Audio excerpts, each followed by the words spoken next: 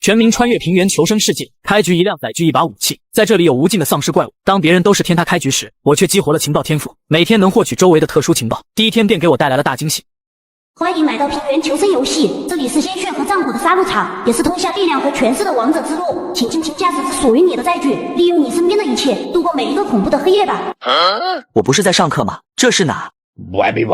卧槽，这是什么？这特么到底是什么鬼地方？我菌子中毒了吗？还没等达文西搞清楚状况，他眼前出现了一片光幕，上面显示的正是这个世界的求生指南。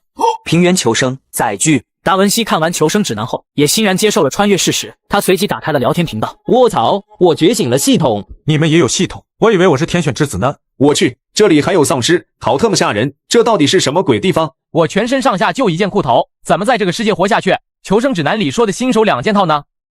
正在为所有玩家抽取载具，恭喜抽中载具破旧面包车。我热烈低码，还以为会给台越野车、房车什么的，结果就给个战损版的破面包。正在为所有玩家抽取天赋，恭喜你抽中 SSS 隐藏天赋每日情报，每日可以从周围获取1次特殊情报，可以选择是否接收情报，否定后将在当日剩余的时间触发情报，也有无法再次触发的可能。完成抽取后，达文西的个人面板也在此刻显示了出来。我去，这天胡开局！所有新手配置已经发放完毕，请各位玩家开始你们的求生之旅。友情提示：每个玩家的出生地附近都会随机刷新一个宝箱，不要忘记搜寻哦。触发今日情报，是否接收？这么快就触发了。不过公告已经提示出生点附近有宝箱了，要是今日情报也是提示宝箱位置，信息重叠那可就亏大了。说完，达文西便在草地搜寻，很快他就看到不远处的一个木质箱子。达文西眸子一亮，但也没有贸然过去，因为这个箱子跟那头丧尸实在是太近了，只有7、8米的距离。他微微弯腰，脚步放轻，连呼吸都憋住了，一路悄悄走到了木质箱子的旁边，抬手打开，一堆道具出现在了他的面前。还有枪，正好拿那头丧尸来试试威力。达文西毫不犹豫地往丧尸开了一枪，然而没打过枪的他连空了几枪，这也成功吸引了丧尸的注意，瞬间狂暴跑了过来，在距离只剩3、4米时，才成功正中丧尸的眉心，将他干倒了。成功击杀一头丧尸，金币加0.1。杀丧尸竟然能爆金币，不过这也太少了吧，一头0.1金币，10头才能凑够1金币，还是再去别的地方看看吧。说完，他转身冲进了面包车，挂上档位，一脚油门踩了下去。老旧的面包车缓慢行驶，很快就被那群丧尸追上。真没想到，刚才的几声枪响，竟然能够吸引过来这么多的丧尸，看来以后真不能随便开枪了。达文西没有理会丧尸，继续踩着油门往前冲，一口气开出去好几公里，确认安全之后，这才下车查看情况。经过狮群的一番捶打撕咬，车门和引擎盖上变得坑坑洼洼，满是血污，主驾的车窗也被丧尸锤裂了。车辆原本只有 15% 的耐久度，这一下直接掉到了14%。喵的，车门好歹是铁等顶2下，但车窗一下就干烂了。现在离天黑只剩下3个多小时，得想办法升级下车辆才行。达文西当即想到的就是找宝箱获取升级资源。他驾驶着面包车在平原草地上缓慢行驶，找宝箱绝对是个耗眼力的活。虽然原野上没有什么遮挡，但颜色太过单一了，而且阳光还很刺眼，盯久了眼睛都难受。很快2个半小时过去了，他找到一株红彤彤的矮果树，从上面薅下来了43个鲜物，采集完后便又向西走了几百米。突然路感变得绵软，行驶有些费力，达文西惊出了一身的冷汗，赶紧停车。这路感好像是软泥的，不能继续开了。触发今日情报，是否接收？接收。你已经来到了沼泽区外围，这里是一片危险和机遇并存的区域，就连丧尸都会成为此地某些恐怖存在的口粮。但同样的，这里也隐藏着不少的惊喜，比如在你所处位置东南方向的100多米处，就有非同寻常的青铜光泽出现过。去那里仔细探索一遍，或许会有意想不到的收获。但是记住，一定要带上你的武器。东南方向100多米，太好了，是 AK 和匕首，而且除了2把武器，还有蟒蛇皮跟通用子弹。这下可以用蟒蛇皮做防具了。不过情报里描述的是，这边有神秘的青铜光泽出现过。青铜光泽在哪呢？总不可能指的这个木头箱子吧？达文西静下心来，就这么蹲在泥地里，开始仔细观察起了周围的一切。很快他便看到了一条7、8米长的大蟒蛇从草丛中钻了出来。达文西当场吓了一跳，他眼睁睁地看着这条蟒蛇从身前穿过，紧接着他身后还跟着几条，其中有一条更是达到了15米长以上的级别，吓得他半点声音都不敢出。要是被这东西给缠上，估计全身骨头都得碎成渣。就这样，达文西又搜寻了半个小时，终于在蟒蛇刚刚游过的地方发现了异常，一道青铜质感的光泽印在泥上。达文西毫不犹豫地伸手下去摸寻，果不其然，他很快就摸到了一个坚硬箱体。太好了，这一波肥了啊！完成这一场大丰收，达文西也心满意足，准备离开。但刚刚转过身，他整个人突然就怔住了。只见刚才那条15米的大蟒蛇竟然出现在他身后，一双冰冷的树瞳就这么静静盯着达文西。成年沼泽血蟒，大型沼泽生物，最大可以长到100米以上，在保护情况下性情比较温和，但你如果在它的地盘上惊动了它，它会温柔地把你每一寸骨头碾碎，再生吞下去。成功击杀一头成年沼泽血蟒，金币加0.5，蟒蛇皮加1，0.5金币比普通丧尸高出了足足5倍。不过要是被这玩意击中一下，就得没。达文西见此也不敢多停留，马上就往面包车的方向返回。刚刚的枪响也惊动了周围的血蟒，不一会便一条接着一条从泥水草丛中冒了出来，向着达文西围猎而去。达文西只好继续稳扎稳打，一边撤退一边点射。虽然命中率差了，但好在步枪的火力够猛，不一会便干掉了18头血蟒，加上之前的那一头成年血蟒，总共拿到了2.3个金币，外加7张蟒蛇皮。现在总共加起来也有24.4个金币了，还有1个钟就天黑了，先把车玻璃给升级再说。说完，达文西把车开到一处较为低矮的地形，周围有不少灌木，可以很好的隐蔽车体。车窗的2条升级路线，钢化玻璃只有防御属性，射击舱则是防御加反击。我现在有3把武器了，外加2000加子弹，肯定是首选射击舱。不过比起钢化玻璃的3金币加1零件，射击舱要贵上将近1倍。达文西想了想，打开了交易行。现在已经有很多人学会交易了，上面上架了各种物品资源、武器、材料，大部分都是明码标价，也可以发私信交易，1对1的砍价磋商。达文西直接搜索钢铁片，一大堆材料就跳了出来，不料很多竟然都只挂了0.1金币。达文西直接秒了5个钢铁片，加上背包里的5个金币、2个零件，升级了射击舱。射击舱升级成功。升级完后，达文西再次打开区域聊天频道，想了解下有什么最新信息。不料原本10万人的初始人数已经持续下降到了9万7千，有将近3000人永远的消失了。兄弟们听我的，有金币全部搜好武器和弹药，直接化身核动力虎，我真的傻爽啊！大佬求带我一个，我只有冷兵器可以吗？我一个人真的好害怕。不行，冷兵器跟狗坐一桌。大家快赶紧趁现在多找宝箱，木质宝箱真的神！我出生点宝箱开了把长刀，2个小时后找到第2个宝箱，直接给了200发子弹，卖了6金币。靠北，我连第一个都找不到，就他妈找到一堆水果，还被丧尸追得屁滚尿流，现在已经找不到出生点在哪里了。达文西看到这些信息后，意识到了现在大家都对火力太过于依赖，反倒忽略了防御的重要性。他当即把背包里的2000发子弹拿出了1500发，分成15份，以每份3金币的价格上架，15份只花了几分钟就全部卖出了，进账足足45个金币，加上他手头上的19.4金币，总金额来到了64.4金币。紧接着他又开启了疯狂扫货模式，专门扫零件。现在低价入这些零件，到时候肯定有用。很快时间又过了2个半小时，天色完全暗了下来。达文西此时的装备已经满满资源。就在达文西想要倒头就睡时，一道系统音突然传来：入夜了，又到了怪物出来觅食的时间，弱小无助的小白兔们，请小心把自己藏好吧。开始了，谁来抱团了？老子一个人真的好怕，子弹白天的时候都快用完了。快，都发坐标，离得近的都凑到一起。我发坐标了，今晚如果有撑不住的弟兄，等下可以过来。我目前已经集结了20多人，没有其他条件，只要求3观正，能团结，服从集体纪律。我靠，是抽中坦克的大佬，带我一个！快，去跟大佬们集合！愚蠢的家伙，这里没有了法律约束，靠道德和良知就想形成集体秩序，指不定什么时候就内讧瓦解。啥玩意？这附近还有玩家？达文西听到枪声后立即前去查看，他打开狙击枪的放大镜，只见2公里外正停着一辆老头乐，那辆老头乐此刻正被丧尸爬满，都在疯狂撞击着车窗和车门，车主一边疯狂开枪一边想要开车撤，但随着车窗被逐个破碎，丧尸们狰狞的身影也纷纷挤入了车内，车主那点微弱的火力根本就无济于事，坚持不到几秒钟就彻底被丧尸给生撕啃食了。达文西当即又打开聊天频道，在线人数也瞬间掉到了9万人。我操，我刚才被围住了，还好冲出来了，好他妈吓人！妈呀，车窗好脆，被锤几下就已经裂了！救命啊！我的小轿车底盘卡住了，谁来救救我？我给他一个2枚金币，外加一个消音器，全部加档，求救命啊！消音器有点意思，有了这个岂不是可以不惊动丧尸了？达文西见状立即打开了私聊，给对方发消息过去。发坐标10公里以内我接了。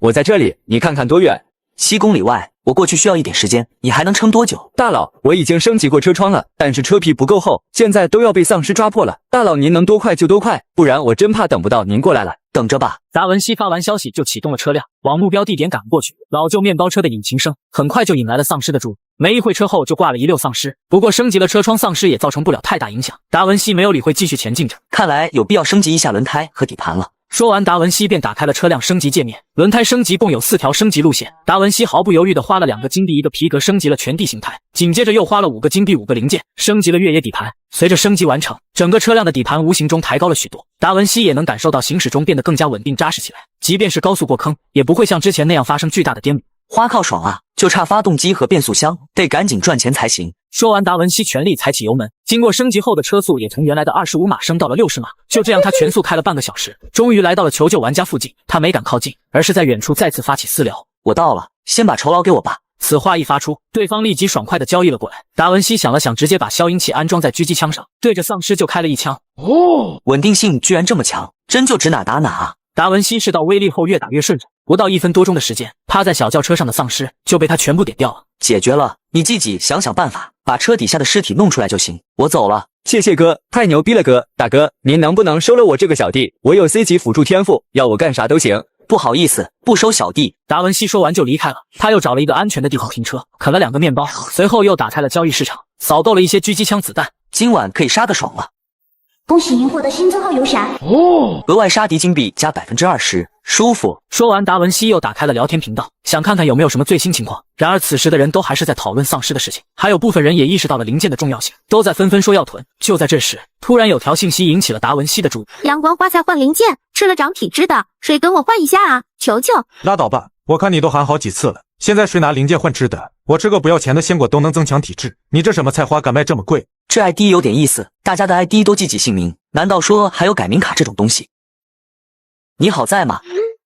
大佬您看看，我这个真的是好东西哦！平原上还能摘到这种好东西？大佬你看看呀，我这个很便宜的，一个零件换1株蔬菜，实在不行2株也可以。我这里还有别的，白倭瓜、水生茄子。不是，你哪摘的这么多奇奇怪怪的蔬菜？这可是商业机密，不过如果你跟我换的话，我可以附赠这个超级机密给你，保证超值。大佬考虑考虑吧。达文西见状立即去交易市场查看，结果发现这种蔬菜瓜果竟然不能上架交易。他想了想，用了5个零件跟对方换了7株阳光花菜，外加几种其他效果稍逊的蔬菜。好了，超级机密呢？这些都是我自己种的，借息本人低天赋，这些你要替我保密哦。尊都假都？当然是尊都，你在其他地方肯定买不到的，而且可好吃了，你试一试就知道了。下次如果有需要的话，欢迎再次光临。结束对话后，达文西从背包中将几株蔬菜取了出来。阳光花菜长得跟西兰花差不多，但只有巴掌大小，看起来水润光泽，很有食欲。达文西咬了一口，瞬间眼睛一亮，口感脆甜，汁水丰富，清爽解渴，这玩意好吃到抽耳光都不放手。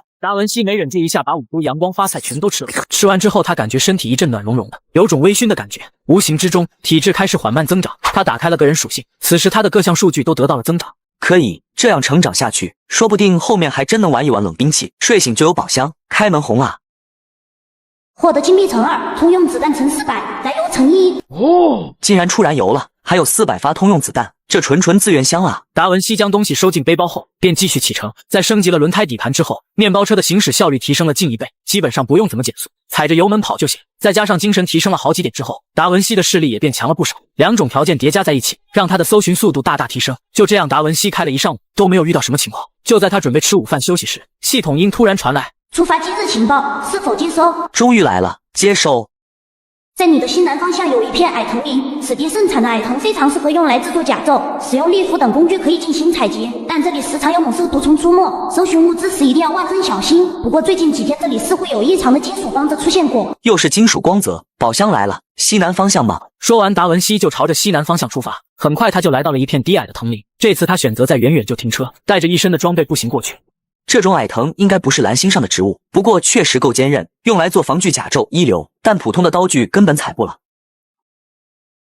成功击杀1条猛毒蜈蚣，金币加0.2，毒液加1。靠，这玩意比丧尸还值钱，而且竟然还有材料。达文西简单收拾下，便往藤林深处进。进入后，各类毒虫也开始轮番登场。达文西迫不得已，只能把狙击枪端上来。有超级消音器在，也不用担心惊动这里的其他生物。发现毒虫在远处点掉就可以了。就这样，达文西在林子里转悠了半个小时，心头也有些焦躁起来。正当他打算换个方向探索，没想到一转头看到了2个通体漆黑的箱子，正静静地躺在一片密集的藤条中。哦，2个宝箱，发财了！达文西心头一颤，眼神亢奋无比。他马上扒拉开周围的藤条，努力往那边钻挪过去。但越往宝箱的方向走，藤条越密集，在距离还剩下1米的时候，就彻底拔不开了，只能用匕首慢慢割。卧槽，给不起别给啊！这玩意是人能拿的？就这，达文西一怒之下，端起狙击枪就是乱射，没一会藤蔓就都被他扫断了。无限子弹，还有天赋碎片，合成天赋，还以为每个人只有一个本命天赋，现在看来竟然可以身兼多个天赋，这下好玩了。到这里味道就有点不对了。还有这藤条有被挤开的痕迹，既然宝箱已经拿到，再深入探索就太危险了。达文西见状，立刻转头开始折返。回去的路上，毒虫明显变得更多了。眼看狙击枪点掉的效率不够，他直接掏出 AK 进行疯狂扫射。激烈的枪声响起，让整片矮藤林瞬间沸腾了起来。四面八方都开始出现密密麻麻的响动，同时远处还传来了一阵巨型节肢动物爬行的声音。达文西听到瞬间头皮发麻，转身就是一阵冲刺。在经过2分半钟后，终于逃出了矮藤林。他来不及歇息，直接冲上车启动逃跑。不一会，丛林里便跟出来了一条大蜈蚣。巨恐蜈蚣，级别精英怪，栖息在矮藤林的草的大型节肢生物，没有小型蜈蚣的毒性，但生性极其凶残，一旦被惊扰到，会疯狂地向一切生物发起进攻。还以为上次遇到的成年的血蟒就是精英怪了，没想到这才是真正的精英怪。巨恐蜈蚣在地面上迅速蜿蜒爬行，竟然一下子就追上了达文西，他直接攀在了面包车的上面。尖锐的节肢扣击在车身之上，薄薄的车身竟然出现了一个个密集的凹陷，同时那对前牙也咬向了车门，尖锐的前牙在巨力的加持下，瞬间咬穿了车门，整车耐久度瞬间下跌 5%。就在这生死时刻，达文西心头狂跳，但他没有举枪反击，而是看向了破损变形的车门升级数据。升级，给老子升级！达文西指令下达的这一刻，整辆面包车都焕发出一阵耀眼的白光，巨恐蜈蚣已经伸进车体的那部分前牙也被白光直接切断。随着白光褪去，原本破损凹陷的车门已经复原如初，外面的车体更是焕然一新，变成了厚重的铆钉钢板。咬啊，老子让你咬啊！靠，这么硬！达文西见状立即打开了交易市场，直接秒了一把加特林。拿到加特林的这一刻，达文西也没工夫仔细欣赏，直接就把无限子弹改造装置给用了上去。成功击杀一头巨恐蜈蚣，精密加2，巨恐前牙加1，恭喜完成巨恐蜈蚣区域首杀，额外奖励精密加10。特殊成长装备是什么意思？还有能够进化成长的装备不成？达文西又在交易市场查看了一下，并没有发现相关的装备跟材料。平复完躁动的心绪，达文西转头看了一眼还在发红的加特林枪管，着实有点心疼。这虽然有了无限子弹，但还是不抗造啊！看来得尽快把无限耐久还有超级枪膛冷却都安排上才行。达文西并不打算继续探索了，他打开了背包查看了起来。今天这收获直接让整个背包丰富了不少，多了很多乱七八糟的材料。达文西索性整理了一下，把一些无关紧要的全部挂上了交易市场。卖完后，达文西的金币也来到95枚。紧接着他又把面包车全面升级了一次，搞定，能跑120码了。这下应该没怪物追得上我了吧？大佬在吗？在的，有什么事吗？大佬，好东西，我有好东西，快看这个。多少钱？哥您看看呗，我也是第一次种出来，成本还蛮高的。2金币，再送5颗阳光花菜。抢劫啊！2金币连成本的一半都不够，还要送5颗阳光花菜，再把我自己打包送给你行不行？我成本都要5金币了，还种了整整1天。达文西也没再跟他继续扯，直接用了8金币和他交易了。很快他手里也多出了一颗翡翠般的大白菜。还好他今天没把这个卖掉，不然真就错过了。说完，达文西开了瓶可乐，就着刚才买的各种食物，开始大快朵颐吃起了晚餐，同时还把那颗白菜吃了。在整个进食的过程中，达文西能够清晰地感受到全身有一股暖融融的能量在流动。他打开了属性面板，此时他的体质点了来到了18，足足是正常成年人的2倍。灵韵白菜果然牛逼。朋友在吗？听到无线电声音的达文西神色一凝，警惕起来。他一手拿起狙击枪往外看去，这才发现自己的不远处竟然已经停住了几辆车，5、6名男女身上背着武器，从货车上搬下来一些沙袋挡板，正在搭建简单的防御工事。这群人为首的是一名年轻男子，正用望远镜观察着达文西的面包车。见到达文西后，年轻男子笑着挥了挥手：“有事吗？”我叫赵一翔，哥们你不用怕，看到我们车上的旗没有？我们是地海联盟的人，今晚就在这里驻防了。我看你挺厉害的，连外装甲都升级好了，就想问问你要不要跟我们一起？我们有5把热武器，总计1200发子弹，除了老头乐之外，另外2辆车都升级了外装甲防御。地海联盟，你们不是目光峡谷那边的人吗？赵一翔也并未隐瞒，跟达文西解释了一下，原来他们这一行人都是今天过去黑山矿区那边挖矿回来的，铁矿、元素矿之类的资源没办法上架交易所，也没办法通过个人交易转移，只能用人力采集运输。他们想着回去之后让拥有相关天赋的成员加工成钢铁片零件再上架卖掉。人才啊，都玩上产业链了。怎么样来不来？你要是不想加入我们地海联盟也没关系，咱们就合作一晚。算了吧，赵哥，等他撑不住了，自然就会向我们求援了。好吧，那我也不勉强你了。不过兄弟，你等下要是向我们求援的话，那就是有偿援助了，你懂吧？我当然懂，你们也一样，顶不住了可以找我。不是，这哥们也太自信了吧？我们6个人2个外装甲在居，火力还这么强，谁需要向谁求援，这不是一目了然吗？真是倒反天罡。很快时间来到了夜晚，黑暗和血雾悄无声息地淹没了整片平原大地。来吧，老子的 AK 已经饥渴难耐了。死胖子，你有病啊！浪费子弹干什么？怕个毛，子弹多得很。花靠，这什么怪物啊？做球丧尸，丧尸中的特殊变种，拥有巨大的体型和脂肪厚度，力量和防御极度强悍，但速度稍显迟缓。才第2页就出现这种特殊丧尸了，看来每一晚的难度都是直线上升的。这样下去的话，到第7页的尸潮简直不敢想象。说完，达文西便朝着肉球丧尸开枪，在天赋的加持下，他枪精准爆头。然而赵一翔这边就没这么好，由于他们人多枪声大，早已被丧尸围得密密麻麻。快上车！赵一翔话音落下，几人屁滚尿流地冲上了各自的载具，丧尸们嘶吼着一跃而上，疯狂撞击着车门。老头乐里的女生不停尖叫，眼看着在肉球丧尸的重创之下，车身不断歪曲变形，最后只能选择弃车。在其他人的掩护下，分别逃入了小货车和越野车里，成为了一名寄居者。每一只载具都是求生者的绝对领地，其他人只有放弃自己的载具，经过载具主人的同意，才能上车绑定。怎么办啊，赵哥？只能求援了。可是这鬼地方能找谁呢？赵一翔想了想，他拿出了望远镜，通过车窗外丧尸身体的缝隙，看向了达文西的方向。这一看直接看懵了，只见达文西周围根本就没有丧尸，旁边也就几具尸体。这怎么可能？这种丧尸密度，那哥们是怎么做到不被围攻的？不用看了，人家有狙击枪，还有超级消音器，能够存活到第2晚，还升级了卖装甲的独狼，果然是有几分底气在身的。看来只能向他求援了。说完，赵一翔用无线电联系了达文西，最终谈妥用了13枚金币和一个冷兵器轻量化天赋。兄弟，谢谢了，你也不用太冒险，开车过来溜一圈，把丧尸吸走就行。达文西没有理会赵一翔提的建议，而是看向了车顶，对天窗进行了机枪基座升级。升级完后，他钻上了车顶，拿着手枪对天空打了几枪。这几声枪响在空旷的高地上扩散而开，立刻吸引了周围所有丧尸的注意力，包括围住赵一翔的边的丧尸也突然停止了攻击，纷纷往达文西的方向开始狂奔。怎么敢的？真不怕被围吗？枪声可比引擎声大多了，我们刚才是有火力压制的信心才敢原地不防开枪，他这狙击枪加手枪，而且还是一个人。很快，这边周围的丧尸如潮水般退去，四周的视野变得空旷起来，那种令人绝望的压力骤然消失。快，赵哥，我们快跑！不能跑，先等一下。赵一翔拿起望远镜观察，只见达文西整个人探出了天窗外，手里拿着狙击枪，把距离最近的丧尸挨个狙杀，丝毫没有顾虑外围正在蜂拥而来的丧尸，以及正在从这边转移过去的尸群。快走，你马上要被围了。卧槽，他拿出的是什么？卧槽，加特林，这家伙果然不一般。过了2分半钟，达文西把周围的肉球丧尸全杀了个精光，成功获得了40枚金币，这也使赵一翔一伙人直接看傻眼了。你们就好好待着吧，我先走了。赵哥，他走了。我知道，不对，大佬，加个好友啊。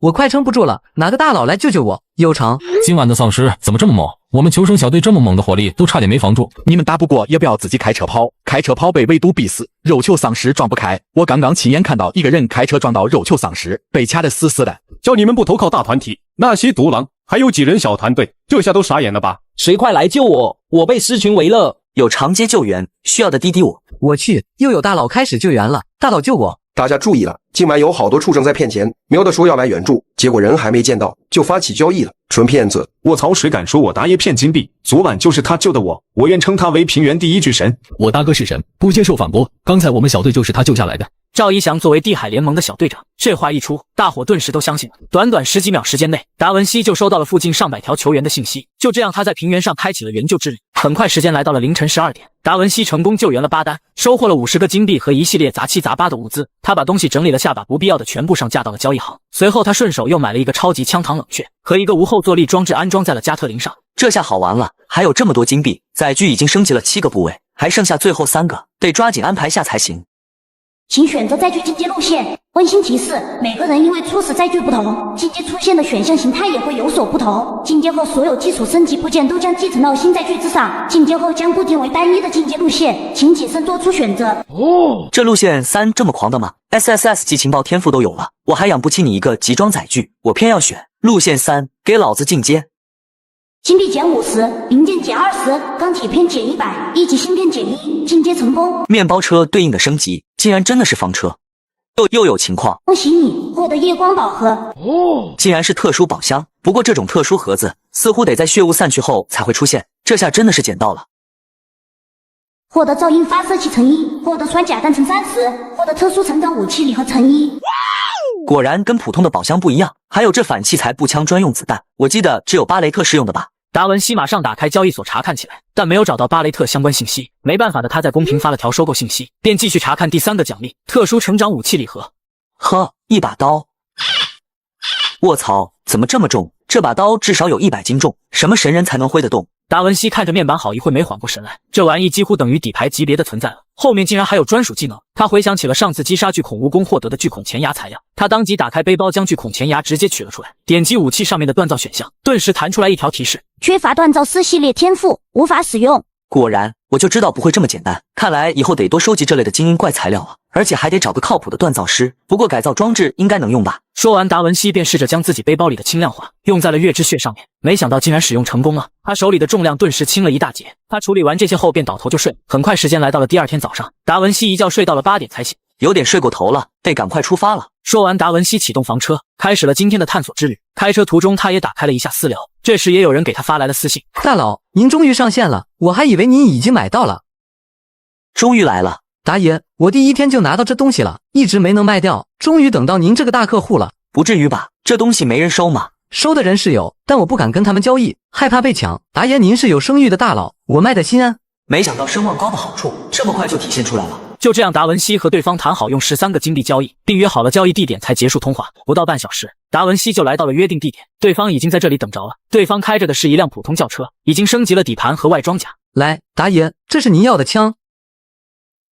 没问题，金币给你转过去了，没什么事我就先走了。达爷，我这还有一件东西，不知你感不感兴趣？达爷，我有一张藏宝图。藏宝图？对，就是藏宝图。实不相瞒，这个东西跟那把狙击枪都是我和几个伙伴死里逃生，从黑山矿区里面得来的。达爷，您看完了吗？开价吧，这个东西我可以买下来。达爷，这个东西您看200金币怎么样？我肯定给不了200金币这个价位。如果我没猜错的话，这个东西是有使用限制的吧？羊皮卷上所谓的诅咒迷雾，肯定没有那么容易消除，否则你早就自己去寻宝了，何须拿出来卖？达爷，您果然洞若观火。那个，要不180？80，一口价。行吧，80就80，就当认识您这个朋友了。两人交易完后便离开了。达文西一上车就拿出羊皮纸仔细查看，随着他打开卷轴，一行提示显现出来。该卷轴被诅咒迷雾覆盖，暂时无法查看，需要使用狮王穴进行诅咒破解。果然，这个狮王穴是要打败狮王才能获得的材料，难怪他不敢打算自己寻宝，这前置条件一看就不是他能够完成的任务。看完，达文西便开着房车继续出发。接下来的几个小时，他一直在平原上疾驰，这里太过空旷了。不过没有了森林、沼泽之类特殊地形，所以收获很少。除了偶尔出现的动物之外，就只剩下零零散散的丧尸。这边情报也没有出发，看来想找到好东西，还是得去特殊地形。不过刚才那人提的黑山矿区似乎离这里不远。达文西说干就干，启动车辆一脚油出发了。2个半小时后，他终于抵达了目的地。此时这里也全是小货车，上面都还插着旗子。矿区的外围也被铁丝网给包围起来了，只留了一个大门，还专门有人站在那里把守。喵的，难怪这黑山矿区这边的求生者们怨声载道，连这种遍布整片山脉的自然资源都能够霸占，果然不是人干得出来的事。触发今日情报，是否接收？等了半天，终于来了，接收。今日情报，你进入了神秘的黑山矿区，这里是掘金者的发迹之地，也是大量冒险者们的埋骨之处。在你正前方的500多米的一处山脊表面，似乎有益于其他地质的奇异变化，能够开掘出来某些不一样的东西。记住，切莫太过深入矿区，一旦听见乱世的滚动声，一定要立刻逃命。达文西仔细阅读了一下情报的明细，便把车开了过去。但刚刚经过不到200米，他就惊人的发现，这里竟然有不少开枪战斗部的痕迹。不远处的杂草里还躺着好几具尸首，死相相当惨烈。很快他来到了小丘陵附近，果然发现了一道微弱的金属光芒。达文西定睛一看，原来是嵌入在山体岩石之中的青铜宝箱，有点意思。我去，真来了！山葵，级别精英怪，听讲古老山神的忠诚奴仆，他们已经失去了本我意识，只剩下被神性支配的本能，会疯狂攻击每一个破坏山神躯体的外来者。果然是精英怪，难怪那几个人死相会这么惨。说完，达文西便对着怪物开枪，恐怖的火力瞬间爆发。山葵的躯体太庞大，所有的子弹几乎是全部打中，一时间坚固岩石躯体被层层击碎，大量的碎石像弹片一样四处飞溅。尽管山葵感觉不到疼，但如此凶悍的也让他的冲击速度大大减缓。仅仅数秒时间，他的躯体就已经一寸一寸的分散，整个头部已经被打没了，躯体也出现了巨大的裂痕。最后在距离达文西还有不到10米的时候，他的前肢彻底断裂，滑摔在地面上。成功击杀一头山葵，金币+2，山葵实心+1，山葵实心。听讲，山葵最坚硬的岩石心脏可以作为特殊成长装备的锻造材料。哦，太好了，又一个锻造材料到手了。这种锻造材料同样是属于3级限制交易的物品，价值现在是难以估量的。达文西收好东西后，走向了青铜宝箱，拿出了铁镐，狠狠地对着宝箱开凿。几十下之后，山体就被他凿出来一个大洞，整个青铜宝箱也展露了出来。达文西伸手打开，哐当一声金属脆响，眼前立刻跳出了好几条物品提醒：获得金币乘100，获得 C 级天赋碎片8个，获得 B 级天赋碎片3个。好家伙，金币箱，而且还有天赋碎片。上次的黑铁宝箱开出了6个 C 级碎片，加上这一次的8个，好像够合成一个 C 级天赋了。达文西迫不及待地把之前的天赋合成，随着一道闪光出现后，成功合成了 C 级鹰眼天赋。只要将注意力集中在双瞳之上，便可发动鹰眼能力，常规视力提升5倍，动态视力提升10倍。这 C 级天赋可以啊，感觉像开了 4K 一样。达文西无比新奇地观察四周的一切，直到几十秒后，身体瞬间疲累起来，他才意识到了使用鹰眼要耗体力。我热烈低马，这玩意居然这么耗费体力。不过情报说这里有异于其他地质的奇妙变化，能开掘出来不一样的东西，这显然说的不是宝箱。说完，达文西又在这片小丘陵上探索了起来。这一找就是2个半小时，他在一片小山洞的角落发现了一处异常的石面。情报说的难道就是这里？全民穿越求生世界，开局一人一片地，每个生灵需要努力建造自己的基地，抵御怪物，生存下去。这是诸天万界一切智慧种族，大家好，我是天道，欢迎来到我创造的新世界。关于这里的一切，你们只要在心中默念打开系统，自由分享，祝你们生活愉快。声音落下，直觉告诉林雨，这不是演戏，更不是拍戏，自己怕是穿越。打开系统，检测到您拥有太初之石，正在为您兑换技能。太初之石，林雨本能地看向了自己手中抓着的金色珠子，只是下一刻，这珠子竟然融入了他的体内。恭喜您获得唯一技能太初暴击！太初暴击，您的下一次行为将提升100倍效率，冷却时间1个自然日，奖励初始暴击次数3次，当前次数4次。这么牛逼的名字，还是唯一技能。看了一下后发现，不仅攻击时能够暴击，做家具、开宝箱、采矿、伐木、捕鱼等等行为都可以被暴击，可能会暴击品质，也可能会暴击数量，这个看运气决定，但是也有限制。吃东西时最好不要暴击，可能会撑爆身体。建筑类也不能暴击，变得太大会破坏领地空气墙。他看向了脚边不远处，那里躺着很多的工具，还有一些袋装的植物种子，这就是启动物资了。打开面板，一串数据出现：试炼者落雨，编号地球下国基地评分0分力量13体质14敏捷13。林雨知道基地评分可以说是求生和变强的核心了，但现阶段还是活下去最重要。他操控虚拟界面打开了世界频道，发现彻底的乱成了一团。什么情况？什么情况？我 TM 脑子一片混乱。呜，我想回家。大家不要慌，这是传说中的纪元更迭，我们走大运了。精灵，我的基地里竟然有精灵妹子，好美，血赚。世界频道发言是有时间限制，1天发言1次，这会已经彻底的乱成了一锅粥。他知道时间宝贵，立刻有了打算。上午先播种农作物，下午搭建临时木屋。正想着播下玉米种子，忽的他想到了一件事情，不是有3次暴击机会吗？何不试试？心中默念一句，信息栏出现了提示：您的下次行为必定暴击，效率提升1万。林雨将一枚药草的种子种了下去。药草种子能够长出治疗外伤的药草，有极低几率发生变异，成长期30日。奇迹发生了，种下去的种子以肉眼可见的速度生长起来，不过片刻之间竟然变成了一株人参形状，而且有巴掌大小。人参养气活血，延年益寿，服下后永久力量+2，体质+2，寿命+2年。林雨当场吃起人参，立刻感觉全身舒畅，有使不完的力气。再看面板，强起来了。趁着这股劲头，林雨直接开垦了3片菜地，分别种了玉米、水稻和药草。下一步，造木屋。林雨目光扫视全场后，拿着锯子走向了远处一片小林子。剧情是：木材+1，木材+1，木材+1。3个小时，足足锯了80个单位的木材。林雨点下了小木屋的选项。建造木屋消耗木材30，白银10，是否确定？白银是天道世界的通用货币，每个人出示白银100。确定。眼前光芒一闪，一座小木屋便出现了。走到里面一看，什么都没有。家徒四壁，又花费了10个木材做了一张简单的木床、一个木桌子和一把木椅子。看了下时间，现在是下午。干了这么多活，人参给的精力也消耗没了。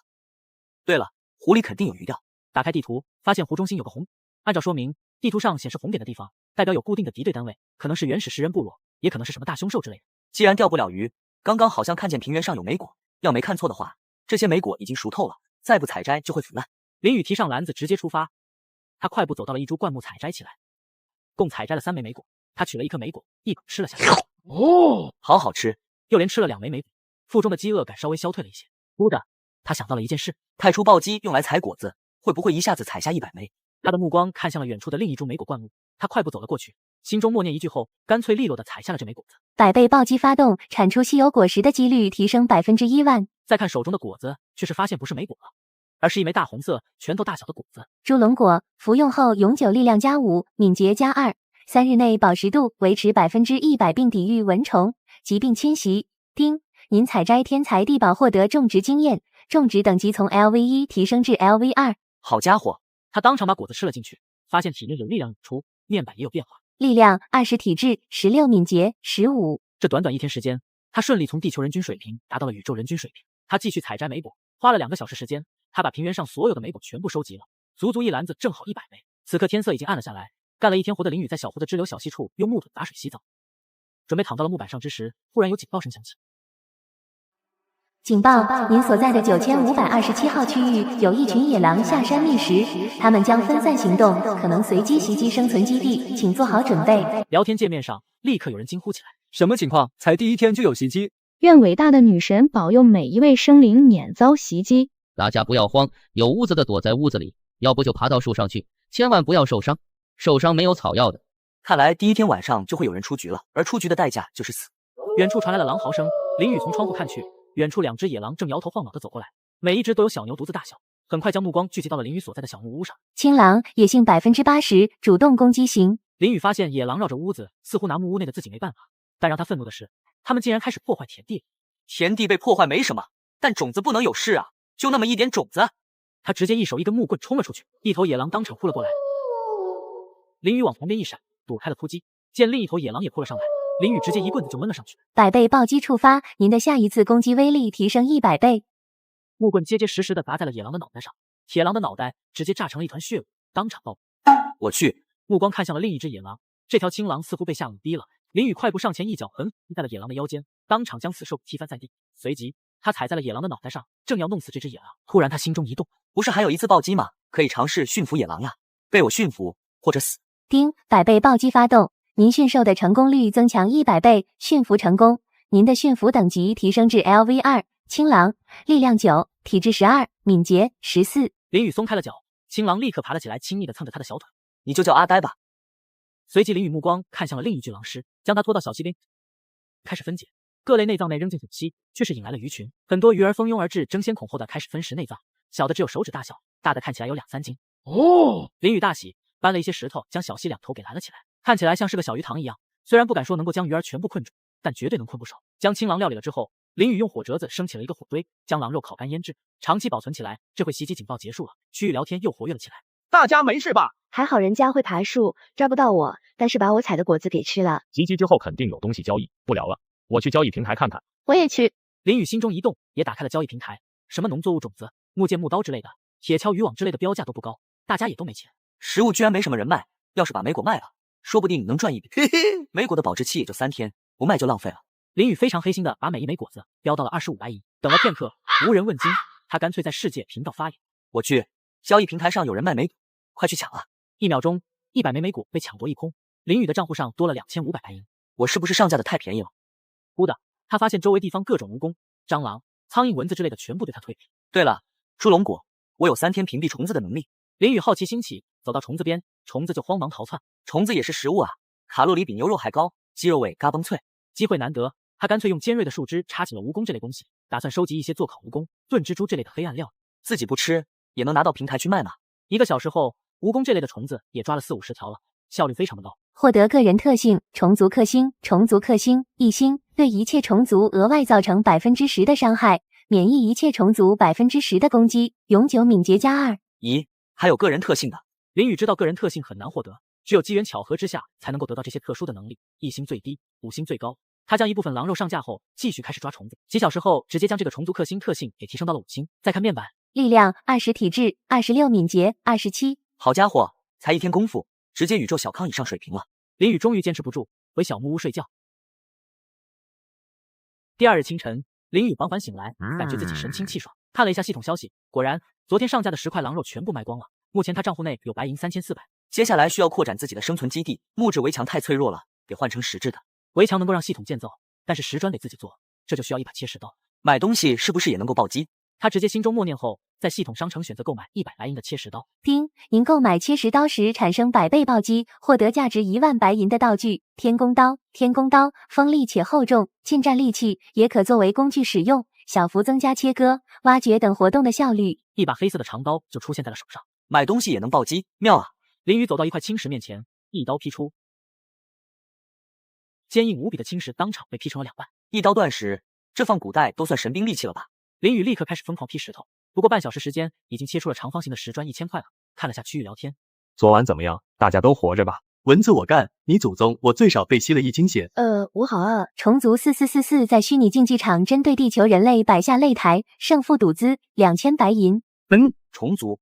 林宇点进了虚拟竞技场，发现擂台所在的界面聊天框已经爆炸，双方你一句我一句狂喷。地球人都是胆小鬼，骂有什么用？上啊！废物！地球人比臭虫都不如。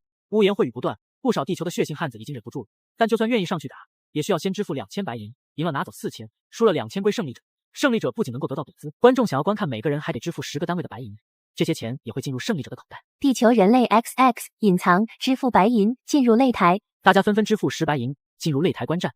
林宇也是付钱观战，眼前出现了一块虚拟屏幕，屏幕内是一处约500平的空旷房间，此刻正有2人站在房间中对峙。那个嚣张的虫族是一个面目狰狞的怪物男子，男子2条胳膊如同螳螂的镰刀一样，背后有一对薄薄的翅膀，一看就是螳螂类的虫族。而人族这边也是一位男子，但此人隐藏了自己的编号和容貌，只能看到他强壮的身形，看不到面容。双方以虚拟角色对战。螳螂怪人以一个极快的速度扑了过去，人类男子反应了过来，一个翻滚，手中的长矛立刻回击，螳螂的镰刀直接将长矛割断，接着一个横扫，将男子切成了泥。KO。虫族4444胜，耗时2.3秒。来啊，还是2000白银，地球人还敢来吗？地球人类 XX 隐藏，支付2000白银进入对战室。这位男子身形不似壮汉那般一身肌肉，但却看起来结实有力，手中这把黑色的长刀却让人有心惊肉跳的感觉。不用说，此人自然是林宇。虫子只配在鞋底仰望我们人类。你说什么？螳螂虫族冲了上来，这一次他明显动用了全力，速度比刚才更快。虫族克星特性发动，攻防增加50%。林宇突然身形暴起，其爆发出来的速度好像比扇着翅膀的螳螂都快。下一刻，林宇手中的长刀与螳螂那锋利的前肢猛烈对撞，直接将螳螂闪电出击的前肢给劈开，接着一下斩在了螳螂男子身上，将螳螂男子劈成了2半。KO。地球人类 XX 胜，耗时1.6秒。整个聊天室直接被人类刷屏了。无敌？这是谁？无敌呀！我操，武林高手，一定是武林高手呀！哥哥好棒，求姓名，求爆照，求交往。虫子只配在鞋底仰望，帅啊，太帅了！您战胜对手，为方便下次进入虚拟竞技场，您可留下一个代号。代号嘛，那就叫雨。雨是华夏人的名字。雨哥哥，你是我心中的英雄。不管聊天室内的各种言论，落雨直接收钱退了出去。看了一下个人账户，白银的数量来到了6800。让我看看能买什么好东西。他打开了商城浏览起来，在商城1个月可暴击1次，本月次数已用完。商城还有暴击次数的限制，还想着无限套娃呢。林宇打开地图，却是发现地图的右上角有一排红色的小字，点进去一看，却是额头剑汉。每月月底结算之前，都会迎来一次硬核袭击事件，袭击的强度会比普通的随机事件要强出一些，是试炼者们最大的威胁。你们看地图，是不是有月底袭击提示？真的，晕倒，这可怎么办？我和姐妹们才刚刚搭木屋，大家要努力活下去。围墙的建设要提速了，基地的防卫设施也要摆上日程。点开研究界面，仔仔细细的看了防卫科技那一类技能，初期其中有陷阱、射击塔、瞭望塔之类的，但林宇的目光却是看向了其中一栏。自动发射弩箭，可安装在围墙、射击塔等地点，会自动装填弓弩并瞄准敌人。对于基地只有1个人的林宇来说，无疑是最好的选择，但想要解锁，都有一个前置研究选项。5000白银的研究经费还能够接受，但是建造的材料就需要自己准备。月底之前必须造成坚硬的城墙和解锁自动科技，造成自动弩箭。林宇直接花费了5000白银解锁了自动防卫核心这项科技，背上天宫刀，扛上镐子就前往矿洞。走进山洞，林宇二话不说开始挖矿。采矿失败，您的采矿经验上升。因为采矿等级才0级，失败是正常的。又是一镐子下去，这回滚落了一块黑色石块，正是黑斑石。连续采矿之下，不一会儿，身边就堆了一个小山包。采矿等级提升至 LV1，总算升级了。对了，这要怎么搬运？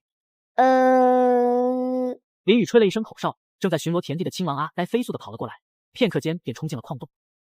阿呆，去雕20个木材过来。青狼立刻就去了，很快就把20个单位的木材搬运了过来。林宇点开建造界面，花费了20个木材，10个白银，建造了一辆小型拉车。阿呆，把这堆石头都搬到车上，完了自己套上缰绳拉回家去。阿呆连连点头，立刻就开始干活了。一人一狼足足干了4个小时。林宇感觉有些累了，而阿呆在拉完了上一车的石块后，彻底的累得跟条狗一样，趴在了地上一动不动。回到家后，为阿呆吃了一些肉块，恢复了不少，趴在地上睡。结束了一天的忙碌，林宇在小溪边洗漱。警告：生存基地卫生标准太差，疾病风险率上升。难道是刚才在林子里随地拉粑粑，减低了基地的卫生标准？看了一下基地的卫生数值，当前只有可怜的18，而60才勉强合格。如果能达到90点以上的话，那在基地内的生物基本就不会生病了。按照说明，还能有别的增益。林宇花费了30个木材，20白银建造了简易的洗浴浴桶，又花了15白银买了个铁壶烧水。片刻之后，林宇一丝不挂进入了浴腿中。此刻草原上有微风拂过，抬头望天，繁星点点。小妹还好吗？要加油活下去啊！林宇很小的时候与妹妹玲玲相依为命，收回了思绪，林宇打开了区域聊天，大家都在谈论关于月体的袭击，各抒己见。提示：您进行娱乐休闲时，心情愉悦，获得 buff 行动狂热3天。行动狂热，力量、体质、敏捷加10%，工作效率加10%。泡热水澡还给了个行动狂热的 buff。林宇心中小小的窃喜了一下，起身回家睡觉。清晨，林宇来到矿洞，他心中默念一声，接着一镐子挥了下去。100倍暴击触发，您的采矿效率、稀有矿石出产率等数值提升10000%。一块拳头大小的金色石块滚落了下来，好大一块黄金！阿呆在身边也是兴奋的啊呜直叫。林宇收起黄金，忽然眼前的岩壁震动起来，随即有一大盘金色的石块滚了出来，足足有磨盘那么大。卧槽，黄金！下一刻，眼前这块黄金竟然舒展开来，露出了庐山真面目。您挖掘稀有矿物时引起了金甲虫的愤怒，金甲虫野性85%，主动攻击型。金甲虫直接就对着阿呆潜了过去，阿呆直接到了甲虫的背上撕咬起来，甲虫抖动身躯将阿呆给甩下。林宇看得真切，阿呆让开，我来。林宇手持天弓刀上去就是狠狠对着甲虫的前额砍了过去，甲虫直接被这天弓刀给劈出了一道缺口，吃痛之下大怒，又冲向林宇，加上 buff， 林宇很轻松的就避开了这一击。驯兽失败，当前成功率8%。成功率这么低，冷却时间还达到了10分钟。按照说明，对方若是处在惊恐、暴怒这类精神异常状态之下，是会提升成功率。阿呆，跟我做。青狼见林宇摆好姿势，突然在甲虫面前左右跳跃，不时一刀侮辱一下。甲虫给来回撩拨2下之后，被气得当场暴走。林宇再度发动了驯兽技能，驯兽成功，当前成功率61%。金甲虫，力量16，体质30，敏捷3。以后拉运矿石这个任务就交给你了。金甲虫爬到了一片岩壁之前掘了起来，掘了7、8下后，钳了一块黑斑石出来。还是一只能挖矿的甲虫，不仅是肉盾，还是个小矿工呀，就是挖的有点慢。简单的休息了一下后，林宇再度挖起了矿石。接下来大半天的时间，林宇都泡在了矿洞之中，一堆又一堆的黑斑石都让金甲虫拉着矿车运回去了。阿呆则是继续干他的老本行。林宇的采矿技能提升到了 LV2， 还挖出了铁矿。看了眼时间，已经是下午3点了。林宇结束了今天的采矿工作，他开始切石块了。2天挖了3000个单位的石块，在木屋附近堆了起来。您的力量+1，当前力量21。额外的属性值，美滋滋。切石头切到太阳下山，晚上照例热水澡加区域聊天。早上林宇是被饿醒的，猪龙果的保护效果消失了，得先解决早饭问题。出门看了看种植区，阿呆一醒就趴在田埂上晒太阳。金甲虫一边慢悠悠爬向矿洞，他的工作要么搬运要么挖矿。林宇看了下农作物，暂时是吃不到新鲜作物了。林宇走向了小溪，之前垒起来的堤坝还在。林宇抓了2条，升起火堆，好鱼吃。吃完之后，开始沿着山脉的边缘走了起来。走了1个小时，找到了条很小水沟，这里正是排污水的好地方啊。林宇点开了建造界面，简易排水口，木材偶尔10块50个，白银石。确定之后，一个普通的排水口出现在水沟处。接下来要挖一个容纳排水管的小沟，测算了一下道家的直线方位后，直接开干。不过半个小时就完工了，又是指尖一点，制作了长长的一段排水管，直接就连到排水口。最后就是厕所了，豪华厕所咱造不起，小舒适的石砖厕所还是能造的。选了个离木屋7、8米的地方，林宇花费了3000蛋块，80白银的价格造了个石砖厕所。打开系统数据，一个厕所足足增加了30点评分，大大的降低了自己的疾病风险啊。又看了看自己的面板数据，这基地评分这一栏原本是0的，现在却是来到了60点评分，证明月底结算后能够得到600白银的奖励。厕所造完，将排水管道掩埋之后，落雨开始计划围墙的位置。初期的围墙不用范围很广，把木屋、菜地、厕所以及未来会建造的设施包裹住就成。林宇想了下后，与决定先制作终极围墙，5米高，加上黑斑石作为原料，大象、犀牛都撞不坏。1米的围墙除了100个单位的石砖外，还需要200白银，没得说，造起来！指尖连点，身边那堆石砖快速消失，而眼前却是有5米高的围墙拔地而起。不过他很快就被迫停下来了，石砖没了。终极围墙的耗材还是比较大的，还是去挖矿吧。夜晚时分，又挖了满满一堆矿石的林宇，此刻正泡在浴桶里，享受劳动过后的安逸。打开交易界面，林宇将100个单位的虫子料理全部上架，上架了10分钟，无人问津。真没有卯日星君一族的。烤蜈蚣、炖蜘蛛上架了，口味独特的宇宙友人快来买。兄弟，有没有油炸的蜈蚣？蜘蛛红烧比较好吃。我就是蜈蚣一族的，谁敢吃我的同族，我搞死他！说什么的都有。林宇不在乎，他眉开眼笑的开始收钱了。几分钟时间，所有黑暗料理全部卖掉。说起虫子，林宇打开虚拟竞技场，浏览着各个房间，有房间名，还有类主的简介和赌资。房间名五花八门，但是有7、8个房间都是同一个名。肯定是虫族想要找回场子呢，必须给这些虫子一点厉害尝尝。直接点入了一间房间，竟然又是个螳螂族的男子。你终于出来了，雨，今天我刀天狼就要给你留下心理阴影。双方同时抱起向着对方冲去，2人错身而过，站在了原地。螳螂男子的脑袋被切了下来，而林宇却是毫发无伤。杀你只需1刀。林宇退出房间，又进入另一个虫族房间，结果又是1刀。不过半小时打掉了虫族7个房间，看了下自己的白银，正好1万。恭喜您取得连胜，实力评分上升，您获得黑铁试炼者成就，黑铁试炼者达成，相关科技链功能已经解锁。之前看说明，达到黑铁评级是能够解锁佣兵科技的。看了下研究栏，果然佣兵这一系列的科技解锁。林宇仔仔细细的阅读了一遍佣兵系统说明，发现这才是真正来钱快的手段。打擂台有输有赢，佣兵稳赚不赔，关键是安全系数极高。解锁成为佣兵的科技需要5000白银和1块金晶石，白银好说，金晶石的话只能挖矿看运气了。看看拍卖行有没有人卖。林宇立刻看了一下，并没有人出售这种珍贵的石头。突然发现有卖西红柿种子的，买下之后，林宇回家睡觉。清晨，林宇接着新开辟了一片耕地，种下了西红柿。在播种最后一粒种子的时候，林宇犹豫了，今天的暴击次数是用来种植呢，还是一会挖矿用掉？迟疑了一下后，他还是决定要来暴击挖矿，将手中最后一枚种子种下。他走向了矿洞，片刻之后，面对岩壁，他心中默念一句，接着一镐子下去。百倍暴击触发，您的采矿效率、稀有矿石出产率等数值提升1万。一块脸盆大小的绿色石头滚了出来。您获得翡翠500个单位，您的采矿技能提升至 LV3。翡翠防卫核心的另一个原材料有了，现在只差兽魂核心了。让金甲虫驮着这块翡翠回去，林宇又开始挖掘，同时心中思量起来，这兽魂核心是杀死凶兽几率获得的，是极为珍贵的东西。凶兽的话，突发袭击事件可能刷出来，等月底大袭击也有机遇出现，等吧。傍晚时分，天空中下起了淅淅沥沥的小雨。林宇在灌木丛中收集莓果的种子，突然找到了一株结着青色果实的莓果灌木。这莓果虽然没成熟，但果子里面的种子却是实实在在的。收集之后，又在草原上找到了3枚莓果种子和1颗还没成熟的小白菜。林宇准备收工回家了。一群迁徙的烈火鸟经过您领地上空，抬头一看，远处飞来了一片人色火红的大鸟。在进入生存基地范围之后，却是降低了高度。这里有湖，应该是要捕鱼了。看了眼区域聊天，果然也热闹起来。这烈火鸟好漂亮，喵，想抓一只吃。鸟肉难吃，还不如青菜叶好吃。大家抓鸟不要太靠近湖边，小心湖里的怪物。林宇刚刚看到这条消息，忽然湖中央出现了一片黑影。注意看，这群烈火鸟正在捕鱼，不想它变成了鱼的食物。我去，这鱼成精了，这么大！阿呆，别去，危险！林宇刚说完，烈火鸟的脖子已经被咬断了。阿呆正叼着烈火鸟向林宇走来。阿呆这么强的吗？真棒，走吧，去把毛都拔了，一会烤给你吃。阿呆兴奋地狂摇尾巴，一人一狗正往回走。林宇眼尖，却是发现了不远处有2枚鸟蛋，跑过去一看，这蛋比鹅蛋还大，应该是烈火鸟的无疑了。怪鱼跳出来，母鸟应激反应提前下蛋了，好鸟啊！关键是还能够暴击碰运气，万一暴击一下孵出小凤凰呢？他心中美滋滋的想着，抱着2枚鸟蛋回屋了。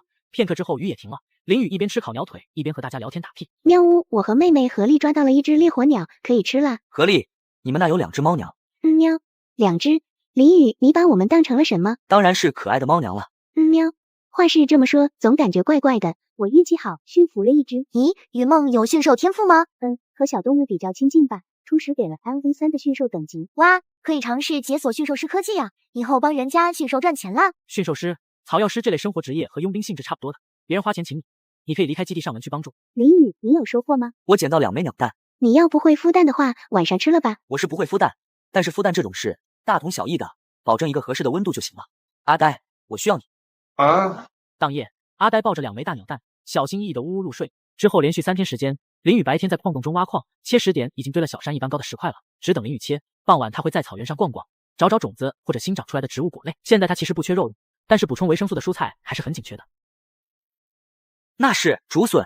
他立刻就用天工刀挖掘了起来，一边找一边挖，一直到天色彻底黑了下来为止。一口气挖了12枚竹笋。当晚他就煮了一锅竹笋肉汤，香喷喷的，可把阿呆给馋坏了。就是金甲虫都磨叽磨叽爬了过来要肉吃。别着急，你们都有份。吃饱喝足的林宇此时进入了竞技场，准备小赚一笔。还别说，依靠着虫族克星这个天赋，林宇今晚又在这些好斗的虫族身上得到了400白银，目前白银10350，一笔巨款。时间差不多了，也该休息了。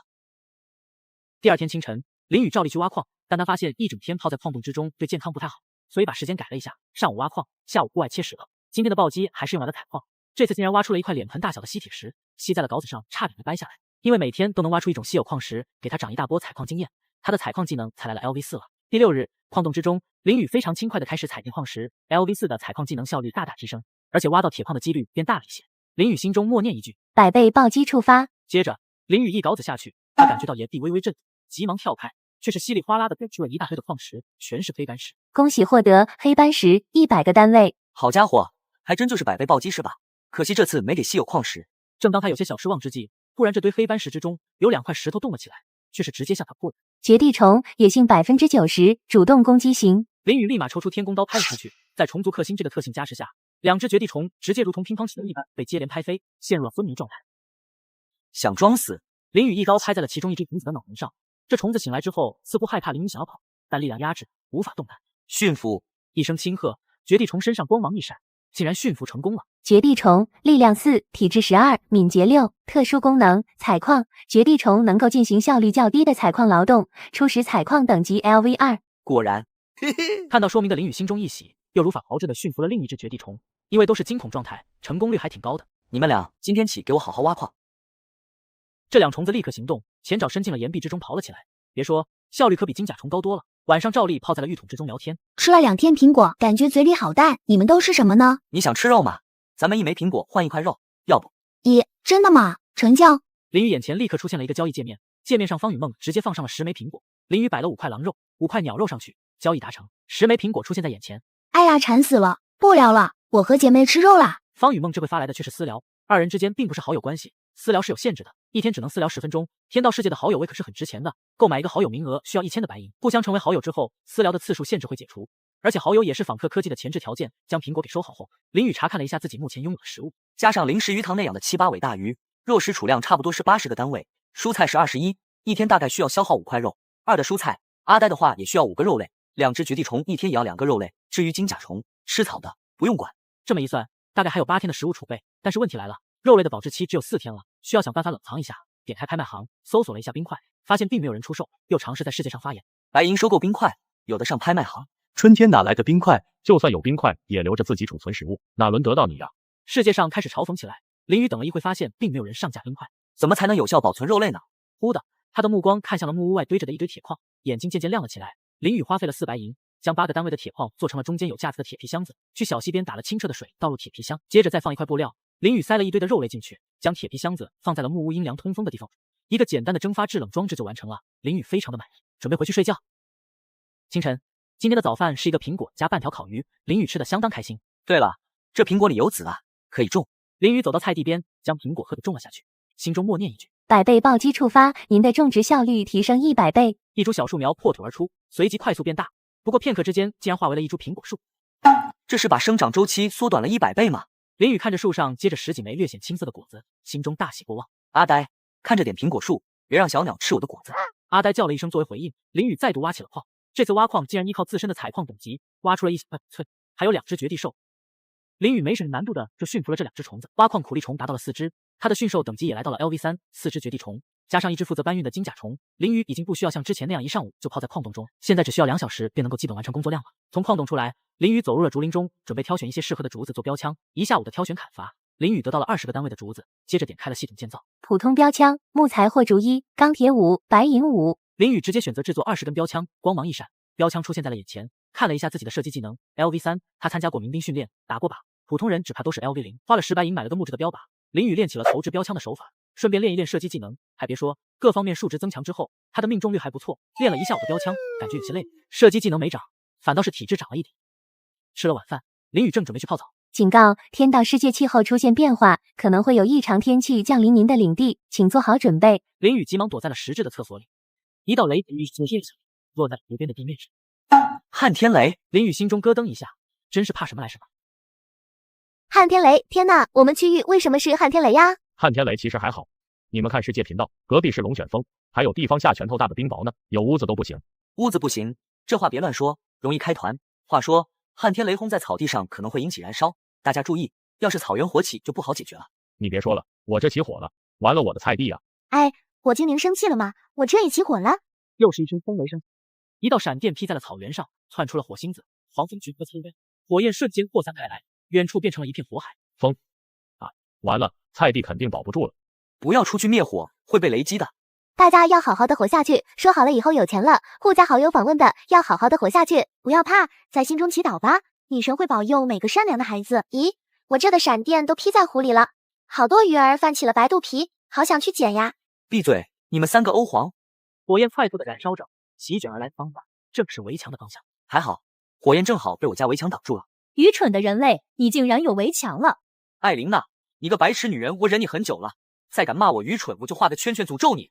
说着还配了一张截图。愚蠢的人类不可能会咒杀术，我不怕你。这是黑斑石，林宇，你哪来那么多黑斑石？别告诉我你是自己挖的。本人酷爱挖矿，俺老朱也爱挖矿造围墙，但这才垒起5米呢。林宇，你好高的力量和体力数值呀！喵喵，林宇其实是个很厉害的男孩子，对吗？火势大了，不聊了。林宇这边火焰的确变大了，100多个围墙彻底将火焰挡在了家门口，看样子是烧不到菜地和苹果树了。短暂的大火之后，天空中下起了大雨，火焰快着的心意，但林宇感觉不太妙。完了，我的木屋漏水了，我们也是。区域聊天一片哀嚎，林宇冲回木屋招呼阿呆，抱着2枚鸟蛋跑回了厕所。只怕今晚不少人要倒大霉吧。靠在墙角，他迷迷糊糊的睡着了。第2日清晨，天空晴朗，走到木屋内一看，果然全都湿透，地面上还有积水，看着都难受。打开建造页面，想要造实质的房子需要解锁前置条件，实屋建造纲要。看了下自己的评分，因为建造了100多米的围墙，评分不知不觉来到了130了。咦，够了呀！林宇直接选择解锁，有普通的实屋，有民房，还有2层的小高层或者3层的大别墅，价格各不相同，防御能力、舒适度等都不是一个数量级的。看到这些数字，林宇嘴角抽了抽。行吧，我还是先造城墙吧。4只绝地虫又去挖石块了。林宇在木屋内升起了火堆，一边烧烤一边驱除潮湿。大家都还好吗？昨晚有着凉吗？昨晚我们3个抱一起取暖，他生病也不敢睡，最后顶不住了，将卖苹果赚的钱都点了体质，算是撑过来了。林宇还活着吗？我没事，话说点一下体质要1000块，这卖苹果真有那么赚钱吗？我们标了200一枚，陆续赚了2万多白银吧。昨晚一人点了6点体质。我全部家当都没有100白银，你们真的是，我想死。欧皇实锤啊！聊了一会天后，林宇打开了拍卖行。昨晚很多地方下了拳头大的冰雹，果然有不少人在卖冰块了，价格都是差不多的。浏览了一下后，他跟一个叫雷娜的内里客人进行了私聊。哥们，你上架的500冰块换不换别的东西？老子只要白银，15000白银，少1块钱我都不卖。滚吧你！丢了一句垃圾话，他又跟一个蛮牛族叫奥夫的家伙私聊。哥们，你那400冰块我用别的东西更换，怎么样？你想用什么换？你要什么？蔬菜、水果或者能够干活的宠物，好看的雌性宠物也可以，得人形态的那种。哥们，你想要用几块冰换人形宠物，还得是好看的雌性，脑子被驴踢了。有就有，没有你聊什么？雌性宠物肯定是没有，但我有一枚烈火鸟的鸟蛋，鸟蛋中是有几率孵化出人形态鸟人的，但也未必是雌性的鸟人。你说的似乎有点道理，那鸟蛋呢？我看看。一个交易界面发了过来，林宇将鸟蛋摆了上去。还是即将孵化的。这样吧，我用200冰块跟你换了。200，雌性鸟人的希望就值200冰块。算了，不换了。300冰块，这是我能给的最高价。哼，不。林宇显得很果决，一时间奥夫没有再发来信息，只是蛮牛族一听名字就是耐不住性子的那种，3秒钟不到又发来信息。好吧，400就400，为了雌性鸟人我拼了。好家伙，这是下半身思考了吗？哎，跟你交易总觉得我会后悔。兄弟求你了，冰块都给你，我再加1枚胡萝卜好不好？好吧，你点交易吧。很快交易页面过来，果然是400个单位的冰块和一根胡萝卜。林宇也是很干脆的将那枚鸟蛋放了上去。交易达成，请选择冰块的放置区域。林宇选择将冰块放在了屋外，400块冰块方方正正的堆着，每一块冰块基本都有饭盒大小，这点足够造一个小型地下冰窖了。兄弟，别的话不说了，我要去孵蛋了。要是真的出了雌性鸟人，我每天送你1根胡萝卜。好说，记得用身体柔软的地方去孵，别把蛋弄碎。聊天窗口关闭，林宇也不废话，选好了地点就直接开挖。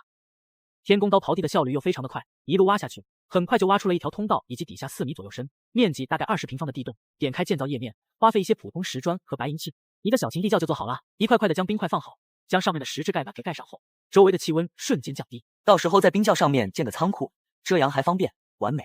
他已经计划好了，想到昨夜的情况，他决定花5000块钱用来加点。体质是一切的支撑，林宇花5000白银加了2力量，3体质，还有5000多的白银留着，到时候点佣兵科技。现在最缺的还是石块，围墙、仓库、大别墅都需要海量的石块支撑。林宇再度前往了矿洞，100倍暴击触发，设置宝子出来的是一般石，这次暴击又出了一大堆石头。您在从事采矿活动中力量加1，漂亮。林宇嘴角一翘，憋了几天又给了一个属性点。他锐利的目光在石头堆中扫过，果然发现了3只绝地虫。一通操作之后，苦力虫又多了3只，这回有7只虫子了，美滋滋。上午挖了2小时的矿，吃午饭的时候，那7只绝地虫也爬了出来，嗷嗷待哺。林宇给了他们几块肉后，发现随着基地苦力虫的增加，食物又紧张起来了。去拍卖行看了一下，肉类的大体价格现在维持比蔬菜低不少，但也还是很贵。现在去拍卖行买肉肯定是浪费行为。目前搞食物只有3个办法，第一是打猎，草原上会有小动物，运气好能碰到兔子，但是几率很小。第二个办法还是打猎，制作弓箭去射小鸟。不过来这片草原觅食的小鸟数量不多，肉量少还难射，不是明智之举。第3个办法就是抓鱼了。吃完了一锅肉汤后，林宇走到了小溪边，之前垒的堤坝还在，临时鱼塘里的大鱼被捞的还剩下2、3条了，想要再引大鱼过来，没有那么多内脏之类的新奇东西。有了，干脆挖一个鱼塘出来，参考眼前的模式，设置2道堤坝，分别作为进水口和出水口。鱼塘灌满水，并且放下饵料，诱惑各种鱼类过来，在这里做窝，等个2、3天，封闭进水口，打开出水口，将水给排干，并在出水口放一张网子，那不就是能直接解鱼了？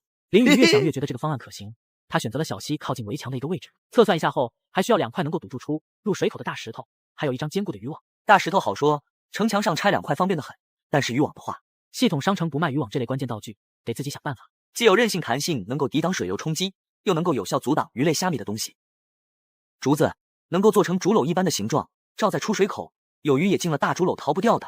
等一下，竹篓好像不用自己做，商城有卖。林宇急忙查找了一下，果然发现各种型号的竹篓，大小都有，而且不贵。商城不卖渔网，但却隐藏着渔网的替代品啊！花了60白银买了最大号的那个竹篓之后，林宇用天工刀开始挖掘起来，时间不知不觉就流淌而过。林宇看着眼前挖了1大半的鱼塘，心中欣喜，明天应该就能完工了。又到了每天的泡澡时间，区域聊天中，大家又交流了起来。惨啊！一把火把草原烧了一半，我等于少了一半食物。哎，菜地还有12天才成熟呢。你们的食物挺广泛呀，我要能吃草，生活就会少很多烦恼吧。林宇，你那食物还够吗？之后有什么打算？可能林宇是附近区域唯一的华夏男孩子吧，方雨梦天然就跟他更亲近一些。暂时够吃，正打算挖个小鱼塘。你们呢？我们等一下挖鱼塘。林宇，是我的错觉吗？怎么总感觉你有使不完的力气？我们苗族女孩都喜欢强壮的男孩子。我对猫娘挺好奇的，想看看你们的耳朵和尾巴。我的耳朵和尾巴你要看吗？滚！原本林宇只是一句玩笑话，没想到纳卡尔真的私聊发了一张截图，雾气飘起的浴桶上沿有2个小脑袋靠在了起来，一只脑袋上长着白色的耳朵，另一只脑袋上长着黑色的耳朵，隐约能够看到脑袋后面的尾巴。这2只猫娘也在泡澡，就给你看，不许转发给别人，不然我咬你。林宇感觉心跳有些快，这猫娘有点撩人啊！咬我可以，请乌喵边叫边咬。乌喵讨厌，我妹妹都脸红了。关闭了私聊，林宇心中非常愉悦。林宇进入了虚拟竞技场，刚进入了一个虫族开的100白银对战房间，这虫族明显吓了一跳。雨来了，我认输。我有这么吓人吗？收了试出房间一看，这个频道的竞技场虫族开的房间一下少了1大半，看来这群虫族怕了他了。是不是最近揍虫族有点狠？等缓几天。算了，来都来了，换个种族试试吧。他点入了一个叫做秋叶的房间中，对战价格不高50白银，对方似乎也是人族，而且还是女性。2人没有什么对话，3、2、1倒数之后直接动。交错而过的瞬间，秋叶手中的剑一个当场被天宫刀斩断了。但是他接下来展现的能力却是让林宇对于战斗力评估有了一个全新的认识。此女身法力动，手中的半截断剑同样攻守俱佳。林宇明显感觉到自己的基础属性压制他，但急切之间竟然难以取胜。直到6、70个回合之后，林宇体质上的优势显现出来了，这是趁秋叶疲惫之际一拳轰在了他胸口。你卑鄙！抱歉，我不是有意打你那里的。雨是吧？很好，你是第一个能打赢我的男人。4天后还是这个时间，你我再打过，敢吗？收到来自秋叶的邀战，是否接受？林宇多少能够感觉到跟这个女子打架，实战能力有一点提升了，便接下了挑战。来就来，不过你要是在这般在意胸口，怕是赢不了我。走着瞧！哼！退出房间之后，林宇并没有继续待在竞技场，而是思索起来。刚才秋叶在力量、体质和敏捷都只有我一半的状态下，竟然能够和我周旋这么久，换了同属性的虫族，只怕不用触发特性就直接秒了。对了，武技。林宇急忙打开系统界面，点入了战斗这条科技树。我擦，这么贵！商城并没有武技之类的秘籍出售，只有打大凶兽或者人品爆炸、钓鱼钓到金秘籍。当然，拍卖会也可能会出现，但价格绝对是个天价。那个女人的武技难道是有传承的吗？还是逆天运气捡到的？林宇心中疑惑，准备3天后打赢那个女人再问一下。这般想着，林宇回房睡觉了。早上醒来，继续开挖鱼塘。在午饭之前，1米深的鱼塘就挖好了。林宇将进水口的大石砖搬开，从小溪内引来的水流哗啦啦的就过来。片刻之间，鱼塘已经注满了水。话说，下饵料能不能暴击呢？一边想着，一边将昨天挖土时抓到的甜水扔进了水塘里。100倍暴击触发，您下的饵料功效提升100倍。牛逼，还真行啊！林宇在水池旁等了一会，并没有见到水里的动静。果然，就算饵料提升100倍的功效，也没这么快的。等吧，等明天就知道能吸引多少鱼类了。下午的林宇开始切石头，7只绝地虫挖出的石头几乎一车接着一车，林宇感觉自己都不需要去矿洞了。林宇早上醒来，他第一时间走到了鱼塘边，先将入水口堵住，又将堵在出水口的大石砖用力搬开，水流奔腾，沿着事先挖好的沟渠直接汇入了不远处的小溪中。林宇已然听到竹篓内噼里啪啦的声音，那是鱼儿摔在上面的响声。当鱼塘的水基本放干之时，竹篓内已经被鱼给塞满了，黄鱼、飞鱼、草鱼、青鱼、淡水石斑等，什么鱼类都有，还有螃蟹和淡水虾。阿呆，别孵蛋了，过来帮忙。1小时后，冰窖之中堆了各种大鱼、小鱼、螃蟹、虾米，都是肉类。舒服了，这下不用担心肉类食物了。这回鱼塘又注满了水，开始营业了。那100倍鱼饵的效果还没消失，现在有这么多鱼，先上架一部分吧。果然，不一会儿就全部卖光了。林宇多出了4000白银，他思考了一下后，觉得现在还是力量比较实用。您的力量加4，当前28。漂亮，不知道那百倍鱼饵能够坚持几天。这般想着，林宇乐呵的开始切石头了。林宇命令绝地重启早贪黑的挖石头，又挖了一大堆的黑斑石，总有切不完的石头等着他。又是一天清晨到来，第一时间还是前往鱼塘。好家伙，这回直接捞到了不少水产鱼虾。林宇看了下，百倍鱼饵还在发光，虽然光芒已经非常暗淡，但好像还能支持一天。妙啊，这暴击没让我失望。没说的，全部上架今日拍卖行市场均价比前昨天还高了一点，一口气赚了8200的白银，8个属性点到手。林宇这次加了5点力量，3点敏捷，将鱼塘重新弄好之后，他接着切石头。正切着呢，突然木屋里响起了阿呆的叫声，林宇心中一动，急忙走了过去。终于要出壳了吗？快出来，小凤凰快出来！百倍暴击触发，您的孵蛋效率提升100倍，有几率孵出变异生物。暴击提示出现，鸟蛋破裂的越来越厉害。下一刻，却见一个小脑袋探了出来，接着挣扎几下后，直接破壳而出。因为暴击的关系，其生长速度挺快的，不一会儿就长到了一只母鸡的大小。雌性土蛋鸡，食物充足的情况下，每天能够至少产下3枚无精土鸡蛋。土鸡，烈火鸟竟然变异成了土鸡，确定这是变异而不是退化吗？行吧，以后天天有蛋吃了，营养均衡起来，别离开基地，别吃菜地里的作物。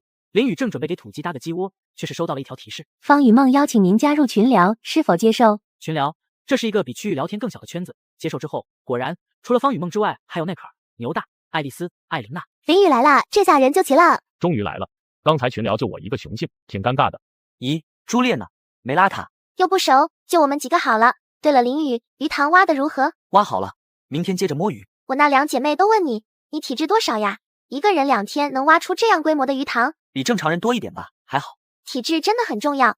我和2个姐妹都是9点，感觉有时候干活会力不从心。咦，我听说人类男性才10点，你们3个9点不错喽。我也才10点哎，妹妹才8点。我18的体质，16的力量，我保护你们。不需要，人类如此瘦弱，我们女性精灵敏捷，体质都是15起步。爱丽丝，你是不是有双20了？20多点吧。哇，2位精灵姐姐好强。林宇，你这愚蠢的人类男性多少了？不高，没多少呢。不高是多少吗？我赚了点钱，体质点多了，还发了张体质的截图。您才是真正的血女，是个强壮的男子汉。哎呀，惊讶！怎么可能？区人类男性体质为什么会这么高？我们3个女孩子拼起来都没你高，真是个离谱的男人。运气好罢了，干活了，先不聊了。等一下，我们这个小团体的名字叫什么？你的名字带个雨，还有2位精灵姑娘，就叫雨林小筑吧。好。林宇继续干活，稀里哗啦的切了一阵石头。围墙即将完工，林宇有些迫不及待，直接再入矿洞开始挖矿。现在的力量和体质，加上 LV4的采矿等级，他采矿的效率可谓是飙升。在太阳落山之前，挖出的黑斑石等矿石堆积了一座小山。若非阿呆也帮忙搬运，只怕光靠金甲虫都搬不完。晚上吃了晚饭，林宇升起了一堆篝火，连夜将石头也砌好，努力补上了最后的一节围墙。围墙4面都是100米长，高5米，4面都有一闪石门。围墙里侧有楼梯上去，给人一种厚重的安全感。林宇看了看时间，已经是晚上12点，急忙洗澡睡觉。早上起床望向窗外，发现围墙是立起来了，但是视线没有以前好了。先去鱼塘放水，因为饵料的效果下降了，这一次只捞上来450个单位的鱼虾。吃完早饭，林宇打开了建筑页面，这瞭望塔也能够当做射击塔，居高临下用弓箭射击能够取得先发优势，但是有点贵，10块还有1000个单位，但是木材没了。林宇这时才发现，在这片平原上，木材的是比较难获得的资源。至于说去紫色山脉内砍伐，林宇得知在领地边缘是有一圈阻挡试炼者的空气墙。按照说明，空气墙的范围是能够扩大的，也就是说领地是能够扩展的，但也是需要解锁科技并且付出大量的资源才能拓展。林宇准备用白银收购一些，一搜之下发现1单位的木材竟然只卖1白银。但转念一想，林宇似乎明白，现在的人还在为吃饭问题发愁，谁能够像他这般造瞭望塔，直接买了2000个单位的木头？请选择木材摆放地点。林宇选择将木材摆放在一处墙边，点开建筑页面，开始搭建瞭望塔。不一会儿，15米高的瞭望塔便造好了，位置就是在2边围墙交接的转角。爬上去一看，一种俯视感油然而生。林宇感觉从这个地方射弓箭或者丢标枪，能够有距离和威力的加成。打开建筑页面，铁胎弓300铁矿100白银1动物的筋。铁矿和白银暂时够，但动物的筋没有。打开拍卖行，果然搜不到。到哪去找一根牛筋呢？林宇目光看了看下方正在和土鸡玩耍的阿呆，又看向了远处正在拉矿车的金甲虫，摇了摇头，这2货明显不够格，而且也舍不得宰了。一群游荡的牛进入了本区域，他们将在附近待上1到2天。林宇瞪大了眼睛，正想着搞牛筋，竟然就有野牛游荡过来了。果然，站在瞭望塔上的林宇发现了3头白色的野牛，从紫色山脉之中晃晃荡荡的走了过来，进入了自己的领地。游荡的野牛，野性90%，中立生物。有牛，哎呀，它往我的果林去了。我比这头公牛俊俏多了，靠，别吃我的草啊！大家不要去接触这些野牛，惹怒了会主动攻击的。我要不要试试驯服呢？别，90%的野性成功率很低的，驯服失败就会主动攻击你。好，听你的。林雨看着向竹林走去的3头野牛，微微皱眉。他们不会是想吃我的竹笋吧？这能忍。我有围墙，先替你们试试野牛的战斗力。自己小心。林雨并没有急着出手，而是仔细打量起来。观察之下发现，这3头野牛有2头母牛，1头公牛。带头公牛极为强壮，目测体重可能达到1500斤。不过公牛虽然强壮，但林雨今天的暴击还没用，是有一击必杀的能力的。他将目光看向标枪，距离有点远，以我的力量虽然能够射过去，但准头肯定不行。那边还是竹林命中率更低了。思索了一下后，他心中有了主意。片刻后，林雨将石门打开一道缝隙，对着身边的阿呆激怒3头野牛，然后跑回来。阿呆发出了嗜血的低吼，下一刻，阿呆直接冲向了竹林。3头野牛吓了一跳，急忙后退，但是阿呆却直接冲到了近前，要去撕咬母牛的后腿。公牛立刻就发怒了，一牛角顶向了阿呆。若非阿呆敏捷够，跳开了去。3头野牛被激怒，处于敌对状态。公牛一击不中，更加愤怒，向着逃跑的阿呆猛冲过去。2头母牛也是攻击状态。草原上3头庞大的野牛追着一条青狼狂奔起来，一路尘土飞扬。林雨看看距离进入了200米，他喝道：“给我死来！”用全力一标枪刺了过去。这一下虽然并没有用暴击，但标枪速度还是极快，裹挟着劲风狂飙而出。但是让林雨没想到的是，狂飙而出的标枪竟然擦着公牛的头皮飞了过去，没刺中。林雨嘴角抽了抽，想要再射出一支标枪已经有点来不及了。他站在门缝大喝道：“快，阿呆进来！”阿呆跑得飞快，嗖的一下窜入了门缝之中。下一刻，林雨直接关闭石门，并且直接用木棍拴上。只见愤怒的3头野牛狂奔而来，看样子是要暴力破开石门了。3头野牛接二连三的撞上石门，巨力撞击之下，石门出现了裂缝，拴在门上木棍直接断裂。但是3头野牛也趴在了地上，直接晕眩了。林雨先是一愣，随即脸上露出了笑容：“你脑袋再硬，能硬得过黑斑石门不？死了没有？”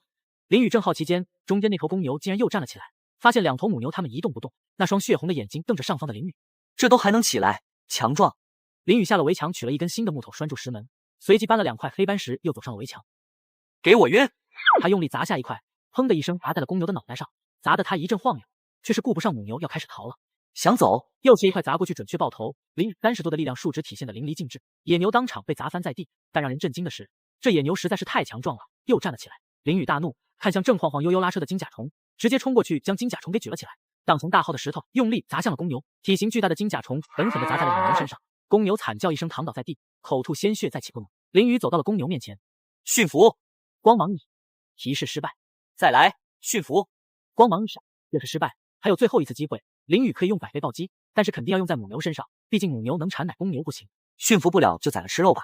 林雨眼中已经有杀气了，公牛愈发的无助。哎，你他娘的还真是个天才！我也想让你驯服成功啊，但你驯兽等级太低了呀。臣服我，或者死。驯服。你以37%的成功率驯服了野牛。成了。林雨眼中露出了欣喜之色。警告：公牛处于濒死状态，若不救治，将于2小时后死亡。林雨吃了一惊，他急忙打开拍卖行搜索草药，发现了一些草药上架的，单价在300白银。这个阶段草药是救命的东西，价格都是高到离谱的。没办法，买吧。为公牛吃了一株草药，提示显示将于5小时后死亡，总算不是2小时了。又买了2株草药喂食，终于提示不会死亡了，救活了公牛。急忙去看那2头母牛，这一看之下发现有1头母牛已经死了，另一头也是奄奄一息的样子。林雨连续2次驯服都没有成功，第3次决定把暴击机会给用了。100倍暴击触发，您驯兽效率增加100倍，您以100%的成功率驯服了母牛。驯服是驯服了，结果母牛也是处于濒死状态。林雨又花了900白银买了3株草药将它救活。这时林雨发现母牛的奶乳在滴奶，在商城买了个木桶往下一放，不能浪费了，当即开始挤奶。片刻后挤出了整整1桶的牛奶。牛奶25个单位。看了下拍卖行，1单位的牛奶等于40白银，这一下竟然把草药钱给赚回来了。林雨大喜，现阶段食物短缺的情况下，这母牛就是自己的来钱机器啊！除了作物不要吃，别的草皮随便吃，另外不要靠近湖边，小心被吃了。被驯服后的动物都是能够听懂简单命令的。2头牛都是叫了一声，甩着尾巴开始在城墙内吃草了，花费了5白银和20蛋块。正修复损坏的石门，群聊中又有消息了。林雨还活着吗？野牛撞在石墙上，晕过去了，我这边解决了。呼哈哈，笨牛！说来，我这边的母牛好像对我挺亲近的。哎，亲近，你不会是有什么隐藏的驯兽类属性吧？之前看面板好像是有个人特性，我再看看。个人特性？天呐，你真有这方面天赋。是个驯兽方面的，3星。推荐尝试驯服一下，失败就跑。哎，这母牛拱我怎么办？勇敢一点。好吧，我们相信你。方雨梦应了一声后，不再说话，似乎开始尝试了。你们领地都进了几头牛？1头。所有人都说是1头，有的是公牛，有的是母牛，但都是1头。林雨皱眉，思考了一下后，多少有些明白了其中原因。自己的基地评分已经有180分了，应该比其余人高了3倍乃至5倍，所以事件的强度也随之增强了。这是一个滚雪球的设定啊！林雨知道他误会了，倒也没有用兵器，同样赤手空拳摸上去，只是几个回合秋叶自是有些抵挡不住，他的武技的确有进步，但是架不住林雨力量，体质和敏捷暴涨呀。20个回合后，秋叶又被林雨按在了地上。你要干嘛？放开我！混蛋，变态！别怕，我不会对你做什么的。告诉我，你的武技是从哪来的？武技？你想问的是这个？告诉你也可以，但你能让我起来吗？抱歉，一时情急。我的武技是在湖里钓鱼给的。钓鱼？难道湖里的怪物被人给消灭了？怎么可能？就算是青铜强者，都未必能够打过那条大黑鱼。我自然有我的办法，但不会告诉你的。什么办法能够在自身安全的情况下钓到武技？你不要想着去尝试，这是我的天赋能力。你去试就是找死。言尽于此，3日之后我们再打过，就不信赢不了你了。哼！说着话，人消失了。林雨也是退出了竞技场，他躺在浴桶中，望着繁星点点的天空。方雨梦也是，秋叶也是。看来不仅是我一个人拥有特殊天赋，这个世界真是让人期待啊！早上醒来，发现2头牛趴在自己屋门口在那睡觉，不远处有2坨牛粪，看起来脏兮兮。不行，这动物多了，基地的卫生评分又得下跌，又不卫生了，是时候造一个驯兽场了。这驯兽场不仅能够供牲畜居住，还能够自行净化牲畜的排泄物，提升卫生评分的同时，关键还能够增加驯兽的成功率。林雨点开了建造键，直接确定之后，眼前光芒闪烁之间出现了一个牧场，2个畜棚，一堆初始的草料等常见的东西，面积也不大，20平。看了下驯兽场的属性，在驯兽等级的基础上加了10%的成功率，另外还增加了动物产出的10%，这倒是挺好，长期来看肯定是血赚的。看了看卫生评分，果然一下就上去了，这回来到了55，快要及格了。基地评分也有上升，目前正好200。去鱼塘搞了一波，因为没有特殊饵料了，今天产出的只有30个单位的鱼虾，之前捞的鱼虾还有不少剩余。林雨将之前那剩下的200个单位鱼虾上架，赚了1600白银，又把今天新鲜得到的送入了冰窖之中。接着他去给母牛挤牛奶的时候，灵机一动，挤奶能不能出暴击的？他心中默念一句后，直接用力一挤，100倍暴击触发，牛奶哗啦啦的流进了木桶之中。林雨看得真切，这次挤出的颜色与之前不同，似乎纯洁了一些。特殊牛奶营养价值极高，每服用1个单位可维持1天100%的保湿度。注：特殊牛奶散发的气味对于生物有极大的吸引力。一共挤了10个单位的特殊牛奶，母牛直接瘫了一般躺在地上。果然暴击了，10个单位可是能抵10天的口粮啊！正要尝鲜，却是发现阿呆狂奔过来，对着木桶疯狂摇尾巴，似乎很想吃的样子。对于动物有特殊吸引力。林雨阻止了阿呆想要偷吃的举动后，将这些牛奶放入了冰窖之中。等牛奶彻底冰冻后，直接做成奶块或者干脆做成奶片，说不定关键时刻能有奇效。吃过早饭之后，他在拍卖行收购了一批小树苗以及青菜、萝卜的种子，一共花了1500白银。林雨又在商城买了犁地的工具给大公牛套上，直接让他开始开垦荒地了。规划好一切之后，他接着切石头，现在连畜棚都是实质的，自己的还住着木屋，这不能忍呀！向着大别墅努力。如此过了3天，这3天可谓是风平浪静。林雨努力干活之下，将食材存到了2万单位，另外把喝剩下的牛奶、吃剩下的水产都卖了。3天赚了5000多白银，目前白银又回到了1万这个顺眼数字。新开垦的青菜、萝卜菜地已经顺利播种了，买入的一批樟树树苗也在领地边缘种下，一切都有条不紊的进行着。3天的暴击机会全部存了下来。今天林雨又来到了矿洞，准备挖一票大的，心中默念了一句之后，他一镐子挥了下去，100倍暴击触发，一块脸盆大的银色矿石滚落下来，低头一看，竟然是白银。白银1万单位，哦，好多钱！林雨心中一喜，但提示随即而来，警告您本次挖掘惊醒了银甲瓢虫。一只小牛犊子大小的银色甲虫飞了出来，直接就对着林雨撞了过去。以卵击石，砰的一声脆响，天宫刀的刀面拍在了银甲瓢虫的身上，发出了金铁交击一般的脆响。银甲瓢虫直接被抽飞了出去，重重的摔在岩壁上。驯兽成功，您以37%的概率成功驯服银甲瓢虫。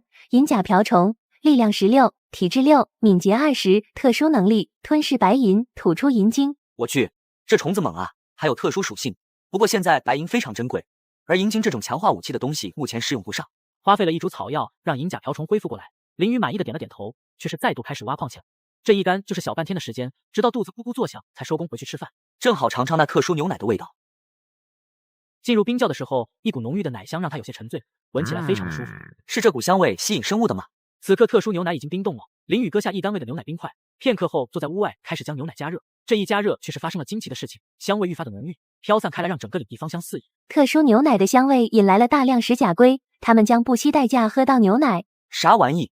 爬上瞭望塔一看，果然从东面的位置陆陆续续扑进来10只乌龟。这乌龟个头很大，和那种活了几百年的海龟差不多大，但速度大概和正常人散步差不多。等这些乌龟靠近了一点后，林雨取了一根标枪，从瞭望塔上落地的投掷了下去。LV4的射击技能命中率提升了一些，这一下还真刺中了领头的那只体型最大的石甲龟。一声闷响，标枪在巨力之下当场断成了2截，乌龟壳上被打出了一道裂痕。果然很硬，想要靠标枪弓箭打死这些乌龟，不知道得浪费多少。冲下去用天宫刀劈斩才能有效杀敌。他也不急，反正全部家当都在围墙之内，他倒要看看乌龟能不能破开围墙。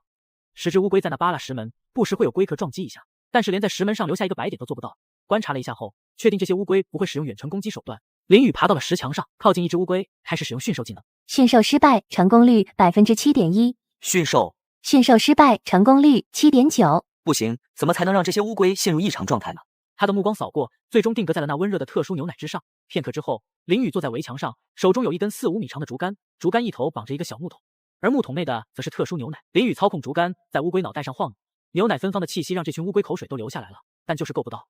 他干脆把竹竿绑在了围墙上，自己则是去切石头了。2小时后，夕阳西下，林雨又切出了一大堆的石头，上围墙一看，好家伙，下方的乌龟此刻都显得疲惫无比，但还是会不时的扬起脑袋，试图够到木桶。进了疲劳状态，吃不消了吧？驯兽成功，成功率61%。不错，成功驯服了一只石甲龟，雌性，怀孕状态，力量11，体质29，敏捷2，特殊能力尖盾。林雨连续的使用驯兽术，最后10只石甲龟被驯服了8只，那只体型最大的雄性也驯服了，他的驯兽术达到了 LV。可惜了，驯兽次数用完了，只能含泪吃龟肉了。搞定之后，林雨将木桶内的牛奶自己喝了，果然美味无穷。喝完之后肚子也不饿了，全身舒畅。您服用特殊牛奶，获得行动狂热状态1天。随后，林雨暂且将它们圈养在了小溪内，趁着这个镜头，林雨开始料理2只石甲龟的尸体。乌仔已经很熟练，就算是乌龟也架不住天宫刀的锋利，稀里哗啦一通操作，直接搞定，收获了一波乌龟肉和2个龟壳。锅里煮着一块乌龟肉，一边的阿呆馋的口水要流下来，林雨则是正在研究龟壳的使用方法。将乌龟壳固定在围墙上，用来当做射击时候的掩体，好像挺不错的。乌龟肉肯定是吃不完的，趁着肉价还在高位卖。大补的乌龟肉，吃一口满嘴留香，吃3口长生不老。现已上架拍卖行，走过路过不要错过，快来买呀！广告的效果是无穷的，上架的乌龟肉很快就被抢夺一空。林雨猛赚了一波白银，一看自己的财富足有3万白银了。现在食物足够，关键科技解锁不单单需要白银，还缺材料没齐。想了一下后，林雨还是认为白银用来强化自己的属性最为划算，直接花了2万白银，换了20个属性点，平均40了，这是他初始属性的4倍。林雨准备洗澡睡觉。清晨吃完了早餐的林雨看了看8只乌龟的情况，它们此刻都在岸边晒太阳，别的没什么。但林雨发现这石甲龟挺能吃啊，一只乌龟每天要消耗5个单位的肉类，早上放水捞到的鱼一般就进了它们的嘴里了。当然，它们也会自己在小溪中抓鱼吃。想要彻底的散养，还是得把湖里的水怪给解决了。42的力量了，可以尝试一下了。林雨第一次走到了靠近湖边20米的位置，点开了建造页面，选择在这个地方做了一个10米的瞭望塔。眼前光芒一闪，瞭望塔搭建完毕。随即林雨将19杆标枪搬了上去。片刻之后，空气中荡漾起了奶香味。一只银色的甲虫提着一个木桶飞向了湖中心。远处的瞭望塔上，林雨的目光紧盯着湖面。果然，没有多久，湖水下出现了一大团黑影，正快速向着银甲瓢虫飞去。不用说，肯定是被特殊牛奶给引来了。飞高！林雨大喝。银甲瓢虫提着木桶猛然拔高了一段距离，几乎是同一时间，怪鱼从湖中一跃而起，直扑而上。在怪鱼离开水面的这一刻，林雨清晰地看着了它那狰狞的形态，血盆大口，能够活吞一头牛，看起来非常恐怖。就是现在，林雨用全力狠狠地将标枪射了出去，标枪带着破风声猛烈的飙射向半空中的黑鱼，狠狠地刺在了黑鱼的身上。巨大的力量让标枪刺穿了鳞片，但也就是刺穿鳞片而已。林雨发现并没有见血，怪鱼开始下落，轰隆一声跃在怪鱼在水中快速游动，竟然向着林雨的方向冲来。什么？怪鱼冲我来了！林雨皱起眉头，猛地抽出了天宫刀。怪鱼再度一切手，那双看着自己的鱼眼中带着极为凶厉的气息，这是恐吓，是威胁。落水之时，怪鱼一伸，水花溅起10几米了。敢威胁我？林雨大怒，猛地拿起了一根标枪，趁着怪鱼半截身体浮在水面上的那一刻，用力将标枪投掷了出去。百倍暴击触发，一团雪花炸裂。怪鱼仰天发出了一声凄厉的吼声，迅速窜入了水下，眨眼间就不见了。湖面浸染鲜血，银甲瓢虫飞回了林雨身边，而林雨却是眉头紧锁，脸色不太好看。百倍暴击之下，怪鱼这都没死，还跑了。林雨在原地沉思起来，得出了2个结论：第一，竹子作为主材料的标枪无法发挥百倍暴击的全部威力，标枪就这个硬度，它的伤害是有一个上限的。第二，自己投掷的手法有问题。林雨回忆起了曾经看运动会，那些运动员投掷标枪时都是带有旋转的，而自己则是直挺挺的出去，完全的蛮力攻击。得研究一下标枪的投掷方法了。林雨翻阅起了商城，别说，还真被他给找到想要的东西。好家伙，看说明是现学现会的，但是这价格贵得离谱。林雨还在这个页面发现了弓箭精通手册、弩箭精通手册这类技能，全是5万1米，就离谱。不学会标枪投掷方法，就很难对黑鱼一击必杀。怪物恢复能力很强，说不定几天伤就好了。还是得买。林雨从瞭望塔上下来，把银甲瓢虫给留在了上面。没有林雨的命令，瓢虫也没乱动，就趴在瞭望塔上晒太阳了。在他身边，那木桶之中的特殊牛奶也被遗忘。下午时分，林雨切了大量的石砖，正打算休息一下的时候，突然有急事了。警告：一群土著部落路过的原住民被奶香味吸引，准备袭击您的领地，请做好准备。什么土著部落？林宇大吃一惊，第一时间命令所在外面的宠物全部回到围墙内。他则是急急忙忙爬上了城墙内的瞭望塔，四周眺望起来。果然，片刻之后，有5个手持各类武器、穿着部落服的土著人从东面出现，向着这个方向而来。土著人袭击可以说是最严重的袭击之一了，而且一来就是5个，来的5人4男1女。一个壮汉手持斧子和一面巨大的盾牌，3个身材健硕的男子，一人拿剑，一人拿长矛，一人拿弓。那年轻的部落女子也是拿着一张弓箭。1坦克，2战士，2工兵，这是来打 boss 的吗？5个部落的人缓缓走过来，显得很小心。他们似乎是第一次见到那么高大的围墙。林宇藏身在瞭望塔的一根木柱后面，眼角的余光看见他们缓缓地走了过来。竟等他们进入最佳的射程范围，5人进入120米的范围，这是弓箭抛射的极限。林宇猛地拉开铁开弓，瞄准了那手持弓箭的男子。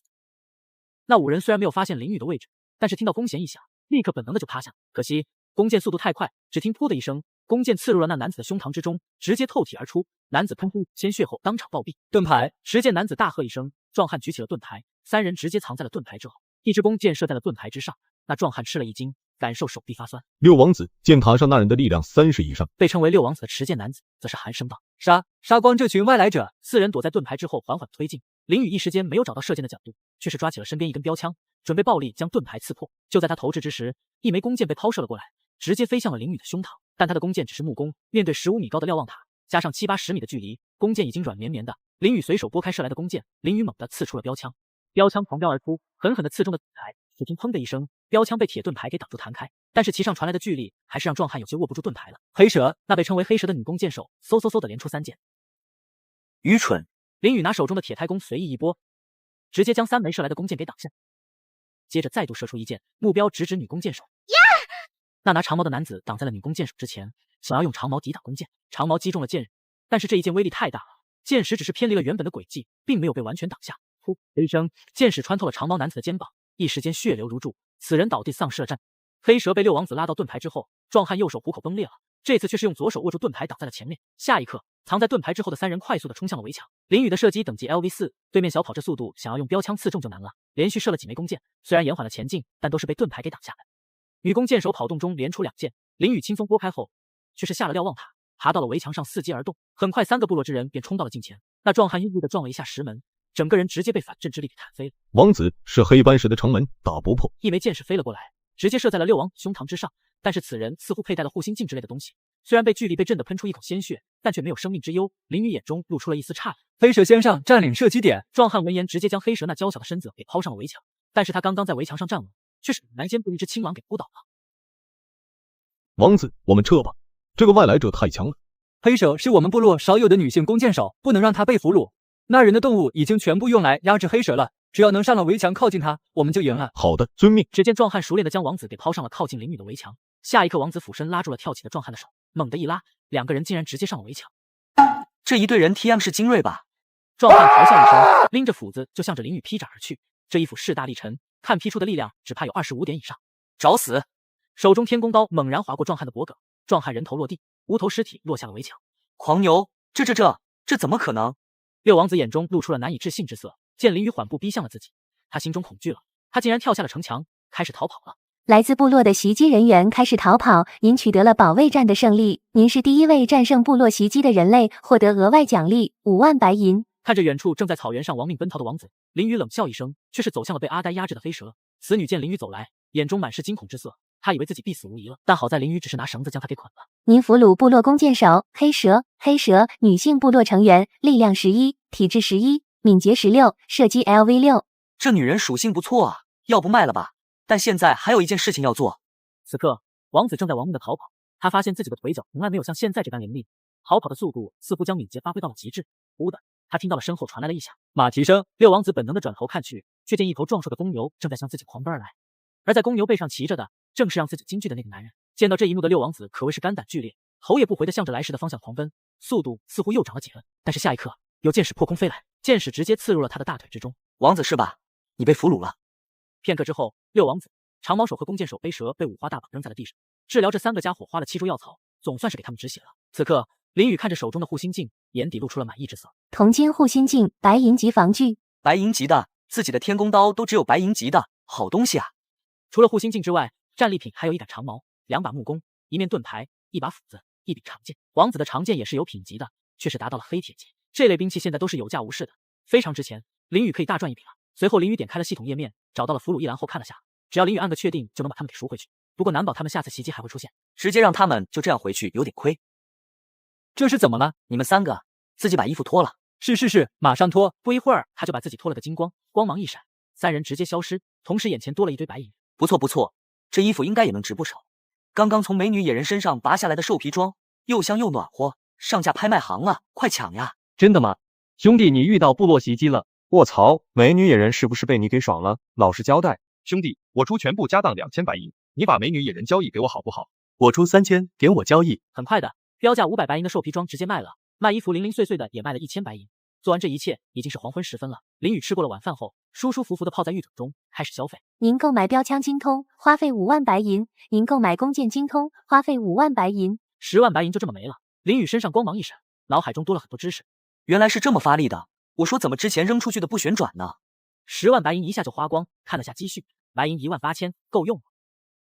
接下来的3天，领地一片风平浪静，除了每天使用一次暴击挖矿之外，别的时间几乎都泡在了标枪和弓箭上。如今射击等级来到了 LV5。另一边，虽然3次挖矿并没有再度暴击出特殊矿石，但却因大量黑斑石又引发虫子袭击了。这回林宇的绝地虫数量来到了10只，3天下来，石砖的数量累积到了25万，距离大别墅的目标只有1步之遥。这一日下午，林宇站在湖边的瞭望台之前，犀利的目光望向湖面，手中攥紧了铁矛，准备随时雷霆一击。这铁矛被他改装过，现在多出了2个钩爪，看起来更加狰狞了。天空中，银甲瓢虫抓住了装在特殊牛奶的木桶，正在引诱大黑鱼扑上来。如此等了大概10分钟左右，突然平静的湖面泛起了涟漪，林宇清晰的看到水下黑影。就是现在，用尽全身力气将铁矛给投掷了出去。百倍暴击触发，这次扔出去的铁矛不仅速度很快，而且带着高速旋转，威力之大可想而知。同时，铁矛的尾部缠着一根藤蔓编织成的绳索，另一头绑在了瞭望塔之上。百倍威力加成之下，铁矛几乎化为了一道旋转着的黑光，刺向了大黑鱼。下一秒，只听扑哧一下炸响，大黑鱼身上爆出了一团血雾，铁矛直接穿透了大黑鱼那壮硕的身躯，从另一头透体而出。砰的一声，砸在了湖中。大黑鱼发出了一声极为凄厉的惨叫之声。浪花飞溅之间，它开始剧烈的翻滚挣扎，一下子将藤蔓绳索给绷得笔直。瞭望塔立刻摇摇欲坠起，这也在林宇的算计之内，他直接跳下了10米高的瞭望塔。给我死来！标枪旋转着飙射而出，准确的刺入了大黑鱼的翻滚身体之中。再来！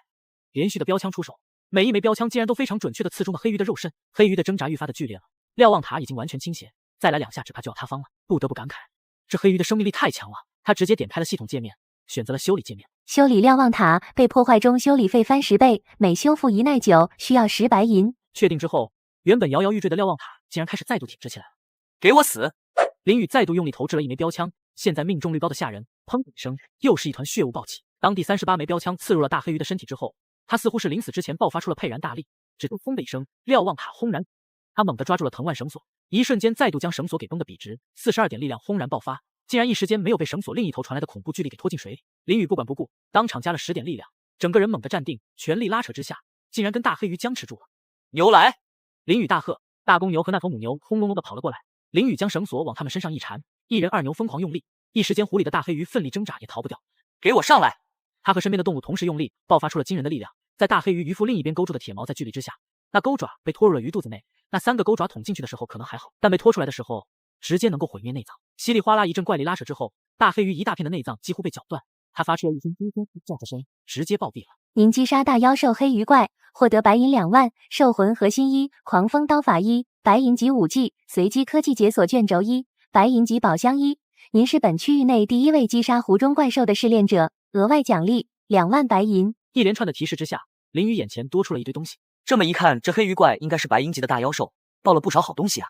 收到提示的林宇瘫坐在地上，长长的松了一口气。这回他感觉到手臂酸麻，掌心已然磨破皮了，满是鲜血。招了招手，银甲瓢虫飞了回来。林宇喝了特殊牛奶之后，整个人恢复了过来，把地上的一滩东西放回了木屋。片刻之后，看着如此庞大的尸体，林宇再度心生感叹，冰窖太小了，放不下。得，还是卖吧。一直到了夕阳西下，林宇才算将整条大黑鱼给全部切了，得到了不少鱼肉。另外还有坚硬的鱼骨星号200，这鱼骨可是好材料，能够用来做兵器的。另外一些乱七八糟的建筑也可以用鱼骨强化。林宇很干脆的直接上架鱼肉，接着打开建筑页面，果然某些建筑是能够加入怪兽特殊的身体材料，强化硬体的。现在他有白银48000，石砖原本是不够的，但是却可以用这副坚硬的鱼骨给替代一部分，可以造大别墅了。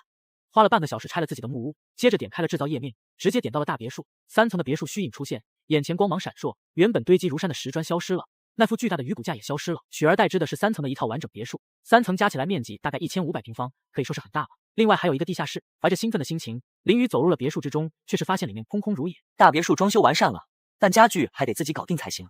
在3层每个房间都看了一下，他很快就规划好了厨房、卧室、客厅等等，又去地下室看了一下，非常干净，可以做仓库室。一看基地评分，好家伙，现在有500了，卫生评分也加了12点，现在最高值来到57点。别墅白银家，面积1650平方，评分加300，卫生标准加12，产生正向 buff 几率加12%。片刻之后，别墅3层阳台上，林雨买了一张太师椅，舒舒服服的躺在上面，从这里眺望整个领地，当真是风景这边独好。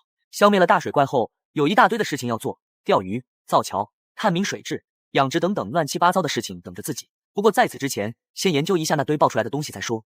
他一时间点开了《狂风刀法》这本武技，直接选择了学习。狂风刀法白银级第1重。林雨感觉到脑海中有无数的信息涌入，他脸上露出了恍然之色，起身挥舞了一根刀后，果然自己出刀的力道、角度全部有了大提升。另外，狂风刀法一共有3重，每提升1重，施展时的威力都会提升。白银之后的黄金级、白金级这类武技，层数也会增加，威力都已是几何递增的。每提升1重居然要3万块，自己现在1.8瓦白银，突然就不想要了，回头去竞技场试试。林雨接着使用随机科技卷轴，恭喜您获得访客科技。咦，直接把访客给解锁了，也就是说我可以前往别人领地拜访啊。林雨满意的点点，打开白银级宝箱。恭喜您获得个人特性驯兽师1星。卧槽，个人特性驯兽师1星，驯兽等级加 LV3，领地内驯服的动物全属性增加 10%， 动物产出增加 10%， 驯兽成功率增加 10%。牛批，本以为会开个白银级的道具，没想到给了这么厉害的个人特性，这要是提升到了5星那还得了。林雨选择制作基地自动防卫核心。您消耗白银3000，翡翠200，黄金200，兽魂核心1，制作成功。眼前光芒一闪，一枚小巧的未来风魔方缓缓地落在了林雨的掌心，这就是他梦寐以求的东西。点开建筑页面，果然自动防御那一栏的建筑解锁了。自动科技这也太贵了吧，整个基地的木材也没有5000，明天再说吧，今天先把床给搞定了。豪华双人床，建造单位520，木材520，白银520，黄金52，都是520，果然是双人床。天道爸爸是在暗示什么吗？嘿嘿，建造单位可以是石块，可以是木材或者别的，但考虑豪华度，肯定还是用稀有材料比较好。还是等明天暴击次数恢复后再行制作，今晚就在太师椅上摇啊摇了。当夜，林雨裹着狼皮在太师椅上睡了一觉。早上醒来，林雨开始造床。至于材料，当然是用绿色的翡翠了。您选择制作翡翠豪华双人床，100倍暴击触发。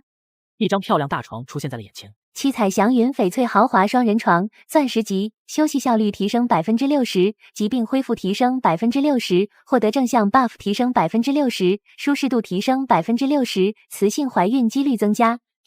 钻石级，您获得 buff 祥云的祝福，所有生活技能经验提升 20%。丁，您的种植技能提升至 LV3。这造个床就给 buff 了。看了一下面板，变化很大。这基地评分都到700了。月底的袭击强度肯定小不了，得尽快把自动防御设施立起来。您所在的区域发生异常天气，请注意躲避。瞬时间，天空中阴云密布。明明要下大雨了，可是我一点都不慌，因为我有自建小食屋了。啦啦啦，打雷喽，下雨收衣服喽。雨帽，你们也有食物了吗？之前采矿驯服了一只绝地虫，还好有它帮着挖。爱丽丝，你的树屋搭好了吗？好了，光明女神保佑，在暴风雨来临前造好了树屋。天空中下起了大雨，整片世界顷刻间起了雨好大。林雨，你的情况呢？挖的石头有点多，昨天刚好造了的小楼房。快把你那楼房发出来，我看看。林雨将昨天建好别墅照片发在群里。我的天呐，这是大别墅，你是怎么做到的？本人酷爱挖矿，挖着挖着就够材料。晕倒，林雨，你想不想养2只可爱的小猫娘呀？有人之前不是说猫娘不是宠物，是帅气的女孩子吗？兄弟，你说的挖矿真的有这么赚吗？为什么我就不出货呢？别说这个了，你们看说明没有？大雨之后钓鱼，出货率会提升1倍。水怪啊，别去找死。你们说的对，有水怪，我不找死。此刻，林雨站在阳台上喝着牛奶，一边和大家聊天，心中却是惬意无比。区区异常天气，不过如……等一下，菜地，各位保护好菜地，别被大雨淹死了。哎呀，你这么一说，我不吃菜。林雨，菜棚，材料够的话，快搭建菜棚。林雨打开建造页面，急忙选择了建造，在消耗了大量材料之后，简易菜棚就搭建好了。我这边安全了，方雨梦，你那怎么样？好了，林雨就只关心雨梦，也不问问我怎么样了。哼，你不是不吃菜吗？但他会吃醋呀，哈哈哈。咦，可儿真的喜欢林雨吗？没有，就是开玩笑的，小狗才喜欢他呢。这一场断断续续的风持续了1天。第二技能林宇第一时间跑到了菜地边。提示：基地陷入泥泞状态，卫生评分下降，疾病风险上升。突如其来的提示让林宇微微一愣。林宇发现四周，不管是围墙内还是围墙外，整个草原都陷入了泥泞状态。这种情况下，的确是细菌疾病滋生的温床，能舒服就怪了。看了一下卫生评分，一下子降低了20。被造地板了。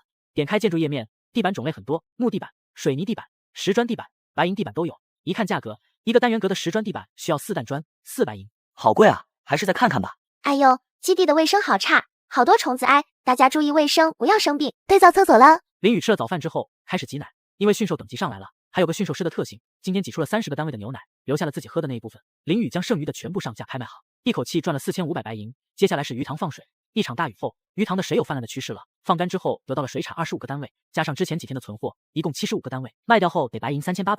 话说，最近鱼虾放假了吗？数量明显下降了呀。原本赚的这些钱已经是巨款了，但是现在看来还不够，得想办法增加收入才。钓鱼就是一个很不错的选项。现在湖内的大妖兽已经被干掉。他提着钓竿兴冲冲地走到湖边，却发现下脚的地方都没。一场暴雨之后，水位猛涨。你们的湖水涨了吗？愚蠢的男人，你那的小湖也泛滥了，都涨了。湖里的大妖怪不会上岸吧？有点担心。你们这么一说，万一再来几场暴雨怎么办？这是在压缩我们的生存空间。认识到了问题的严重性，每个人都显得忧心忡忡。世界频道已经有人出高价，希望请佣兵解决自家的大水怪。问题是，现在佣兵广场登记的佣兵大多是黑铁级的，谁又能够有能力解决白银级的妖兽呢？林宇命令甲龟排战，坐在龟背上沉吟了起来。夏季快到了，雨水充沛，就算大妖兽死了，也不能让湖水无限制的泛滥。若是在湖边造一圈围墙，围墙上放上自动弩箭，围墙内造自动箭塔，那么既能防御又能治水，一举多得。打开建造页面，想要沿湖造防洪围墙，总共需要石砖200白银的建筑费，好贵，我还是先钓鱼吧。100倍暴击触发，提示出现，林宇急忙收竿，却是发现钓上来一个铁皮箱子，打开一看，却是一张卷轴。自动投石车储存符，一次性道具，使用后可立刻获得自动投石车1台。妖兽了，钓鱼钓到投石车了。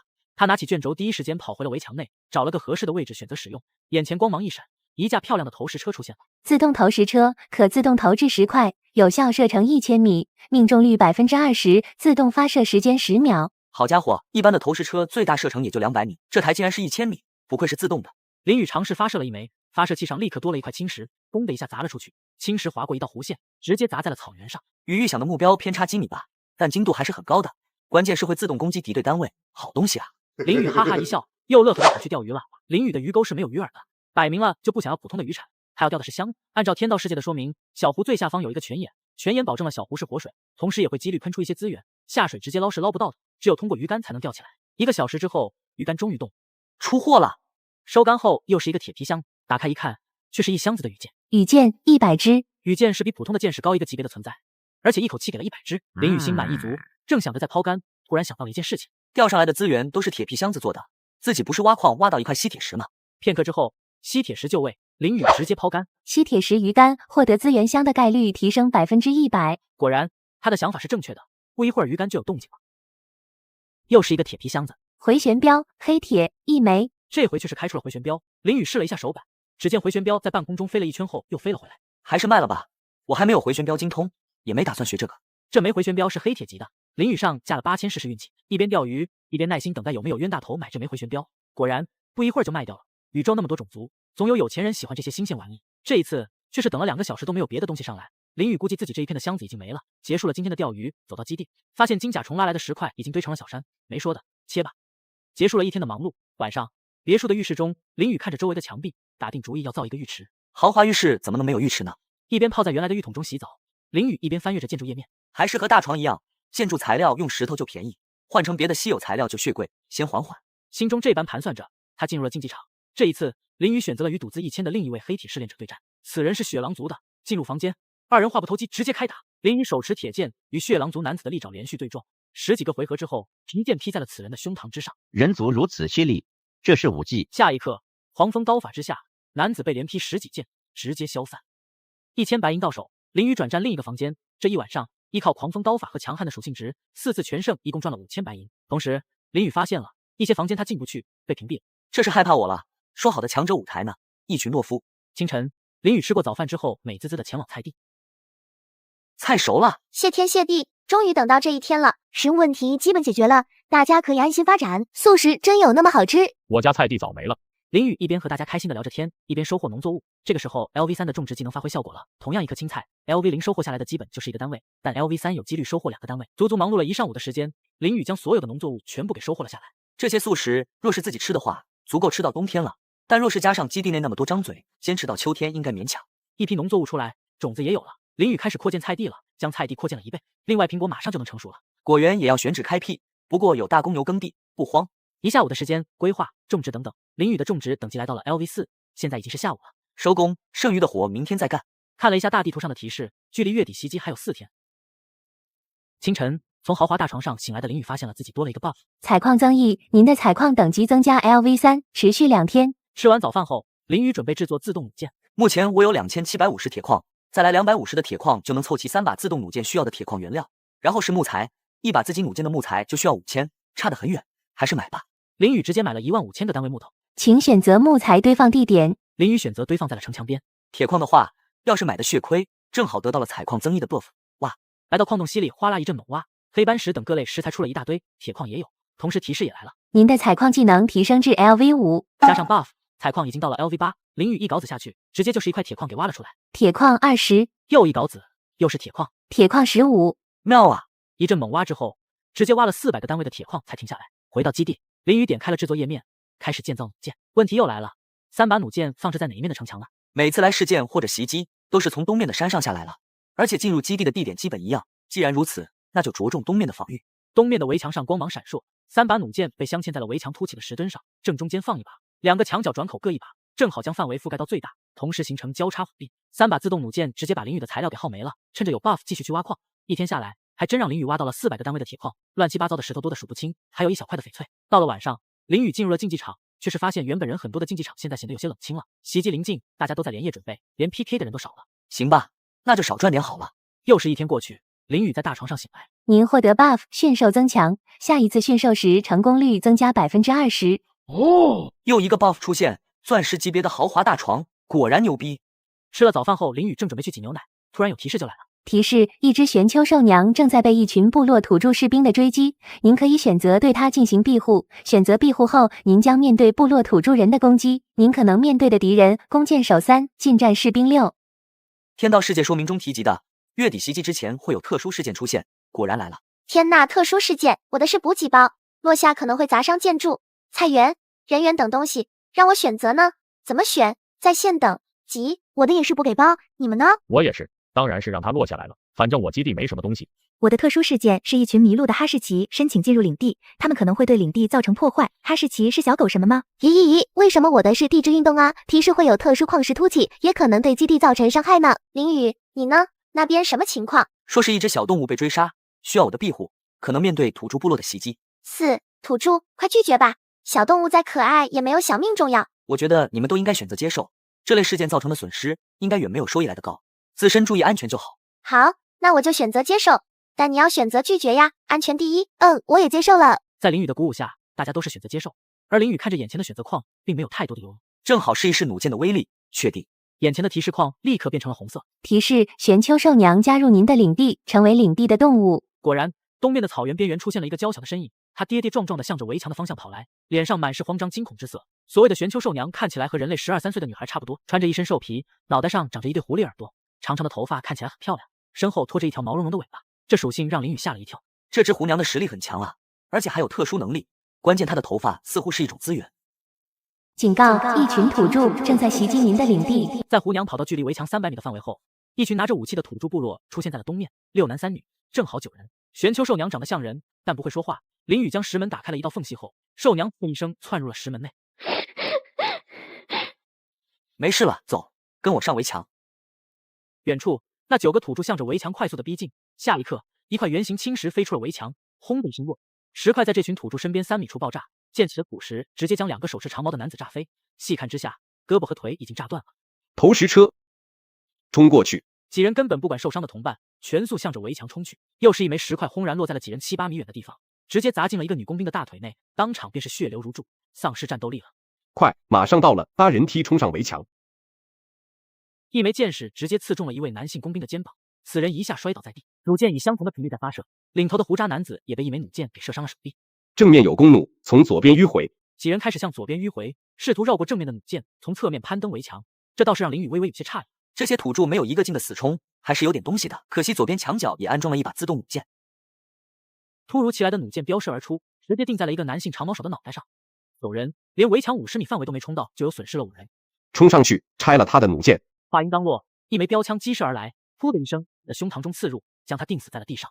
跑啊！剩余几人坚持不住了，掉头就跑。这队人远远不如上一次来袭击的精锐，这就不行了。提示：土著部落正在逃跑。银甲瓢虫第一个冲了出去，不过眨眼就扑倒了一个女性长毛手。林宇则是骑着大公牛，带着阿呆轰隆隆的冲出了石门。没有什么意外的，跑路的土著全部被俘虏了，加上断手断脚的那2个，一共7个俘虏。林宇准备将那2个断手断脚的俘虏给赎回部落，一个人1000白银。赎金能不能暴击的？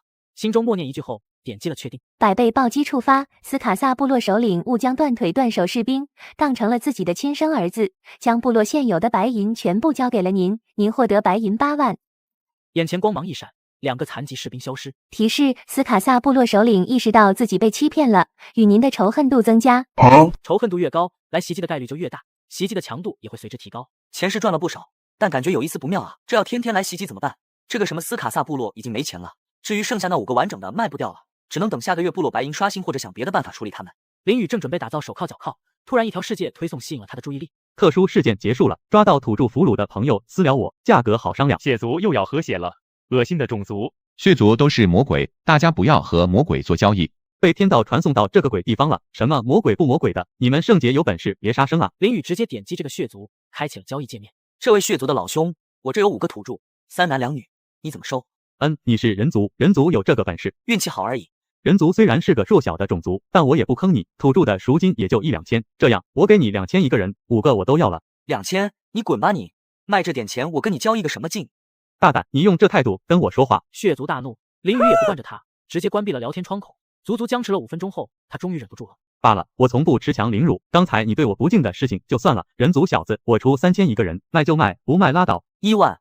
什么？你敢坑我？这位大人，听我把话说完。我说的是男性俘虏1万一个，女性2万一个。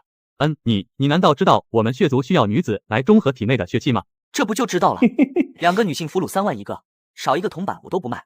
干你个血蛋，你比地狱的贪食恶鬼都贪婪。你买不买吧？不要浪费我的时间。不想跟你废话了，交易吧。言罢竟然直接摆上了9万白银，林宇也把5个俘虏上架了。交易成功，您获得白银9万。您将俘虏当作商品交易，惹怒了斯卡萨部落，该部落对您的仇恨度提升。眼前一花，5人消失，林宇一口气赚了17万的巨款。这次袭击当真是血赚。 3个补给包，1张长弓，1箱自动回收的羽箭，还有1张手弩。可惜我们3个女孩子拉不动长弓，哎，我怎么就一个补给包？给了一块晶晶石，我要这东西干嘛？晶晶石，你截个图我看看。牛大截图之后，果然是一块晶晶石，这是解锁佣兵科技的前提。哎，我这的地质运动吐出了一大块的铁矿，跟个小山一样。我不要铁矿呀，我想要石砖。一大块铁矿，林宇心中一动。 3只哈士奇挺可爱的，为什么说它们有拆家的危险？咦，你们都是那么好的东西吗？我的补给包给了一块自动防卫核心，这有什么用吗？天呐，自动核心，你运气也太好了吧！雨梦，要交换吗？你们的长弓和自动回收羽箭交换我的自动核心，这个感觉爱丽丝姐姐你有些吃亏了。弓箭是我们精灵族的生命，我还觉得不好意思呢。真好呀，我这么多铁矿也用不掉，想要换石砖造一个漂亮的围墙。你那有多少单位的铁矿？纳克尔发了截图在群里，一块巨大的铁矿石突兀的在草原上。 看起来至少有1万个单位，1万个单位的铁矿拿到市场上卖，至少能卖10万白银。你发了，那也得有人买才行。林宇，我用5000铁矿换你切好的石块，好不好？好，我给你5万石砖，交易吧。交易窗口发了过来，2人立刻交易。可儿，把铁矿赶紧搬回去，袭击来了可能会给你搬走。我也想要交换。老牛，你的晶晶石也价格不菲，想换什么？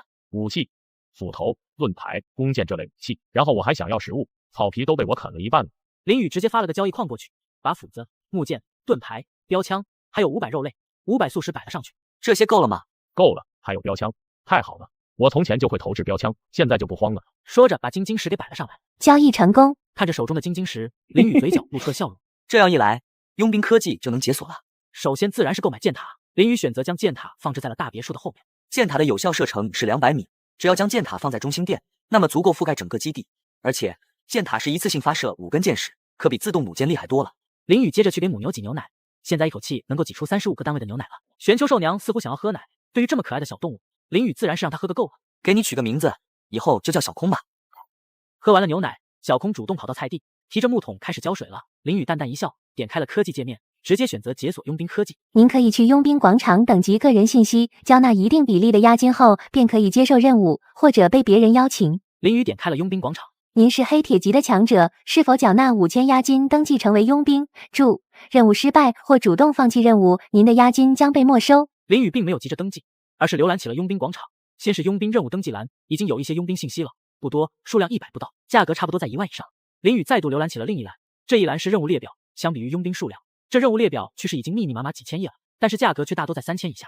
对于佣兵这个行当初步了解之后，林雨选择了缴纳白银，成为一名光荣的佣兵。他的信息立刻就被上墙了，但林雨选择了匿名。退出佣兵广场，他将目光投向了小空。小空的属性值其实蛮强的，很快就浇水完毕。虽然没有双倍暴击，但小空的特殊技能中有一项是寻宝。林雨仔细看过寻宝这个技能的说明，在从事挖掘、垂钓、搜寻、探索等工作时，是有几率摸到宝箱的。小空，你今天先去钓鱼。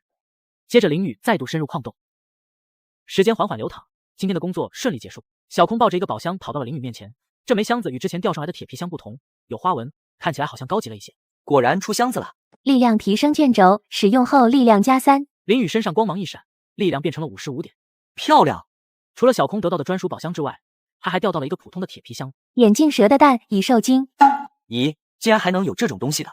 林雨目光看向了阿呆，阿呆竟然跑了。算了，现在的气温基本来到了20多度，这蛋就放着也能够孵化。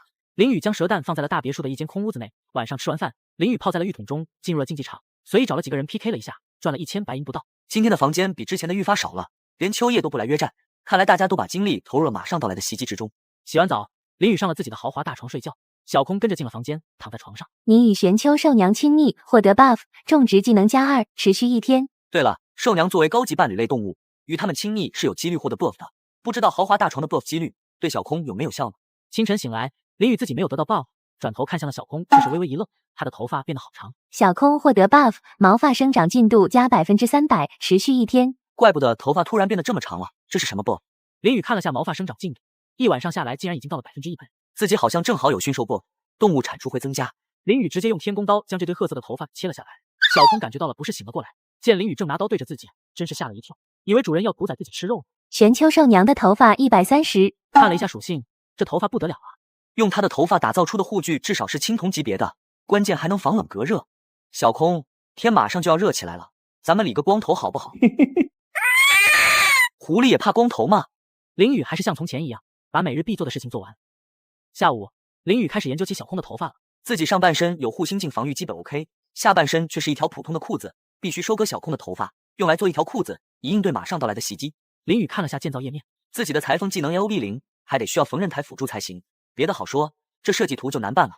查看了一下拍卖行，发现有2张缝纫台设计图，都是挂着10万白银的价格，就离谱。1万收一张缝纫台设计图，有的速度了。等了片刻，并没有人来买。林雨准备放弃的时候，突然有人发了交易框。5万，你也看到了，这东西在拍卖行价格是10万。一张设计图买10万，那是想钱想疯了。1万，就这个价，等袭击过了，钓鱼的人多了，这种设计图很快就不值钱的。这2万不能少了。1万，我只能出这么多，马上就要袭击了。你要白银还是要这张图？想清楚。1.5万，这是我最后的底线。1.1万，交易吧。说着直接将 1.1W 的白银放了上去。那人纠结了一下后，还是将图纸给摆了上去。交易成功，您获得缝纫台设计图1。走到别墅一层，林雨将缝纫台放在客厅。缝纫台消耗燃料，可升级，提升服装制作的效率和成功率，有几率做出品级物品。林雨简单阅读一下说明书后，直接放10个木材进去，开始制作。好家伙，裤子要的毛挺多的，等明天小空头发长出来再说吧。接下来的时间，林雨并没有去挖矿，而是去挖陷阱了。小空则是和昨天一样钓鱼去，希望能够钓到什么好东西。整整1天的时间，林雨挖了10几个大坑，坑里面竖着尖尖的竹子。挖完了坑，已经是傍晚了。小胡娘今天又钓到了一个铁皮箱子，这一次竟然开出来了一份炸鸡，关键这份炸鸡还是黑铁级的。吃了那么久的烧烤，林雨第一次觉得炸鸡是这么的美味。招募俘虏成功率增加10%，持续3天。不愧是黑铁级的炸鸡，吃完了还给了一个 buff。第2日清晨，剪了小空的头发，正好凑足了200单位。在操作缝纫机时，他选择了使用暴击。下一刻，整个缝纫机光芒一出现了一条裤子。小空头发制成的裤子，白金级，防御力加50%，抵挡寒冷，炎热效果提升50%。白金级的裤子，林雨立马换上了这条白金裤子。如此一来，下半身的防御就固若金汤了，安全感十足。陷阱差不多就行了。今天要做的是挖护城河，足足1天半的时间，终于将护城河给挖完了。城门做了简易的吊桥，同时护城河内养上石甲龟，作为伏兵偷袭来犯之敌。林宇站在瞭望塔上俯瞰这一切，感觉现在基地有那么点诚实的意思了。夜晚，洗了澡的林宇正在跟大家聊着天，身边的小姑娘则是早早就睡了。袭击是明天早上来吗？是同一时间开始的吗？好紧张，有些睡不着。别怕，最多就是一些土著人来袭击，没什么的。今天我把最后一段的围墙给补上了，祈祷明天的敌人不会翻墙，愿女神保佑大家。吃了林宇给的食物，拿着林宇给的斧子，我现在充满了干劲。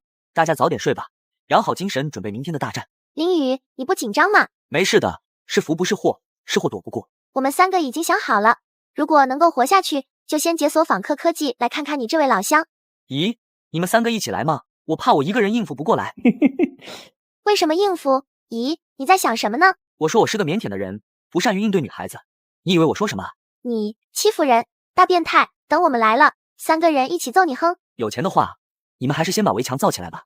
就在这样的气氛中，大家都先后睡去了。清晨，林宇站在瞭望台上眺望远方，身边的小空腰间别着一把弹弓，背后背着一柄短剑，同样紧张的四处观望。基地内石门紧闭，吊桥收起，所有的动物，包括绝地虫，全部收回了基地内部。石甲龟则是掩藏在小湖中，随时准备给予敌人致命一击。一股未知的力量扫荡整个天道世界，各类土著生灵开始集结，准备发动袭击。来了，就是不知道自己这片区域是第几波的袭击。警告，本区域各类土著生物将立刻展开袭击，请做好准备。第1波，10秒之后，警报又起。附近的斯卡萨部落军队开始进攻您的领地，他们似乎采取了聪明的战术。目光向前望去，果然在领地东面的位置出现的是一大群土著，男女都有，全部拿着武器，其中有5个土著竟然骑着大野猪。林宇一眼就判断出了对方的人数40人，心中咯噔了一下。再看基地评分，现在正好是800分。林宇看得真切，这群土著部落领头的是一个中年男子，那中年男子的目光也看向了瞭望塔的方向，二人目光在半空中交汇，他似乎对于攻下自己的领地胸有成竹。40人又能如何？照杀不误。按照原计划前进。 40人竟然分成了4个小队，他们这是要从4个方向同时攻击围墙，让林宇首尾难过。这些土著冲出去没多久，突然脚下的土地陷了下来，壮汉连人带猪翻了下去，一阵凄厉的惨叫声响起。小心，有陷阱！原本狂冲的人立刻就放慢了脚步，开始警惕地看着井下。来吧，慢慢探索前进吧，看你们能坚持多久。林宇手握标枪，随时准备雷霆一击。林宇发现每一个10人小队之中，都有1个人背着一个镐子。工兵，他们想挖穿城墙进来，绝对不能让那4个工兵接近自己的围墙，外围就得想办法给他狙了。随着4个土著小队越来越一点点的开始靠近，在某一个时刻，他们进入了自动投石机的射程范围了。一枚石块被轰了出去，东面走在最前面，正在小心翼翼探查地面的男人被当头撞，直接被石头砸成了一块肉泥，还剩37个敌人。投石机。远远见到这一幕的酋长皱起了眉头，这投石机够远的，但是他没有下令快速冲向城墙，因为你不知道前方这看似平坦的草原上埋藏着多少陷阱。又有一块石头飞过来了，各位小心！一声闷响，盾牌直接被石块砸烂，盾牌手喷出一股鲜血，2臂血肉模糊，当场晕过去。又干掉1个，还剩36个。全部人散开行动。聪明的战术，能有我的投石机厉害不？嘿嘿。还有些耍小聪明的野人，急忙跳进了水中，避免被分死人再一阵。但是这一跳之后，他后悔了。水中隐藏着一只大乌龟，一口咬在了他的脚裸上，将他拖进了水里，怎么挣扎都挣脱不开。所有人不要靠近小湖。水中的石甲龟将女弓箭手弄得溺水之后，并没有杀了他，而是按照林宇之前就交代好的事情，拖着这女弓箭手扔在了围墙下。随即，一只银甲条虫飞了出来，将溺水晕厥的女弓箭手抓起，拖进了围墙之中。围墙之内则是公牛、母牛、野狼、虫子等着他，不醒来还好，醒来死路一条。这一切显得非常连贯，动物们的配合相当默契，不是演练了无数次就是惯犯。小空，去把那个女人绑起来。又是一声轰响，投石机溅起的石块将一个长毛手的手臂给砸断了，此人痛苦地躺在地上惨叫，还剩34个。酋长，下令冲锋吧，被投石机这么砸下去受不了的。不行，你抬头能够看到石头轰过来，但你低头却看不到陷阱埋在哪，掉进陷阱必死无疑。酋长否了这个提议，这群人还是在小心翼翼地探索前进。见到这一幕的落雨脸上露出了一丝冷笑。其实前面已经没有陷阱了，陷阱要是太靠近基地的话，自己人要不要走啊？石头一块块的飞出，砸在这群人的身边，运气好就见一身泥浆，运气不好断手断脚，运气再差点直接被砸成肉。当这群土著咬牙冲入了200米范围之内时，只剩下28个人了。酋长，我们被骗了，这段路根本没有陷阱。混账，给我冲！撞开石门，将这个人渣给碎尸万段。虽然没有陷阱了，当你们进入了自动弩箭的范围，嗖嗖嗖的，箭塔和自动弩箭几乎是同时开火，北面方向冲在最前的长矛土著直接被箭塔射出的一排弓箭给射翻在地，当场暴毙。东面方向却是在3把自动弩箭的火力范围之内，3枚弩箭飙射而出，直接奔着3个士兵而去。其中那个男性长矛兵点开了，但2个工兵被射中，血流不止。是箭塔和自动弩箭，盾牌列阵，注意闪避。在箭塔和自动弩箭的轮番射击下，土著死伤惨重，还剩19个。按理来说，这么大的损失，这些土著应该逃跑才是。难道因为我跟斯卡萨部落的仇恨度很高，导致他们死战不退？真小气，不就几万银币吗？此刻，东面的敌人已经全部肃清，安装在东面城墙的弩箭有一把丧失了作用，另外安装在墙角的弩箭一个向着南面射击，一个向着北面射击，还在攻击敌人。不对劲，好像少了一队人。投石车依然在呼啸，主要在轰击北面的敌人，箭塔目前则是在压制南面的敌人。林宇发现自己的基地面临一个防御死角，西面的敌人没人攻击，正在快速的挺进，而西面正是酋长所在的小队，是他们真正的精锐。他拎起一捆标枪，拿上弓箭，直接就赶到了西面的围墙上。此刻，西面攻击的还有7人，都躲在一块盾牌后面，正在快速的挺进。顶个龟壳就能不用死了？林宇冷笑一声，手中的标枪猛烈投掷而出，强大的力量带着破风之声，直接向着那片盾牌飙射而去。一声炸响，盾牌当场被刺穿，那盾牌手壮汉直接被标枪给刺死在了原地。这一下力量绝对在40点以上，而且这个人投掷标枪的手法太牛了，急速旋转下竟然直接刺破了盾牌。散开，这人是标枪高手。正在酋长愣神之际，3连箭击射而出。林宇可是有弓箭精通的男人，这3箭直接射死了3个士兵。弓箭也这么强？酋长，这里太硬了，打不过的，我们撤吧。这个人与我们部落有深仇大恨，必须杀了他。黄蜂放虫。被称为黄蜂的女子直接从胸前掏出了2个陶罐，打开之后，竟然从陶罐中飞出了一群马蜂，直接向着林宇飞。林宇冷笑一声，抽出了身后的天宫刀，准备施展狂风刀法劈死这些马蜂。但是让人诧异的事情发生了，马蜂在飞到林宇3米范围之内后，竟然掉头就走。对哦，差点忘了我还有虫族克星。酋长，这个男人有古怪。下一刻，一枚标枪飞了过来，砸在了黄蜂女子的胸口上。因为是用枪柄砸的，所以并没有穿透，将此女打得喷出一口鲜血后，当场击晕了过去。这么一耽搁，酋长和另一个壮汉持剑男子距离围墙仅有30米了。撞开石门，他的那头坐骑大野猪冲向了石门，一声闷响，大野猪猛烈地撞在了石门之上，脑浆迸裂，就此暴毙。而反观石门上，只是被撞出了一道裂痕而已。大公牛都撞不开，大野猪就能撞开了。酋长，那是黑斑石的石门，撞不开的，我们快走。酋长看着暴毙的坐骑，简直是气得喷血。给我顶上去，20米之内要他的命。壮汉猛地一愣，但酋长这么说了，作为忠心耿耿的侍卫，就算是死也要给酋长推进到20米的距离。他咆哮一声，快速冲了过来，迎接他的是金剑，弓箭射入了他的大腿之中，但他还是咬牙又向前冲了5米。林宇这次不再手下留情，2发弓箭射在了同一条小腿上，直接将此人的一条腿给射断了。酋长，20米了。好，你是真正的勇士，小子，给我死！他扔出了一枚飞镖，这飞镖速度极快，闪电般的刺向了林宇的咽喉。这一个瞬间，狂风刀法席卷而出，将飞镖给击落在了地上。但是让他没想到的是，在这枚飞镖之后，还有一枚飞镖。林宇来不及格挡，本能侧向一边，飞镖擦过他的大腿飞了出去。小子，你死定了！我的飞镖上涂了蝰蛇毒牙上的毒液，只要擦破点皮就是死。谁告诉你我被擦破皮了？不好意思，我这条裤子是白金级的，凭你还蹭不破它。白金级？你他妈还有白金级的裤子？酋长急怒攻心之下，喷出一股鲜血。不可能，为什么？下一刻，一枚羽箭已经刺穿了他的咽喉。没有什么是不可能的。不好了，酋长死了！土著纷纷开始逃跑。恭喜您击退了土著部落的袭击，月底奖励发放，您获得奖励8000白银、800铁矿、800木材、800肉类、800素食、青铜级宝箱衣。您击毙部落酋长，获得额外奖励青铜级装备宝箱衣。斯卡萨部落酋长将会在3天后选出，您与该部落仇恨度上升。全部给我冲出去，追杀他们！一共生擒了7个土著。第2波袭击是3小时后才开始。林宇将断手断脚的全部当场用赎金的方式卖掉，一共6人，赚了7500白银。身体零件完好的有9人，全部捆住之后用药草治疗，免得还没卖出去就死了。小空将武器、衣物以及他们身上的资源收集了起来。好家伙，这不看不知道，一看吓一跳，战利品多的让人眼花缭乱。小空，把这些东西放到地下室去。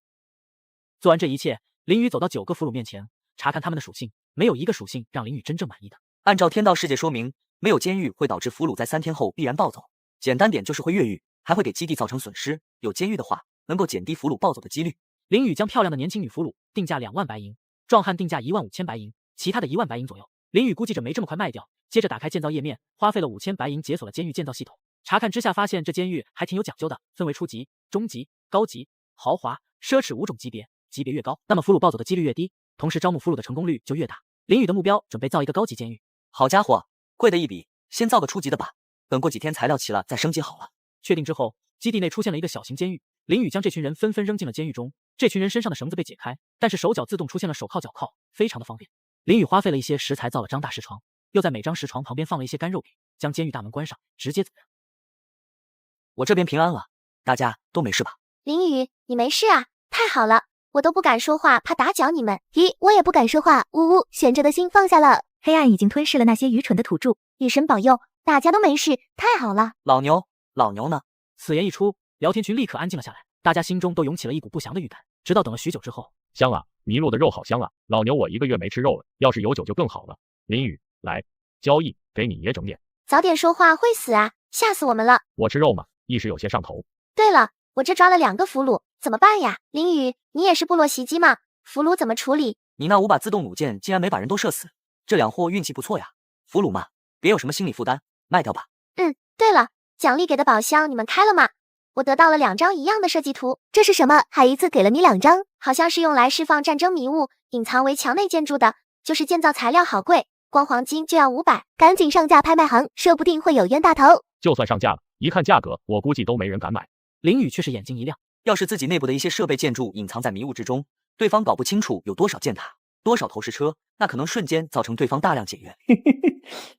这样，我帮你解决1张，正好我这有3个女俘虏，跟你换怎么样？咦，真的吗？林宇，你真是个好人。一个交易框出现，林宇将3个女俘虏从拍卖会下架，放上了交易框。咦，3个都挺年轻，属性也还好呀。林宇，我好像又占你便宜了。俘虏什么的随便抓，但是这种只有宝箱出的设计图可是非常难得的，肯定是自己占便宜呀。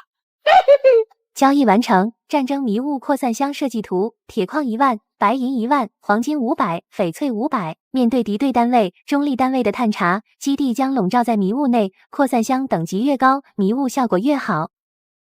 林宇点开佣兵广场，将自己上架了。林宇看了一下，发现不少人都已经在任务中了。不过这回第一波的袭击时间马上过了，接到任务的可能性比较小，还是等吧，说不定等会就有人雇佣我了。趁着这个间隙，林宇打算开宝箱了，一枚青铜级随机宝箱，一枚青铜级装备宝箱。林宇心中默念一句后，开启了随机宝箱。百倍暴击触发，您开启宝箱，获得道具大王章鱼的卵，白金级大王章鱼的卵，孵化温度0到100度，目前孵化进度80%。竟然给了1枚章鱼卵，而且是白金级的章鱼，到时候圈养在湖里，北面的敌人就靠它抵挡了。林宇将这枚章鱼卵给放在了卧室中，继续开宝箱。百倍暴击触发，您开启装备宝箱，获得装备随身储物手镯，钻石级。卧槽！竟然给了1枚储物手镯，天道世界还有这种东西的吗？随身储物手镯，内部空间1000立方米，不可装载活物，不可装载有主人的物品。林宇直接将天弓刀、弓箭、标枪放了进去，意念一动，天弓刀出现在他的掌心，再意念一动，天弓刀消失，出现的是一枚标枪。妙，实在是妙！正在他心中欣喜之际，有提示来了。第一波袭击结束4小时，天道世界所有被袭击试炼者的生还率59.772%。第二波袭击开始。这第2波袭击已经开始了，为什么没人雇佣我呀？难道其实我是个人族？既然现在没人雇佣，他干脆吃饭了。之前战利品中得到一份斯卡萨部落公主给未婚夫的爱心料，可惜公主的未婚夫被箭塔打成了筛子，正好尝尝这份料理的味道。味道简直好极了，这个公主烹饪技能一定在 AOV10以上，下次来袭击必须生擒她。您吃下爱心便当，获得 buff， 魅惑无效。1天，公主的爱心料理有一定几率让心爱的人不受异性的魅惑。心爱的人嘛，可惜啊，这盒料理不能让心爱的人刀枪不入。吃完了美味的爱心便当，他开始将一些常用的东西收入随身空间中。刚刚收拾完毕，又有提示出现了。您被矮人族雇佣，正在传送，请做好准备，若不接受雇佣任务，可中途取消，但5000押金将被没收。林宇微微一愣，15000的价格还真有人雇佣呀。林宇出现在了一处陌生的地方，这里是一间石屋，地上躺了2具矮人族男性的尸体，而另一个矮人族正靠在墙上奄奄一息。救救我，钱都给你，救救我！回过神来的林宇眼神一凝，5秒之内他是处于无敌状态的，但也无法攻击，这是让佣兵有一个反应时间。房间中除了这个矮人之外，还有2个土著，这2个土著与袭击自己领地的斯卡萨土著不同，他们眼睛是红色的，头顶飘着状态蓝被操控。5秒过后，林宇侧身一避，轻松躲开了一把刺来的长矛，接着一弓刀劈了出去，面前这个土著的肩膀直接被劈了下来。林宇又是一刀将另一个土著给劈成了2半。救救我！林宇走到他身边一看，发现此人2条腿上都有血洞，大动脉被刺破了，血止不住，已经活不成了。看了眼外围还在攀登围墙的土著，怎么回事？为什么有这么多土著袭击？我们错了，我们为了在区域频道炫耀，将自己也算在了基地评分中。我们没想到之前打造的黄金级软甲会引来这么多敌人。就我，林宇却是眉头紧锁，这样的情况是他没有料到。你把袭击时的提示发给我看看，我研究一下。原来是由某件物品触发的袭击事件，这类袭击的强度会增加一些，但是也不至于这么多人。外面至少有20-30个土著奴兵，又没有箭塔这类防御设备，能挡住才怪了。救我！这矮人族男子对林宇伸出了手，但是下一刻，他瞳孔猛地瞪大，咽下了最后一口气。提示：该领地试炼者已全部死亡，领地内一切物品将改为中立状态。您可选择退出任务，回到自己基地，也可继续在陌生领地内逗留，击退袭击。中立基地逗留最大时间6小时。咦，还有这种事情？反应过来的林宇当然选择逗留了，目光看向了3个矮人族尸体。果然，和天道说明一样，试炼者死亡后身体开始消散，同时会遗留下基地核心以及他们自身珍贵的一些东西。林宇将这枚基地核心珠子收入了随身空间之中。这可是好东西啊！使用之后可以提升自己基地的面积、土地肥沃度、水产丰沛度等这些硬性的指标。接着把2具尸体遗留下来的2件黄金软甲也给抓在了手中。软甲是主人的，给我软甲。一个被操控的土著士兵直接扑向了林宇，却是被一刀劈得掉了脑袋。林宇将食物内的东西一扫而空，走出食物后，发现所有的土著都已经翻过围墙，大概有10几个人正在往这个方向冲来。在围墙之上站着一位18、19岁模样，身穿黑衣，背后长着一双黑色翅膀的妖艳女子，此刻正冷漠地看着自己。这就是夜蝶吗？林宇目光环视全场，这里还有2间食屋，菜地里长着小巧的香蕉树，不远处趴着一匹全身颤抖的角马。林宇直接冲入了另一间食屋之中，这里似乎是一座锻造间。林宇直接将桌上的一堆资源给收了起来。您获得铁金200，银金100，武器胚胎2。您获得钢铁锻造台1。黄金软甲，把黄金软甲给我们！土著奴兵已经将大门给堵住了，2个土著奴先冲了进来，又是被林宇一刀一个直接劈死。实质的墙壁当场被他给切出了一个缺口，他从锻造间冲了出来，直接冲入了另一间食屋。仓库之中堆着大量的铁矿，还有鱼竿、木桶这类的生活用品。您获得鱼竿1，您获得铁矿5000。提示：您的储物手镯占有率70%，请尽快整理，避免爆仓。还好之前用暴击出了储物手镯，要不然这么多资源都带不走。将仓库也掠夺一空，林宇想要离开，却是发现整间食屋已经被包围了。佣兵，战斗状态下你无法返回自己基地的，把黄金软甲给我，不然杀了你。不好意思，我从来不会把到手的东西让给别人，想要软甲就看你有没有这个本事了。言罢，手中突然出现了一枚标枪，猛刺了出去，一个扑上来的奴兵当场被贯穿胸口，同时标枪还于事不减地将堵在门口的另一个奴兵给钉死在了原地。林宇乘势冲出了食屋，4枚弓箭向着林宇射去，林宇灵动的身形全部躲开，手中出现了铁胎弓，他连出4箭，直接射死了4个弓箭手。这是储物手镯，很好，我对你更感兴趣了。我对你也很感兴趣，你千万别让我抓住，要不然会让你生不如死。好啊，那就看看是谁抓住谁，杀了他！10几个近战奴兵同时向着林宇冲去，林宇展开了狂风刀法，首先冲上来的4个奴兵直接被劈死，同时林宇大腿也被长矛刮到了一下。见到这一幕的夜蝶冷笑道：“区区人族，耗不死你。”他以为林宇受伤了，但又被林宇砍死了2个奴兵之后，他发现林宇根本没有受伤。他的下身这么硬，不，裤子，这是黄金级别的裤子。正在他震惊之际，林宇已经依靠狂风刀法杀穿了包围圈，向着菜地冲了过去。只见他猛地一拔，直接将香蕉树给连根拔起，接着收入了手镯内。您获得小型香蕉树1，那是我最爱吃的香蕉，留下树来。接上集，林宇依靠狂风刀法冲出包围，拔走香蕉树，引起了夜蝶大怒，一股粉色的气流向着林宇涌去。提示：您遭到魅惑攻击，当前处于免疫状态。好家伙，爱心便当立大功！林宇取出弓箭，又射死了3个土著，如此一来，只剩下的4个土著了。看你能坚持多久！林宇整个人被粉色的气流给包裹，假装摇摇晃晃，似乎要不行了。好机会，快生擒他！这个奴隶我要了！4个奴兵赤手空拳扑向了林宇，下一刻，林宇突然恢复了清明，狂风刀法再度施展，4个奴兵当场被砍死。夜蝶见林宇向着自己扑来，连忙扇动翅膀飞了起来。咦，会飞？林宇仰面摔地上，身体一动不动了。夜蝶，你过来！夜蝶，在半空中的夜蝶微微松了一口气。没有男人能够抵挡我的蝶粉，可惜呀，你最后都没有脱战。夜蝶缓缓地降落下来，目光看向了林宇手中的储物手镯，他拾起一把短刀，准备将林宇的手给砍下来。地上的林宇突然暴起，将夜蝶给扑倒在了地上。夜蝶惊慌之下用力的挣扎，翅膀连连挥舞，但是被扑倒后根本飞不起来，而且蝶粉似乎再也不起效果了。没用的，你的手段对我无效。林宇连续2个巴掌抽在了夜蝶脸上，此女直接不动了，眼泪却是哗哗的往下流。提示：您受到魅惑攻击，当前免疫。很可惜，爱心便当下的我已经成了钢铁直男，哭鼻子抹眼泪装可怜这类招数彻底无效。林宇取出了麻绳，将她给绑了起来。为了防止此女飞走逃跑，却是将2只翅膀也绑住了。你这不解风情的男人，这是什么绑法？弄疼我了。什么绑法？压轴人当然是用压轴的绑法了。林雨将他扛在了肩上，走向了那只角马。这角马恐惧地看着林雨，以后跟我走吧。角马原本是被驯服的，现在虽然又处于野生状态，但思念前主人，还是本能的后退。敢拒绝我？林雨一拳轰出，直接将角马给打晕在地。林雨收起了散落在地的长矛、短剑、木弓这类兵器后，确定没有遗漏了，他拖住了一条马腿，选择了返回。下一刻，出现在了自己的领地，将夜蝶给扔在了地上。这一趟可是大收获了呀！任务完成，您获得15000白银。3个矮人虽然都死光了，但把夜蝶抓了，任务也算是完成了。现在还是黑铁级的佣兵，同一天内不能再接别的任务了，先好好的整理一波吧。他发现此刻摔在地上，正惊恐地看着自己的夜蝶，并不属于能够招募的单位，而是属于动物，被我驯服或者死。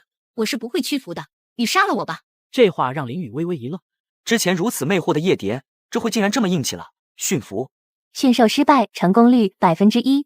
我去，好低的成功率。很好，你很嘴硬。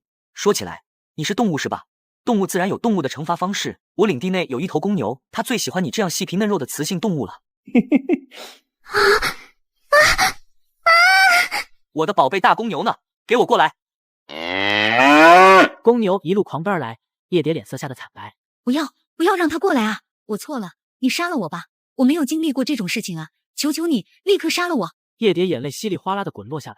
林雨闻言却是一愣，听这话的意思，这个夜蝶还是个雏。看了眼他的状态，果然进入了惊恐状态。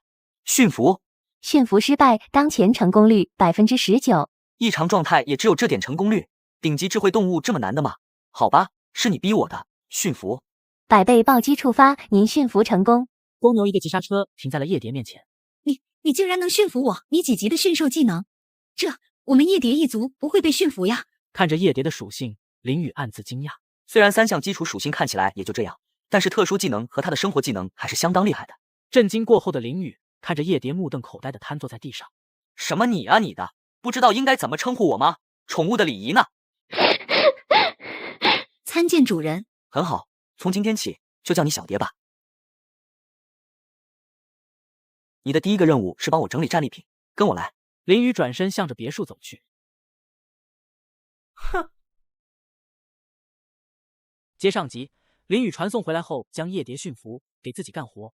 林雨将香蕉树给种下后，3人来到地下室仓库后，林雨将手镯内的东西全部给抖了出来，与2位宠物少女一起分门别类的整理起来，铁矛、短剑、木弓之类全部上架拍卖行。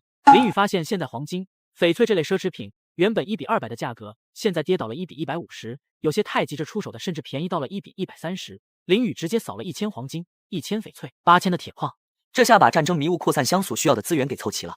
接着林雨把3枚锻造卷轴直接用掉。您使用锻造卷轴，锻造技能从 LV0 升级至 LV5。林雨感觉有很多的知识涌入了脑海中。LV5 的锻造等级已经可以尝试锻造黑铁级的装备了。他的目光看向了不远处摆放的锻造炉，心中思量了起来。这锻造炉因为会产生高温，需要专门的锻造室，还得重新规划一下建筑才行。片刻之后，林雨来到了大别墅外，取出了那枚基地核心，选择了使用。天上突然有温和的光线散落在自己的领地内，改造开始了。这天道世界当真是瑰丽无比。您使用基地核心，您的领地面积增加10%，土地肥沃度增加10%，水产资源增加10%。小蝶，这紫色群山中到底有什么？都是山，连绵的大山，别的我也不知道。林雨点了点头，收回了发散的思绪之后，他准备建造战争迷雾箱子了。片刻之后，林雨将这枚铁皮箱子放置在了楼顶开着窗的小阁楼内，有淡淡的迷雾从阁楼的小窗中散发出来。战争迷雾只对敌人有效，对于领地内的生灵是无效的。战争迷雾已经扩散至整个基地，当前迷雾内辨识率30%。30%的辨识率只能看见一个轮廓罢了，以后再升级吧，升级把辨识率降低到0%，那就完美了。做完这一切已经是下午，你取一些干粮扔到监狱里去。是。小蝶扇动翅膀飞向了监狱，而林雨则是开始准备晚餐。晚饭过后，林雨躺在木桶内，开始实行自己的大计。看了下财富，基地目前有白银7W，林雨消耗39000白银，提升了力量、体质和敏捷属性，这卫生值下降了很多。因为基地内多了很多的俘虏，还有大量堆积的死者衣物没有卖掉，导致卫生值降到了临界点。再下降就要生病了，自己生病倒是不担心，俘虏或者自己的2只小可爱生病就很麻烦。本次月底袭击已经全部结束，存活率47.168%。明日起夏季正式来临，请大家做好夏季准备工作。结束了，好多无辜的生灵消散了，为他们祈祷。爱丽丝，你还是祈祷自己别死在夏季末的袭击吧。夏天到了，食物储存是个大问题，大家都做好准备了吗？没有冰块很难储存食物的，我认为夏天应该想办法解决了湖中的大怪鱼，这样就能获得更多的水产了，而且还能钓鱼给好东西。我无所谓，夏天全是草，食物随便找。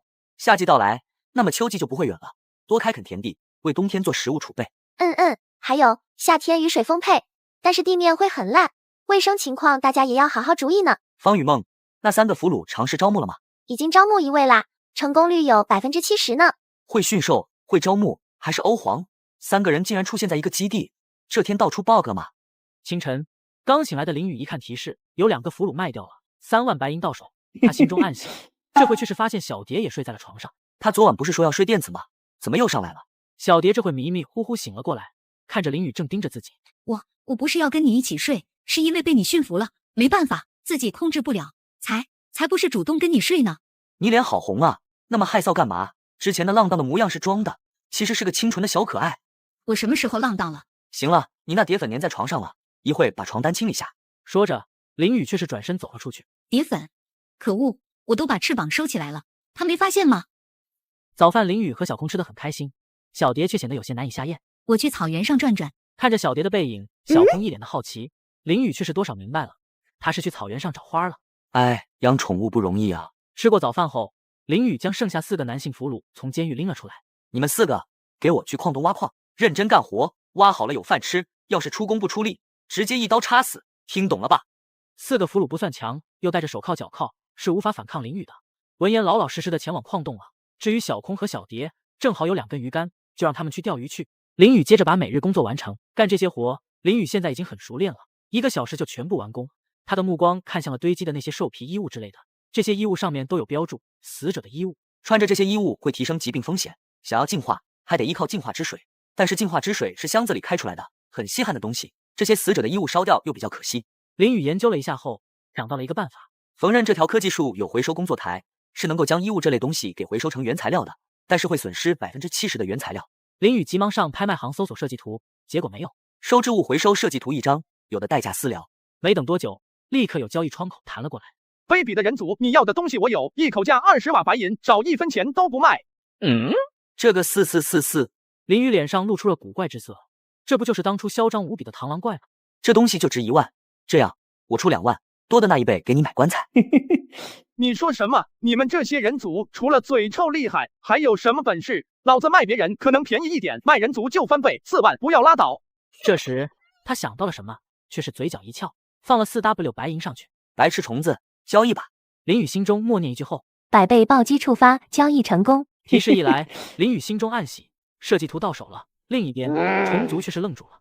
为什么是400白银？你骗我，混蛋！为什么只卖了400白银啊？我就放了400白银上去，你眼睛瞎了吗？对了，你们虫子那么多的复眼，多看了几个0也是正常的，建议你把多余的复眼戳瞎，这样才能看清楚数字。拜拜。他心中暗喜，这交易暴击绝了，坑人无敌啊！别墅地下1层，林雨直接建造了织物回收工作台，他将死者的衣服放进去开始尝试。工作台一阵嗡嗡作响之后，出现了10单位鹿皮，10单位棉布，妙啊！半天时间，死者的衣物一件不剩，却是多了很多的织物原材料。统计之后，总共获得503单位鹿皮，721单位棉布，460单位厚重毛皮，777单位普通皮革。看了一下基地卫生评分，果然上升了5点。这些原材料卖掉就太浪费了，全部都能够用来做衣服、做被褥，奢侈点还能做沙发。明天再让小蝶加工一下，她的缝纫技能可是UV3。离开别墅之后，林雨看向了空地上堆满的各种石块，开始切石头。直到晚上，小蝶和小空也回来了，2人各自调到了2个箱子，一共4个箱子。林雨开启之后，3个箱子里都是铁矿之类的基础资源，但是有一个箱子内却给了种子。明天大公牛可以耕地了。晚上吃过饭，洗了澡，林雨点开了竞技场，这类房间又出现了。果然白天的骂战还是需要晚上的竞技场解决。正缺钱呢，这些虫族就送过来了。他直接进入了一个虫族的2000白银房间。雨来了，我们的杀虫剂来了。雨加油，干掉这只蜈蚣。林雨的对手是一个蜈蚣男，看起来非常霸气，体型很大。雨，如果说我之前怕你，但是现在不一样了，我花了大量的白银强化属性，从今天开始，我要把你赶出竞技场。林雨身形暴冲，黄蜂刀可施展下，手中的天宫刀砰砰乱砍，蜈蚣男的外壳根本抵挡不住林雨的快刀。耗时3.8秒，林雨直接退出了竞技场。林雨刚回到家，就注意到小蝶趴在地面那垫子上昏昏欲睡。小蝶，过来床上睡吧。小蝶脸一下就变红了，起身上了床。清晨，林雨得了一个 buff， 建筑时材料消耗减少5%，持续10天。牛批啊！憋了2天，竟然给了个这么好的 buff， 地板走起了。转头看向了小空，他这次没有拿到 buff， 但是小蝶有了 buff， 裁缝 LV+3， 持续1天。吃早饭时间，林雨把工作给分配了。小空，一会你先去鱼塘收取水产，然后去钓鱼。小蝶，你的驯兽和缝纫技能高，一会先去挤牛奶、收集鸡蛋，完了去缝纫衣服。我给你画个草图，你就按照这个款式做就行了。林雨手指粘了点牛奶，开始作画了。主人，这胸围能卖得出去吗？害不害臊？绝对能卖掉。你先做10件，我来卖卖看。知道了。早饭过后，林雨捧着那枚大王章鱼的卵走到小湖边。林雨心中默念了一句后，果然有提示来了。暴击成功，大王章鱼生长效率提升100倍。手中的卵飞速的开始变化，林雨急忙将掌心的小章鱼放在地上，同时体型还在变化。提示：大王章鱼生长过程超出常理，发生变异，变异后的形态黑魔章鱼钻石级。此刻的小章鱼已经长到了一间屋子大小，而且还在不断的生长。片刻之后，看着眼前足足有2间屋子大小的黑色章鱼，林雨眼中满是震撼。黑魔章鱼力量108，体质155，敏捷69，特殊技能闪电鞭。你去水里吧，别晒伤了。有敌对单位的话看情况，能抓就抓，不能抓就抽他。巨型章鱼点了点头，轰隆一下靠了离手站在原地思考了一下后，林雨想到了一件事情。湖边的土地肥沃，现在有大章鱼的话，不就可以种上大面积的棉花了？敌人若是从这个方向袭击，肯定会对棉花地下手，届时隐藏在湖里的章鱼一套闪电鞭法，妙啊！直接招呼大公牛过来，在湖边一片地势比较高的地方耕地。如此一来，北面的防御，棉花的种植基本解决了。一条3、4斤重的捕鱼被抛上了岸。对了，大章鱼每天能够提供水产呀，自己水产量提升了10%，正好可以利用大章鱼给自己抓鱼。过几天有空就把水塘给填了。这放水灌水的，弄得一身泥浆会降低卫生标准。现在有大章鱼，不缺水产了。片刻之后，林雨一边慢慢切着石块，一边操作起了建造界面。这防御力 LV20以下的采矿技能都无法挖动这种地砖。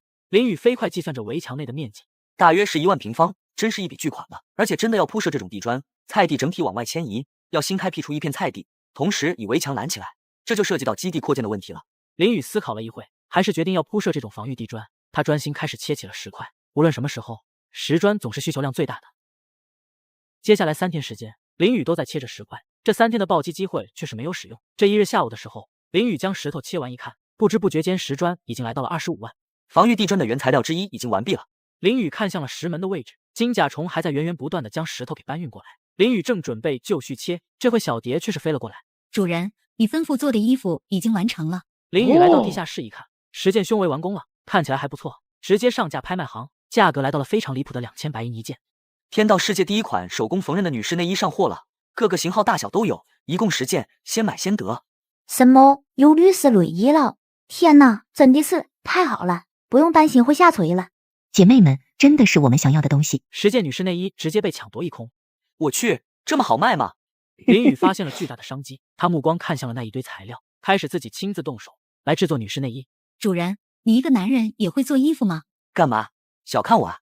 不是我看不起你，你的裁缝等级太低了，肯定失败。我要是做出了有品级的衣服，你就亲我一下。主人，你要做出有品级的衣服，别说亲你一下，就是跪下舔你的手指我都愿意。但是你要是做不出来，那你得给我找花蜜。你看好了。林雨心中默念了一声，开始操作。100倍暴击触发，缝纫机立刻发出了光芒，一件闪着白光的内衣掉了出来。白银级女士内衣，舒适度增加，防御力增加，塑形能力增加。您制作出白银级内衣，裁缝等级提升，当前等级 LV2。白银级成了，发财喽！他直接上架拍卖行，标了3万白银。3万，这一件内衣的价格约等于一套民房。天呐，白银级的内衣呀，我也看到了，塑形能力增加，我的天，塑形好厉害的功能，呜呜，我买不起。上架10秒后，白银内衣直接被卖了，林雨大赚特赚了一笔。林雨立刻将3万白银花光，把便宜的铁矿全部给买了下来。现在基地合计又铁矿2.5万了，林雨正打算再接再厉，忽的想到了什么。刚才某些人是怎么说的来着？不知道你毒品怎么样？小蝶娇躯一震，竟然真的跪了下来，轻轻含了一下林雨的手指。我去钓鱼。竟然没有耍赖。接下来的时间，林宇将2次暴击全部用来制作女士内衣，但是他的裁缝等级太低了，2次都是出了白银级的，上架拍卖行后立刻被买走了。女人的钱真好赚。林宇再度购买铁矿，不一会儿地下室内堆满了铁矿。2日之后，林宇又出了2件女士内衣，赚了 9W 白银，但是材料已经没了。这段时间努力做内衣，林宇的裁缝等级提升到了 LV4，现在已经凑满了建造地砖的铁矿和石砖，白银也存了不少，就是缺少黄金。林宇打算前往矿洞，好好鞭策一下自己的俘虏，再接再厉，争取挖到黄金。但是，一到矿洞，发现俘虏没了。一看信息提示，天顶星人匿名购买了您的全部俘虏，已获得白银5瓦。好吧，苦力没了，只能继续抓。现在8万需要用来建造地砖，5000则是用来备用，剩余的钱可以加属性了。3万白银飞速用光，林宇的面板也是产生了变化。今天的暴击次数已经用光，林宇打算明天再动手，现在先挖矿。提示：您的采矿等级提升，当前 LV6。矿洞内的林宇飞速的挖掘起来，结束了一天的忙碌。晚饭前，照例开小空和小蝶钓鱼给的箱子，前面2个箱子又给了食物，但是第3个箱子打开，却是让林宇眼睛一亮。自动射击弩箭，眼前的迷你自动弩箭快速的变大，果然是和围墙上的一样，好东西啊！林宇非常的满意，将自动弩箭给安装在了西面的围墙上。第2日清晨，林宇跑去给母牛挤牛奶，100倍暴击触发。母牛感觉身体被掏空，软绵绵的趴在地上休息，而林宇则是提了小半桶的特殊牛奶，将它放在了瞭望塔之上。不一会儿，整个基地充满了牛奶的香味。他一边切着石头，一边静等袭击上门。下午的时候，有提示来了，警告：一群斯卡萨部落的士兵被牛奶的香味吸引，开始袭击您的领地。林宇直接冲上了瞭望塔，只见东面方向有10人缓缓向着这个方向逼近，正好5男5女，他们同时看向了基地方向，却是发现整片基地都笼罩在迷雾之中，根本看不清里面的情况。队长，对面的基地只能隐约看见城墙，这怎么办？要不我们不要寻找那种香味源头了，撤退吧。慌什么？看不见也没事，这个领地前不久我们袭击过，领地正面的防御非常的强悍，相反南面、北面相对薄弱。另外，根据情报，领地内有一只玄丘兽娘非常的珍贵，新任酋长垂涎这兽娘很久了，要是能够捕捉到，大功一件。咱们绕过正面，你们小队去北面进攻，我们进攻南面，小心路上的陷阱。2个小队立刻向着南北2个方向缓缓前进，而这一切都看在林宇眼中。你的蝶粉够吗？能够置换几人？如果是操控，那一次只能操控1人；如果是让他们陷入混乱状态，一次能够干扰2人。很好，一会你和小控都跟着我冲出去，咱们抓活的。第1队人已经迂回到了北面，一行人小心翼翼地向前探索。其中那男枪兵忽然发现了什么，湖边是一片种植区，好像种的棉花。好，立刻破坏棉花地。刚刚点燃了一株棉花的小苗，从湖水之中突然出现了一道黑影。头滚！一号巨大的狮子拖着壮汉将其沉入。怪兽！剩下4人全部都愣住了，只是下一刻，4道速走田之闪现般的过来，当场被卷入了水中。5人小队几乎是瞬间下水，在水中挣扎了几次，直接溺水晕过去了。林宇看到这一切，眼中露出了大喜之色。5个精锐的土著士兵直接被俘虏，到底是钻石级的怪物，哪怕就是幼年也猛的一笔。进攻南面的5个人小队还不知道发生了什么，他们还在小心翼翼地探索地面上可能会出现的陷阱。林宇带着2位小可爱打开城门冲了出去，正在探索前进的5人小队突然听到了声音，抬头一看，发现石门被打开了，2个骑兵从里面冲了出来。弓箭兵瞄准射击，一男一女2个弓箭兵立刻张弓搭箭，但箭矢还没有出手，突然闻到了一股香味，随即脑海出现了各种各样的幻觉，当场晕了过去。这是小蝶的蝶粉造成的异常状态。那中年队长抬头一看，却是发现天空中飘着一位长翅膀的美少女。夜蝶！我的天，这里竟然有夜蝶！此人明显愣住了，一枚石子带着破风声的砸在了他的脑门上，一声闷响，此人眼冒金星，直接翻倒在了地上，晕了。小空的力量可是很强的，弹弓精通，威力爆炸。剩下的2个近战枪兵第一反应就是逃跑，被林宇追上，打晕在地。片刻之后，10人被拖的只剩下贴身衣物，扔进了监狱之中，正式成为了一位光荣的俘虏。查看了这10人的属性，林宇发现了中年队长有个个人特性矿工，另外还有一个女弓箭兵也有个个人特性稳定品质，这个是手工达人的神技能啊！但是这2个人别的属性就很垃圾，这女弓箭手满脸的麻子很难看，中年男子还有个反骨特性，容易造反。无所谓，敢造反就给你卖了，先好好压榨一波。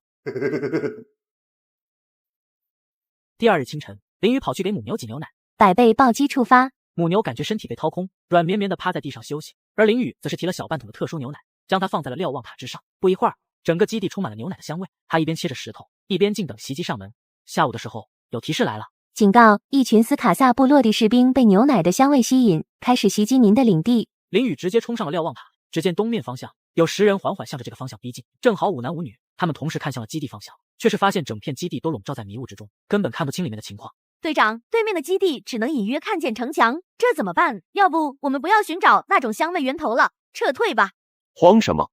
看不见也没事，这个领地前不久我们袭击过，领地正面的防御非常的强悍，相反南面、北面相对薄弱。另外，根据情报，领地内有一只玄丘兽娘，非常的珍贵。新任酋长垂涎这兽娘很久了，要是能够捕捉到，大功一件。咱们绕过正面，你们小队去北面进攻，我们进攻南面，小心路上的陷阱。两个小队立刻向着南北两个方向缓缓前进，而这一切都看在林雨眼中。你的蝶粉够吗？能够置换几人？如果是操控，那一次只能操控1人；如果是让他们陷入混乱状态，一次能够干扰2人。很好，一会你和小控都跟着我冲出去，咱们抓活的。第一队人已经迂回到了北面，一行人小心翼翼地向前探索。其中那男枪兵忽然发现了什么，湖边是一片种植区，好像种的棉花。好，立刻破坏棉花地。刚刚点燃了一株棉花的小苗，从湖水之中突然出现了一道黑影，头顶一号巨大的狮子拖着壮汉将其沉入。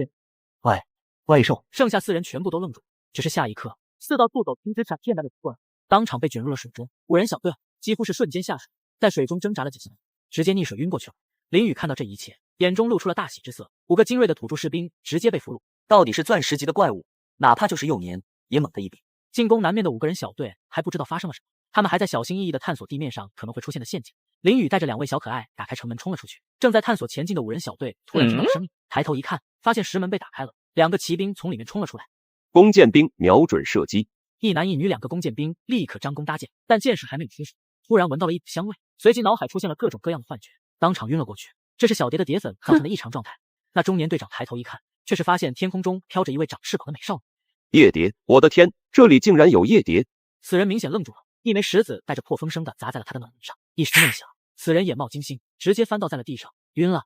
小空的力量可是很强的，弹弓精通，威力爆炸。剩下的2个近战枪兵第一反应就是逃跑，被林雨追上，打晕在地。片刻之后，10人被拖的只剩下贴身衣物，扔进了监狱之中，正式成为了一位光荣的俘虏。查看了这10人的属性，林雨发现了中年队长有个个人特性矿工，另外还有一个女弓箭兵也有个个人特性稳定品质。这个是手工达人的神技能啊！但是这2个人别的属性就很垃圾。这女弓箭手满脸的麻子很难看，中年男子还有个反骨特性，容易造反。无所谓，敢造反就给你卖了，先好好压榨一波。接受定制白银级的女士内衣，置换个人特性转移卷轴，有的私聊。什么？这个人族能够制作白银级的物品？做白银内衣的那位，你是男性还是女性？能做朋友吗？我不要白银的，只需要普通的就行。能给我定制一件吗？我出钱。说什么的都有，就是没有想要的卷轴。正在林雨失望之时，一条私聊引起了他的注意。你要的卷轴我有，我先问你，你真的能稳定的做出白银级的内衣？稳定白银都是人族，信誉你放心。好，那我再问你，你是男性还是女性？有什么区别吗？有，快回答我。林雨见此陷入了沉默，想了一下后明白了过来，对面肯定是个害羞的女孩子。我是女性，小空，小空你过来。小空立刻小跑过来，小空来，伸出小手。小空脸上露出了好奇之色，但还是很听话的伸出了一双白皙的小手。林雨当场截图发了过去。哇，你的手好漂亮，小巧玲珑，你应该是个16、17岁的妹妹吧？姐姐别说这些了，把你的尺寸报给我，我好抓紧时间制作呀。F， 这个我不太清楚 F 级的到底是什么尺寸。这样吧，我找个东西给你做参照。不一会儿，对面发来截图了，却是一枚小西瓜。原来如此，好的，我知道了，明天这个点再联系。私聊结束，林雨微微皱眉，要做那么大的胸围，得花费平常多1.5倍的布料。片刻之后，林雨将之前俘虏的衣物给用来回收原材料，没多久，林雨就得到了不少布料，开始在缝纫台上操作。百倍暴击触发，缝纫机开始闪烁出光芒，下一刻，在出料口，一件大号的紫色胸围出现。黄金级女士内衣，防御力增加，塑形效果增加，舒适度增加，特殊功能，最高舒适温度加 60%， 最低舒适温度负 60%。 我去，竟然是黄金级的。您的裁缝等级不足，该黄金级女士内衣出现瑕疵，瑕疵右侧连接处受到攻击时将释放微弱能量，同时减少该物品的防御力。果然，技能等级不足的问题出现了。提示：您的裁缝技能提升至 LV5。林雨看向了手中的胸围，在右侧的地方还真的出现了一个瑕疵点，这个点很小，不仔细看还真看不出来。罢了，瑕不掩瑜。整体来说，这黄金级的胸围还是非常牛批的。明天再联系大胸女吧。林雨趁着天黑还有点时间，他前往了矿洞，稀里哗啦的一阵猛挖，看到旁边5个男性俘虏愣住了。一阵狂挖之后，林雨起身休息一下，看了眼身边的俘虏们，看到没有，以后干活都要像我这么干。你们那一个磨磨唧唧的，还是男人吗？领主大人，您的力量和等级太高，我们学。一根金色的长矛突然贯穿了此人的胸膛，矿洞之中所有人都愣住了。提示：您疯狂挖掘触怒了黄金蝎王科斯加，他将率领虫群对您的领地展开进攻。在矿洞的岩壁上，有一只巨大的黄金蝎子慢慢出现。你们和绝地虫先撤，我来挡住虫子。俘虏和绝地虫闻言跑得飞快，不一会儿，巨大的黄金蝎王出现了。林雨手持天宫刀，眼中满是震撼之色。这蝎王的外壳，难不成是金子做的？黄金蝎王科斯加黄金级纯金打造的外壳坚硬且富有韧性，力量庞大，蝎尾有剧毒。这个介绍让林雨眼中露出了贪婪。蝎王并没有立刻出手，似乎是在等待自己的小弟。岩壁四周爬出了一大群的小蝎子，密密麻麻至少5、60只，而且清一色的黄金蝎。小黄金蝎直接向着林雨扑了过去，林雨将率先冲上来的小蝎子给劈成了2半。一群虫子也敢在我的领地撒野！下一刻，黄金蝎王刺过来的尾巴被天宫刀给挡了下来，但是林雨却感觉手臂发麻，知道在力量上处于绝对弱势。蝎王的尾巴连续刺向了林雨，若非他敏捷很高，闪避很快，只怕已经没了。加上扑上来的小蝎子，林雨转身就跑。小蝶，小蝶救我！冲出矿洞的林雨大声呼救。小蝶其实从俘虏逃出来时就发现不对劲，靠过来了。他俯冲而下，一把抱住了自己的主人，扇动翅膀再度飞了起来。主人，你没事吧？没事，多亏有你，小蝶，飞回基地，咱们依靠防御设施挡住虫群。好。不过片刻间便抱着林雨飞上了瞭望台。这回黄金蝎王已经带着蝎群潮水一般的向着基地冲过来了。投石机首先开火，一枚石头砸在了一只小牛犊子大小的蝎子身上，直接将其砸得脑壳崩裂，惨死当场。弩箭嗖嗖嗖的激射而出，蝎子的外壳很硬，弩箭虽然也能够造成伤害，但却非常有限。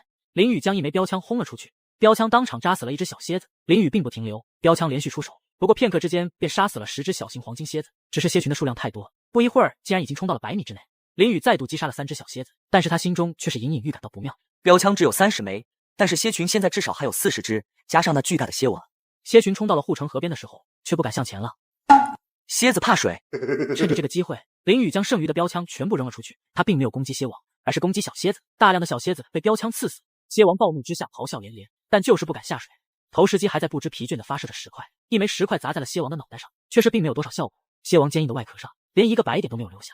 蝎群过不来护城河，等于是活靶子，耗都耗死你。片刻后，所有的小蝎子全部死了，只剩下了一只蝎王。愤怒的不行，林雨尝试着远程使用了一次驯兽术，提示为控制住的动物无法驯兽。这么下去被堵在基地里可不是个事，得想办法干掉这只蝎王。小蝶，你去当诱饵，把大蝎子引到湖边去，到时候咱家的大章鱼会对付它。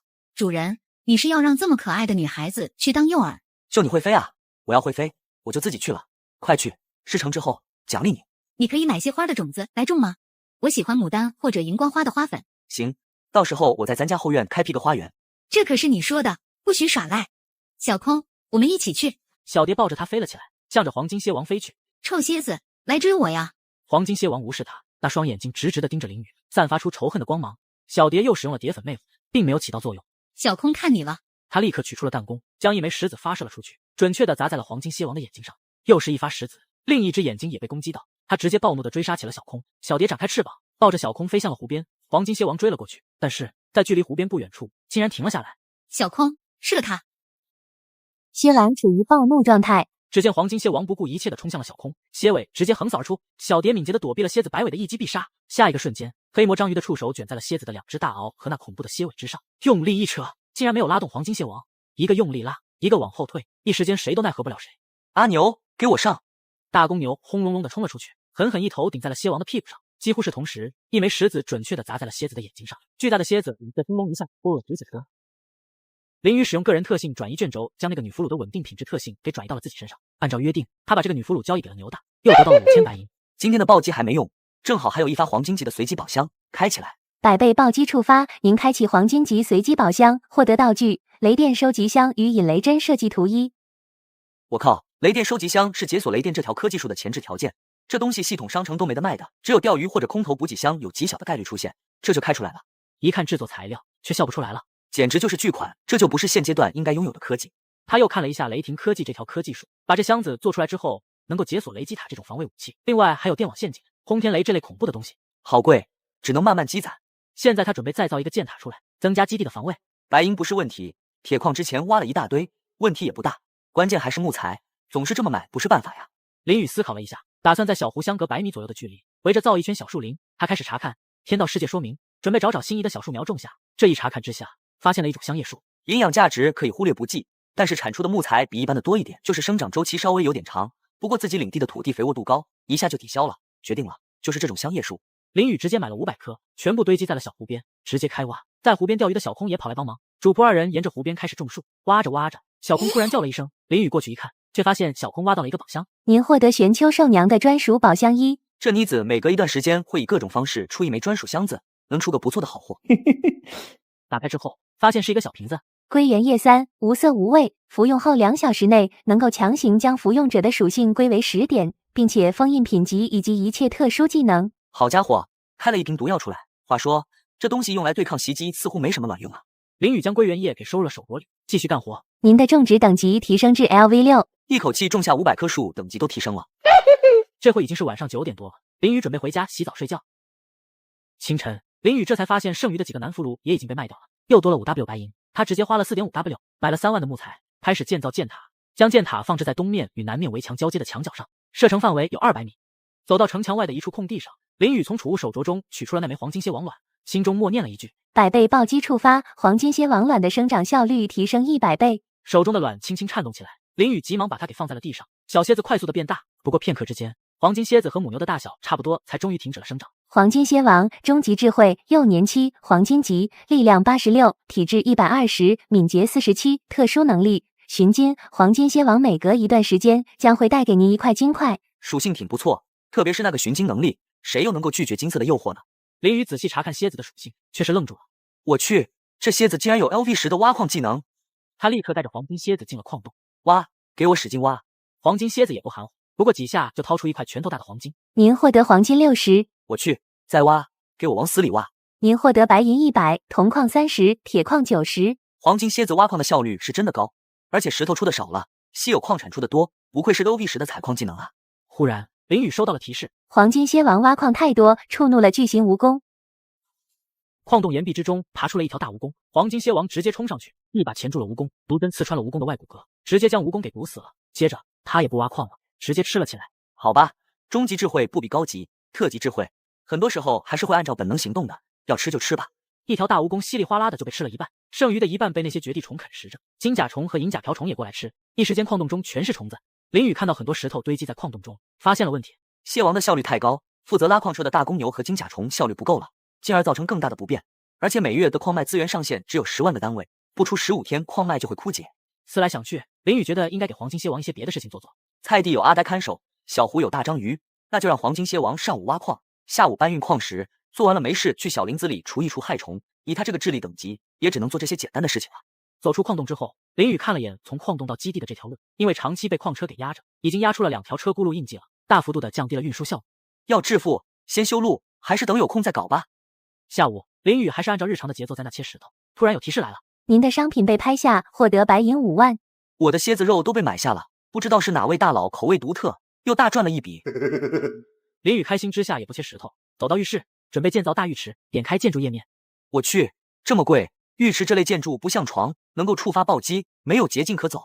林雨咬了咬牙，选择确定，眼前光芒闪烁，浴室之中出现了一个漂亮的大浴池，这回已经有热水缓缓的注入浴池了。豪华浴池，黄金级，疲劳舒缓速度增加 40%， 清洁度增加 40%， 获得正向 buff， 获得几率提升，舒适度提升。一看面板，从原来的3800爆涨到了现在的4550，卫生评分也来到90点了。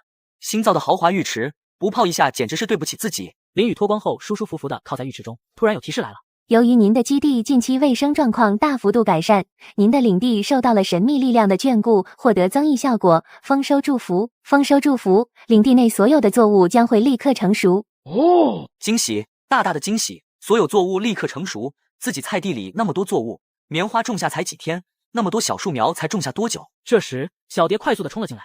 主人，我和小空在湖边钓鱼的时候，发现所有的香叶树全部长高了，而且回来时看到花园里的花全开了，好漂亮。不就是丰收祝福吗？大惊小怪的。小蝶明显一愣，这时才发现眼前这个大浴池。哇，好漂亮的浴池！主人，你在洗澡呀？哇，你也想洗是吧？以后有的是时间慢慢洗。咱们去菜园看看。整片菜园之中所有的作物全部成熟，水稻丰收，玉米丰收，土豆丰收，青菜、西红柿全部丰收。现在的速食价格又起来了，这一波可以说是血赚，得赶紧收了，种下新的一批作物才行。这么成熟的作物容易引起各种小动物的窥视，到时阿呆也顾不了这么一大片菜地。主仆3人一起动手，先把这边收获了再说。3人在菜园一直待到了晚上9点多，终于把所有的作物全部收获，而且新的一轮种子也已经种上。总结了一下后，今天一共收获了35000个单位的速食。放以前很难想象这一片菜园能够收到那么多的蔬菜。林雨将地窖内长时间冰着的蔬菜给取了出来，换了新鲜的5000个单位蔬菜放入了地窖中，接着把32000的素食全部上架拍卖行。我去，有人上架了3万多的素食，大家快抢呀！不过片刻之间，上架的素食就已经卖光了，足足赚了32W 的白银。想到明天还能够收获棉花和大量木材就开心。当夜，林雨有些睡不着，在窗边望着天空。要是有杯红酒就好了。他想着以后是不是搭个葡萄架酿葡萄酒。突然，他眼神一凝，发现了什么。围墙外的护城河边，似乎有2个黑影正在犹豫。是人。丰收祝福引来了附近部落的小偷，恭喜您发现了他们。林雨悄咪的下楼，这会2个小偷已经跳过了护城河，向着基地潜伏而来。箭塔、弩箭没有任何的反应，仿佛他们已经与月色融为了一体。这2人的敏捷相当的高，5米高的围墙却是合力之下爬了过去。但是刚刚落地的瞬间，迎头撞上了林雨。林雨手中的岳阳双刀翻转，用刀背一刀一个，直接将2人打晕了。小偷已被制服。林雨将他们拖到了监狱之中，在他们身上分别摸索了一阵，却是摸到了不少好东西。1块拳头大小的黄金，3枚做工精美的手镯和戒指，还有一本书。隐匿术、白银级特殊技能，习得后能够随时进入潜伏状态，潜伏状态下不会被建筑类的防御设施发现，同时被生物发现几率减少50%。还有这种东西？直接选择了学习。林雨又多了一门技能，看了一下他们的属性，都是敏捷系的，也没多好的个人特性。老规矩，男的上架卖掉，女的留着卖给自己群里的人。第2日清晨，吃着早饭的林雨在群聊中说话了。我这昨晚遇到了小偷事件了，抓了个女俘虏，你们谁要买？我不用了，发现这些土著没什么用，浪费粮食。我也暂时不需要，我也不要。之前那个还没驯服乌喵，还差最后一点抵抗值了呀。那我就不客气啦，林雨，交易吧。交易框开启，林雨将女俘虏的图片上架。交易成功，您获得白银15000。各位，夏季来了，秋天还会远吗？入冬之后，咱们的食物来源很可能只有水产了，是不是把解决湖里的大妖怪提上日程了？终于要来了吗？我也在想办法。你们说攒钱在湖边造个箭塔射死他好不好？这个想法会不会很蠢？大黑鱼不会白白让你射的，感觉是有点蠢。我想到了一个办法，你们看天道世界说明第822条。大家查看了一下后，发现这一条是说组队的事情。天道世界是有组队功能的，前提是解锁了访客或者佣兵科技其中一项。组队杀死大妖兽的话，爆出的东西居然会比单人爆出的多。咦，爱丽丝姐姐，你是说咱们先全力解锁访客科技，然后集合组队进入某人的基地，合力击杀黑鱼怪吗？就是这样。大黑鱼爆的东西可还不错，自己领地的被杀了，要是能去别人领地分一杯羹，那岂不是美哉？我同意，咱们顺便也一起面个基，大家再熟悉一下。面积是什么？一顿早饭的功夫，这个小团体把接来下的计划给定了。林雨带着小空和小蝶跑去收棉花，砍树去了。绕湖这一圈的棉花地足足收了2万个单位的棉花，这些可以直接用来做衣服。若是有足够多的兽皮的话，还能够和兽皮一起做成豪华地毯。收棉花、砍树、种棉花、种树，很快2天时间过去了，林雨终于将事情给忙完。2万的棉花，3万的木材，这些木材正好可以造箭塔。这一次的箭塔造在了北面和西面的围墙连接处，趁着之前血赚了一波，林雨干脆再来2座箭塔。如此一来，基地的东南西北4个方位各自竖起了1座箭塔，整个基地火力强大。看了一下目前基地的评分，3座箭塔一造正好5000。想到这几天的暴击还没用，走到了草原上，他取出了之前得到的那枚蛇卵。林雨心中默念了一句：100倍暴击触发，蛇蛋生长效率提升100倍。片刻之后，眼前出现了一条大蛇。红鳞巨蟒，青铜级，成年，力量50，体质75，敏捷21。红鳞巨蟒每隔一段时间身上的鳞片会剥落，可收集后当做材料制成衣物等。我去，有这种好东西，加入蛇鳞肯定会增加品质上限。大蛇，你去小湖里和章鱼作伴。把大蛇打发走之后，林雨开始加属性，直接花费了13万的白银，取出岳阳双刀挥舞了一番后，林雨感觉神清气爽，全身充满了力量。今天收获颇丰，继续回去切石头。第2日，林雨在切石头的过程中听到了碎裂的声音，急忙跑出去一看，却是矿车散架了，飞斑石和各种矿石散落在了一地。基地通往矿洞的这段路真的要好好铺设一下，要不然这运输成本太高了。点开建造页面，林雨决定铺设紧密的防火铺装地砖，能够防火、防雨水、防挖掘破坏、防腐蚀等等，可以说是一劳永逸的选项了。他开始一块一块的点击建造，最后他不仅把基地通往矿洞的路给全部铺设好了，而且还在矿洞内给全部铺设完毕，又买了一辆矿车给大公牛拉矿。站在围墙上，林雨非常满意的看着这条新修的石砖路，突然他想到了一件事，自己能走，敌人也能走啊，这路修的这么好，不就增加了对方的移动速度？而且我的箭塔和投石车可不认路，箭塔也就罢了，投石车对着敌人一顿乱砸，不是把自己的路也给砸了。想到此处，林雨翻阅着商城界面，花费1W 白银解锁了自动陷阱科技，接着点开了一个界面。这陷阱好呀，友方和中立不会触发，那自家人就没有危险了。若是在外面这条路上铺设，那敌人过来走2步不得立刻倒地。林雨想着是不是在围墙周围一圈也给布置这种陷阱，但仔细阅读说明之后发现，这陷阱的触发是机关式的，只有在铺设地砖的地方才能够安置。围墙外的那一圈还没有地砖呢，先缓缓。看了一下种类，有铁制的，有银制的，铜制的3种，威力都是一样的。铁制的最便宜，铜制的能够导电，配合雷电科技有奇效。铜制的太贵了，铁制的刺伤人会有破伤风，要的是俘虏。治疗破伤风要多花费药草，这对于赚钱不好。作为领主得全面考虑，林雨选择制作银制的，建造了10枚机关，每隔150米就埋下1枚。只要敌人进入了2米范围内，这枚地刺自动会转移，在石砖中穿梭过去，刺伤敌人。一通花费之后，钱又用的只剩 2W 了。看了一下基地评分，大量的地砖加上陷阱，这回来到5500了，还行，这一波不算加的很多。片刻之后，林雨带着小蝶回到了别墅地下室。小蝶，缝纫这事交给你了，就做女士内衣，布料都在这，你看着用吧。好，主人，我想把花园中的一些荧光花移植一些过来，让这里更漂亮，然后还能够提供照明。那火把的光晃我的眼睛不舒服。你这点倒是提醒我了。移植的事也一并让你来布置，怎么喜欢怎么来。你先委屈一下在这工作，回头咱们建个专门的工作间，里面摆满鲜花好不好？我记住了，主人你不许食言。林雨微微点头，心中却是把照明的事给记下了。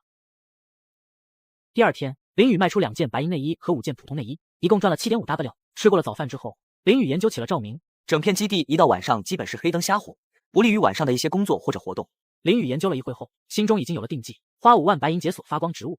他查看了一会后，看上了一种名为曼罗制光花的植物。这种曼罗花发白光，发光覆盖区域基本有10个平方，光亮度为 60%。这 60% 的光亮度比荧光花的 20% 强很多，一个房间放3盆便足够了。片刻后，林雨花费了一些石砖做花盆，购买了一株曼罗花种子做实验。对了，还有一次暴击次数，要不试试催生，不会变异成食人花吧？林雨心中这般想着，突然有系统提示来了。公告：一群猫咪出现在了附近区域，您可以尝试驯服。提示：有15只猫咪即将进入您的领地。丁，正在尝试为您暴击。看到提示的林雨呆住了。我是要暴击曼罗花啊！你在暴击什么？丁，检测到本次事件并非恶性事件，暴击成功。您的本次事件产生了暴击效果。原本准备进入您领地的15只猫咪感受到了威压，转身离开了。一只金格萨贝鲁进入了您的领地。我去！林雨跳到城墙上一看，却见远处走来一位身高1米8以上、满头金发、穿着兽皮、皮肤白皙的女子，长着一对兽耳，身后那金色的尾巴一看就是虎尾。金格萨贝鲁，幼年，钻石级，顶级智慧，力量279，体质261，敏捷308，人形兽娘，必要时可变化为金虎形态。看着这属性介绍，林雨感觉自己头皮发麻。另一边，群里开始交流了。哎呀，我基地来了2只狸花猫，好可爱呀！咦，你的基地评分很高呀，我这就来了一只。喵呜，并没有我和妹妹可爱，我这边也是一只小猫咪，可以赶走屋子里的蛇鼠，这是一次福利事件。为什么你们都有啊？我没有。你的基地评分太低了，没看说明吗？基地评分越低，福利事件出现几率越小。我这边已经驯服了。哎呀，好可爱！林雨，你那评分高，来了几只？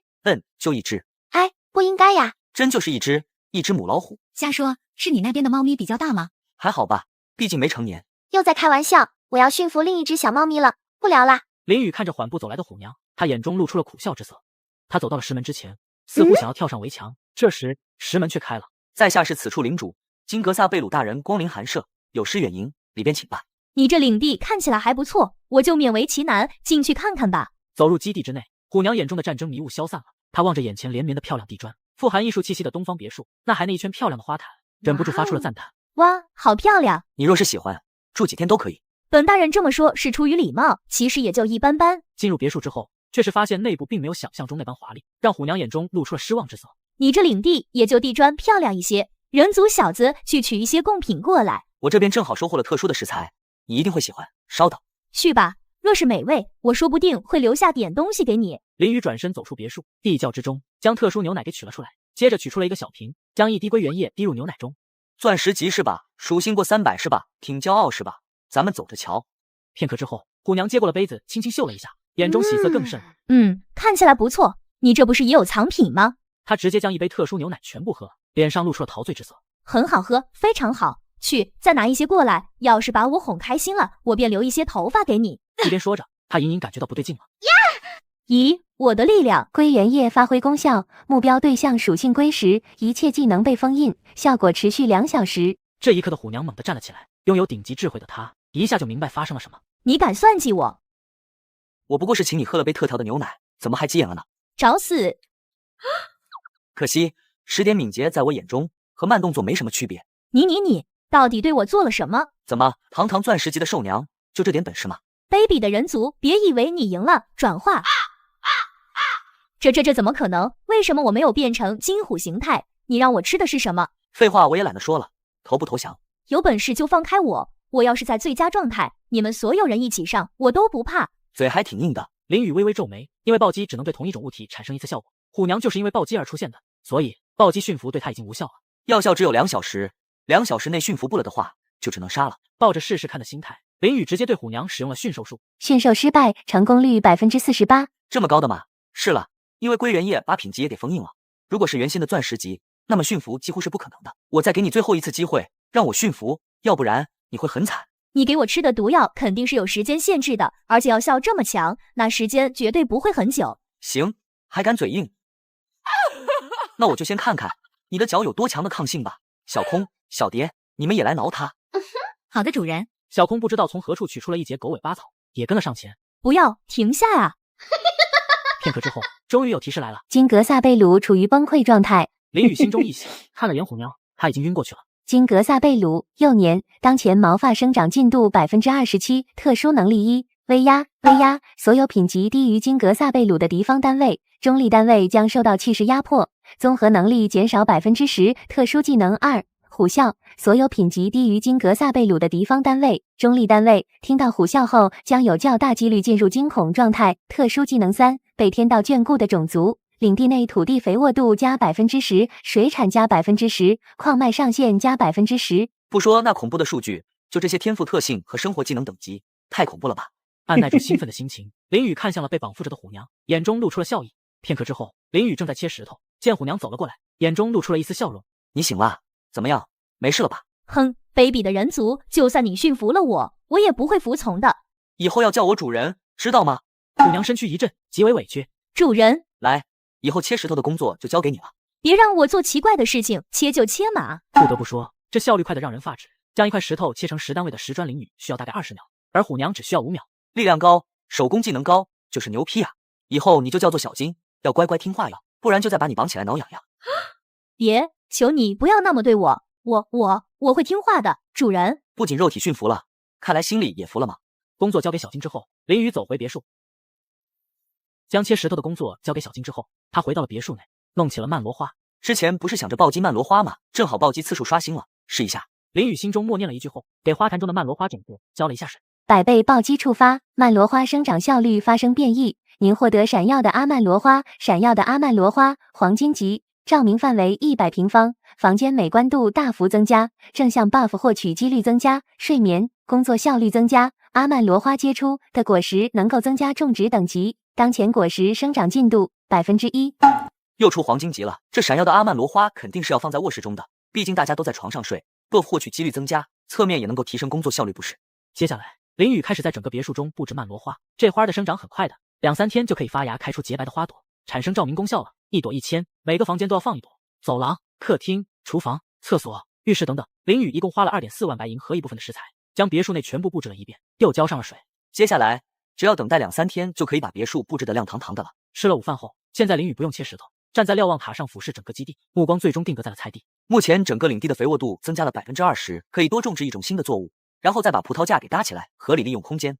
他走到了菜园之内，葡萄架好说，直接用木质的简易雨棚就行，上面缠满葡萄藤，还能增加防雨效果。林雨直接开启了世界聊天频道，收葡萄种子，有的代价私聊。 1001枚种子，我这有3枚。500，这葡萄又没有品级，就值500这个价。 600，真的兄弟，你看拍卖行上都没得卖。那是因为现阶段没人会去种葡萄，它没有营养价值，有那力气不如多种几棵蔬菜。目前葡萄没有市场的，500交易吧。林雨直接放了1500白银上去，知道对方精明，也没有再讨价还价。交易成功，您获得葡萄种子3。兄弟，既然你收葡萄种子，那看来你蔬菜不缺了。我这还有一袋特殊植物的种子，你要吗？你放上来看看。红菇布是一种高级的布料，做品级衣物的最好材料之一，但是这土地肥沃度要求好高啊。红菇布是好东西没错，但是这种植条件太苛刻了，很难达到啊。你打算怎么卖？我这一共有30枚种子，1001枚。红菇布可是只有箱子才能够开得出来的，是难得一见的东西，错过就没了。这样，黑斑石石砖我也不赚你的，500块石砖换你1枚种子，很良心了吧？对方陷入了沉思，真要说，其实是很不划算的。毕竟石砖属于可再生资源，但是考虑到半个多月后又要迎来袭击了，围墙要是再造不好，命都可能丢了。好，就成。交易成功，您获得红菇布种子30。有小金在，石砖这种东西源源不断的能切出来。红菇布虽然现在不能种植，但我相信以后这东西会成为自己的摇钱树。将种子收入了储物手镯之中后，林雨开始研究起如何增加土地的肥沃度。就在这时，小蝶飞了过来。刚才钓鱼上来的箱子，我打开后出了这枚卷轴，给你。烹饪台制作设计图，不错呀。烹饪台制作设计图，铁矿2000，石砖2000，白银1000，还好，也不是非常的贵。随后，林雨走进了大别墅的厨房。片刻后，一张漂亮的烹饪台便出现了，上面有3个不同的锅，还有各类方便烹饪的小设备。烹饪台提升食物营养价值、烹饪速度、可口度、美观度等需消耗燃料。烹饪台自带菜谱清单，各种食物种类都有，而且描述的还算详细的。林雨的烹饪 LV1 是整个基地内最高的 ，LV1 只能做简易料理，等级低，就算做简易料理都有可能让人食物中毒。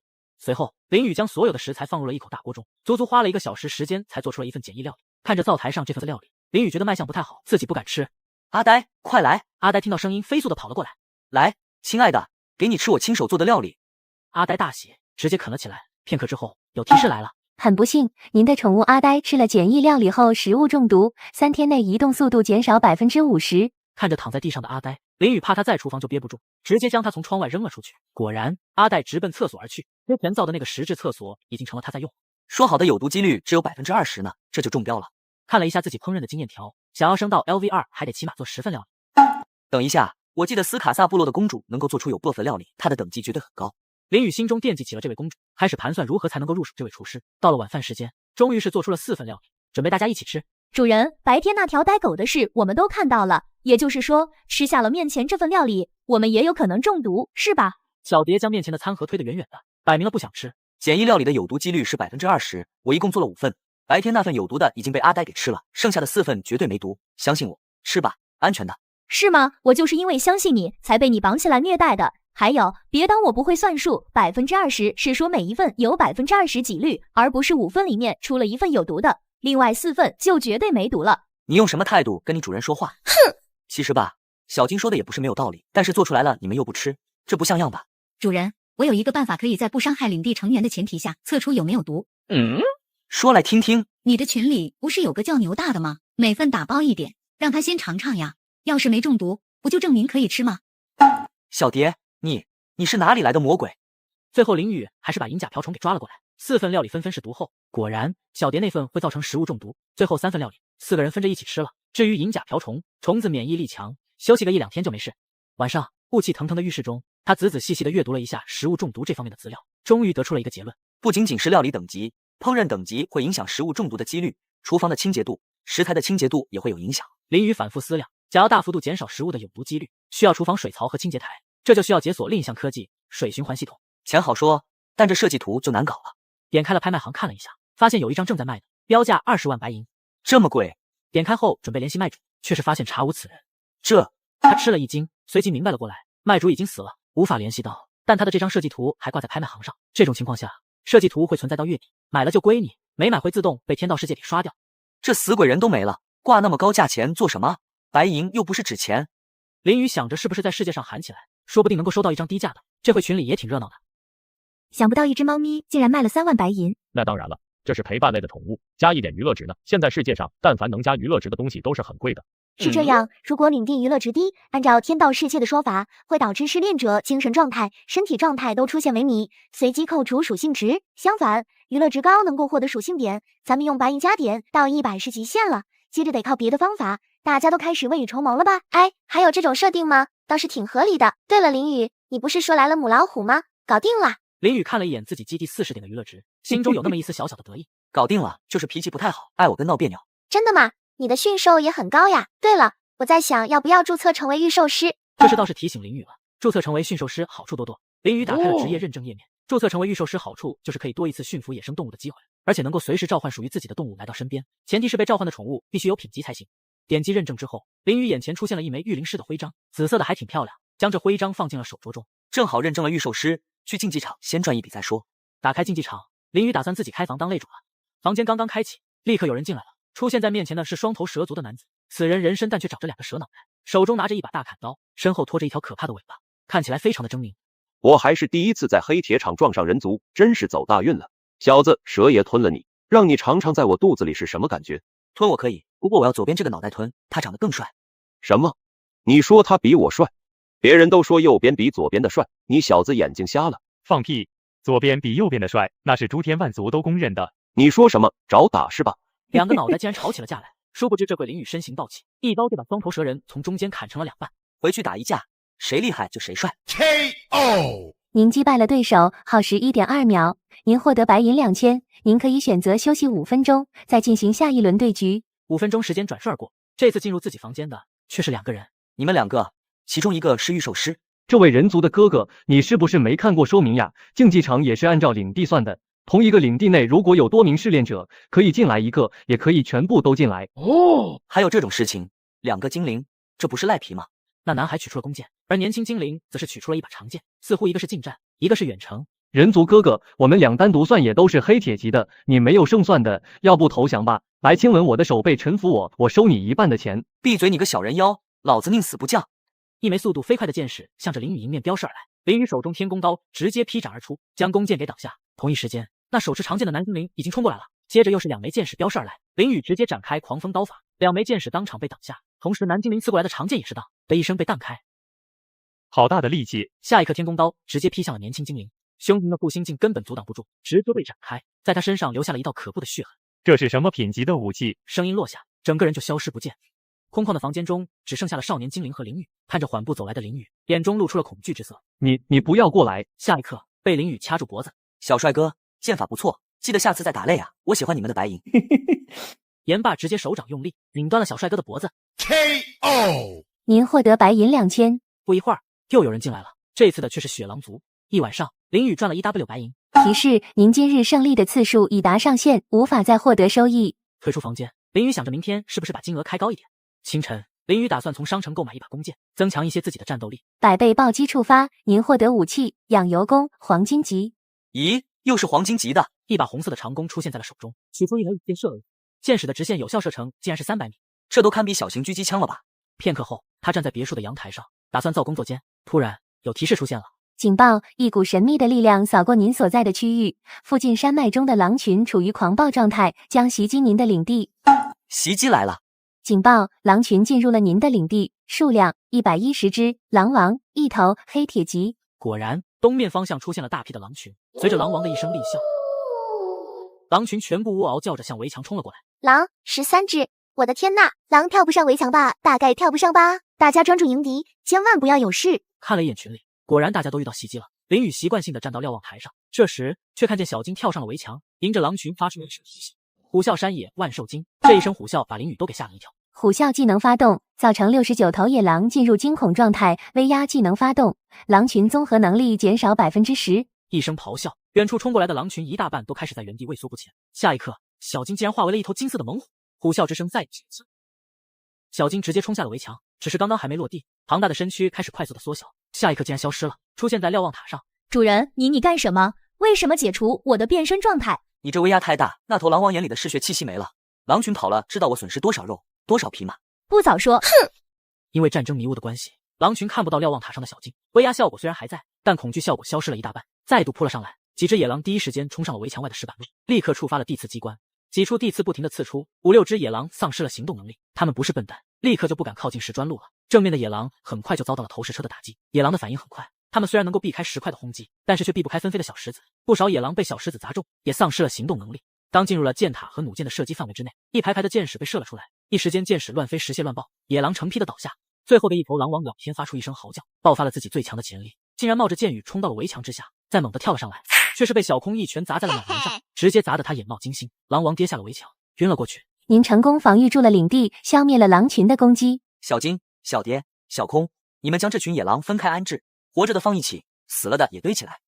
片刻之后，林雨正在给狼王治疗，用药草涂抹他的伤口。您治疗狼王，医疗经验增加，您的医疗等级提升至 LV2。此刻的狼王迷迷糊糊间已经苏醒了，看着正在治疗自己的男人，却是没有多少敌意。提示：狼王感激您的治疗，希望主动加入您的领地，是否接受？突然出现的提示让林雨微微一愣，本想着用一次暴击驯服呢，没想到竟然主动投靠。